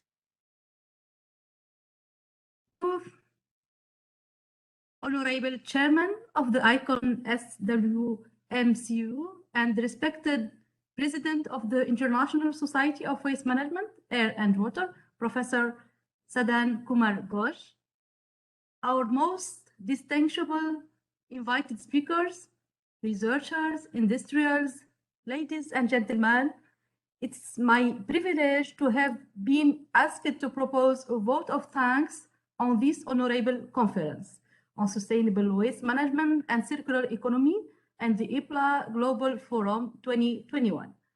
I, on behalf of the organizing committee and the entire team of Professor Ghosh, let me call it fraternity and family of the waste management and circular economy, here together, extend a very hearty vote of thanks to all distinguishable guests, participants, speakers, chairmen, chairwomen, and all stakeholders for gracing their important work and sharing with us their findings and opinions throughout the 4 days of the ICON conference. I would like to take this opportunity to express our sincere thanks to Professor Sadan Kumar Ghosh for providing encouragement and for giving us the opportunity to be involved in the organization and the success of this respected conference. I have been fortunate enough to be one of yours, professors, your collaborators. I would like also to thank all the team of Professor Ghosh who are in the back office of this conference for their perfect logistic support and guidance they expressed for us throughout the conference. Just a word for, I would like to take this opportunity also to express my sincere thanks to Dr. Merved Ilhoz from Lebanon, our friend Merved, who put us in contact with Professor Ghosh, and who is in the coordination of the MENA region team of this conference. So, Honorable Chairman, ladies and gentlemen, once again, I want to state that we are almost grateful to all speakers, all participants in this conference. We thank you for being with us in this event. And once again, a big thank to all of you. And we hope to see you in next conference next year. Thank you very much. Over to you, Secretary. Thank you, Professor Tablesi. It was wonderful having you over at the conference. Hope we can see you again next year in a physical meet. If there is anyone else who wants to say a few words, they may do so. They may open their mic and share their camera and do so. And all present in this session, valedictory session, I request everyone to open your camera so that we can take a group picture. I request everyone to share their camera. If anybody wants to say something, they are free to do so now. Just, may I? Hello? Absolutely. Yes, Marwat, go Hello, ahead. just on behalf of George. Okay, thank you. Just on behalf of Georgian team, I would like to thank all the participants and of course organizers of this wonderful opportunity to share their research findings and views about waste management. And let's hope that the next year we can meet physically and share our experiences and collaborate. And let's hope for peaceful next year and fruitful and good projects in the field abroad. Thanks to all. Sure, thank you, thank you. Thank you, Leila. Anybody else who wants to say something? Congratulations, congratulations. I greet you all for the success of the program. Professor Ghosh, congratulations. Yeah. Bye-bye. Thomas, are you there? Can you hear us? Please say a few words, Thomas. Yes.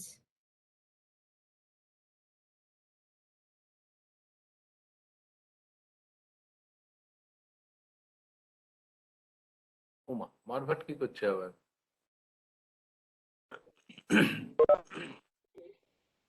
ওকে মারভাটকে বলো যে প্রেজেন্টেশনটা সরিয়ে নিতে। Hello, Professor Gosh.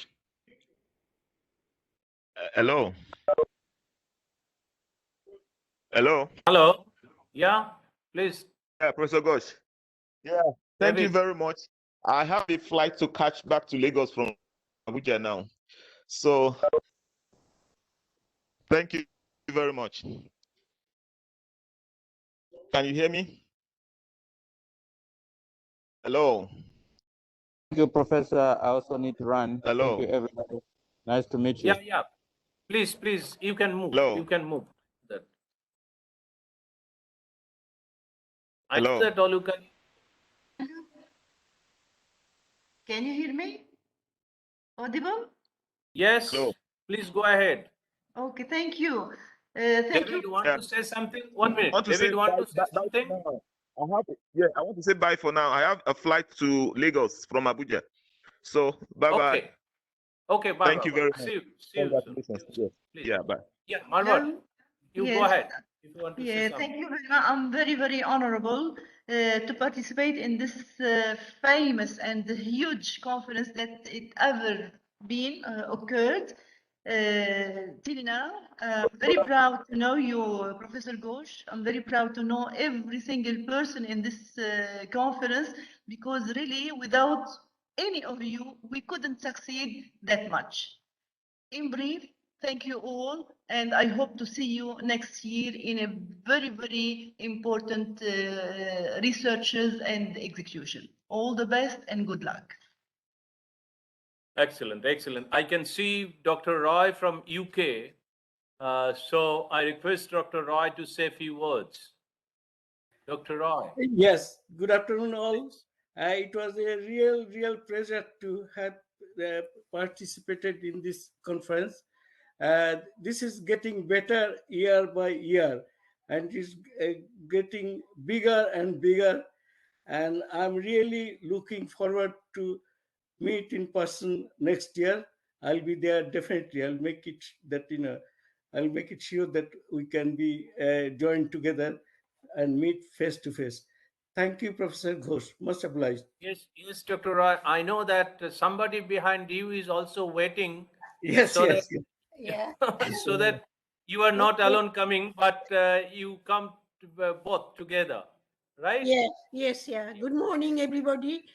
Yeah, I've just listened a couple of days and was really good conference. And I'll be next week with Dr. Roy. I hope we can meet again. Thank you, Sure, sure. everybody. Thank you, thank you. Padma, you want to say something? Padma Bhiri, you want to say something? Because you are having a smiling face waiting. Hello, Professor. Hello.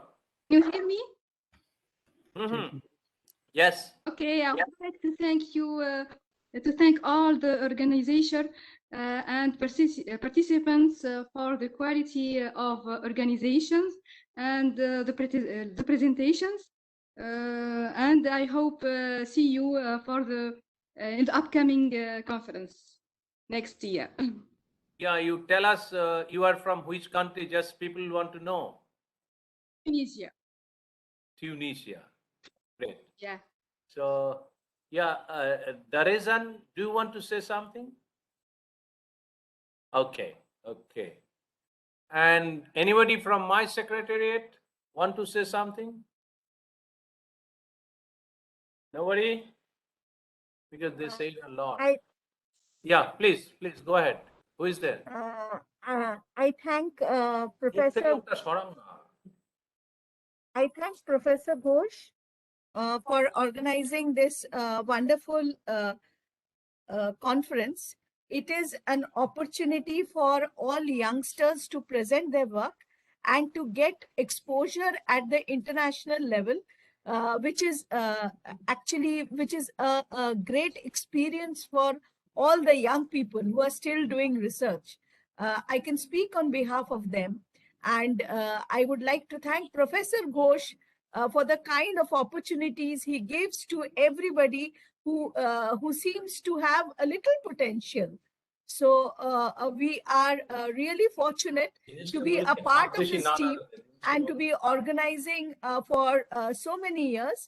I hope that we have a physical meet next year so that we get to meet all the dignitaries who come over, all the friends of Professor Ghosh and all the collaborators of Professor Ghosh who come over, who encourage us, who participate, who give their suggestions. So it's a big learning process for everybody. And this is also a platform for big collaborations also. Okay, many of the people have started collaborating with others after coming to this conference and making friends and knowing each other. So it has been a wonderful experience. Hope this journey continues for many more years to come. I pray that all of us remain safe. I'm so thankful to be a part of this. And it was this year, it was especially different kind of experience being at the Secretariat and being online. Okay, seeing everybody online. Last year also was the same. And there was this one research scholar who presented his paper from the hospital. So he's infected, but yet he managed to present his paper. We from IconSWM appreciate every such effort.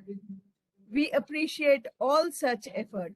I see Asma Ben Abdullah, her hand is raised.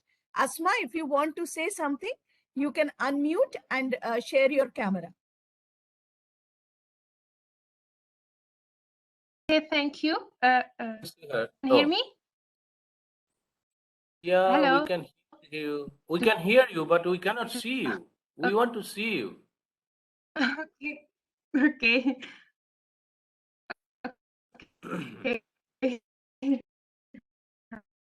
Okay. Okay, carry on. Oh, so little. Please go ahead. And Okay, carry on. You have some problem with the microphone.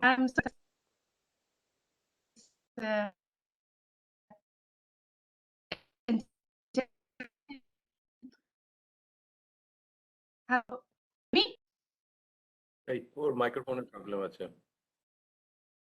I think if you shut down your camera, you'll get a better. We could hear you before. Hello. Asma, please close your camera and you can speak possibly.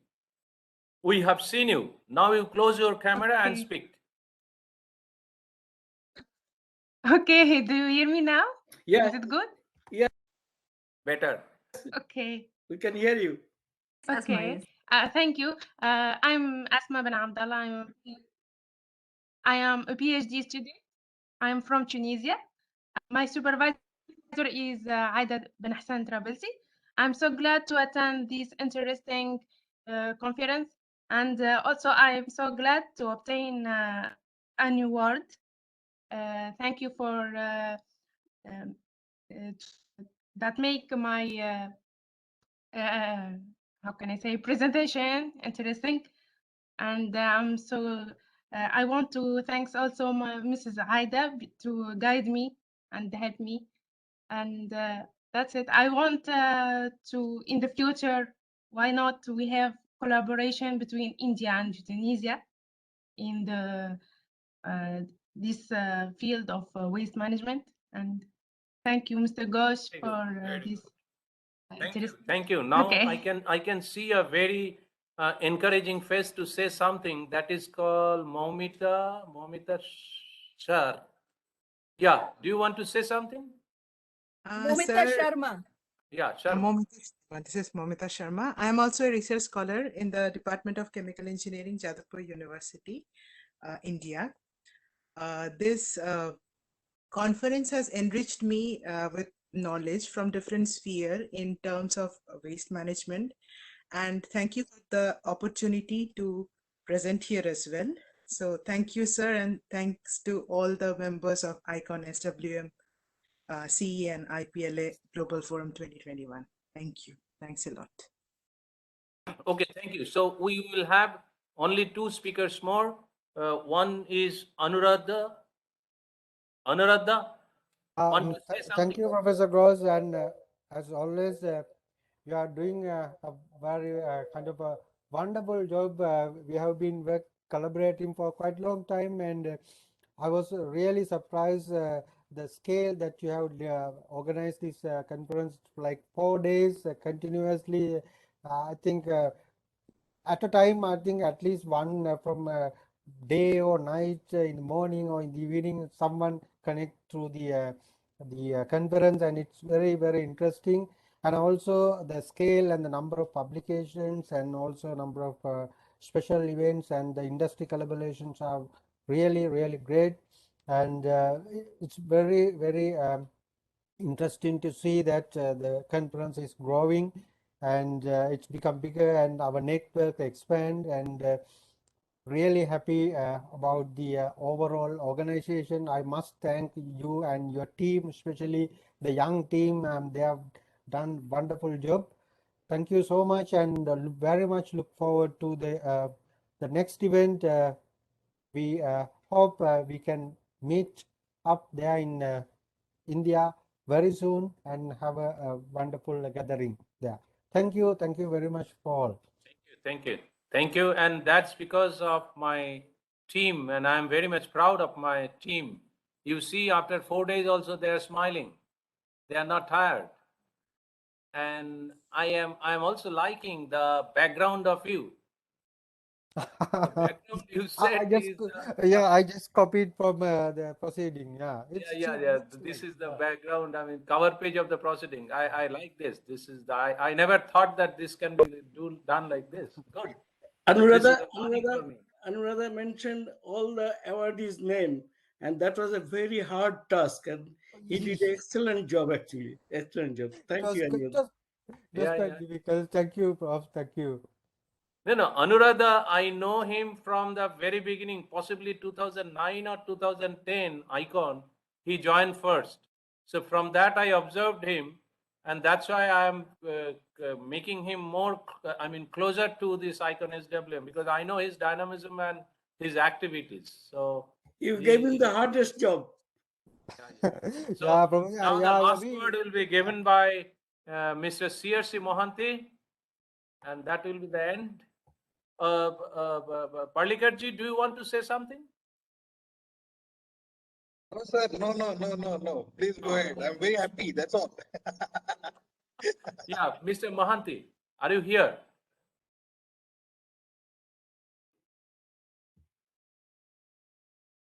Yes. Please. Professor Ghosh. So you will be the last speaker.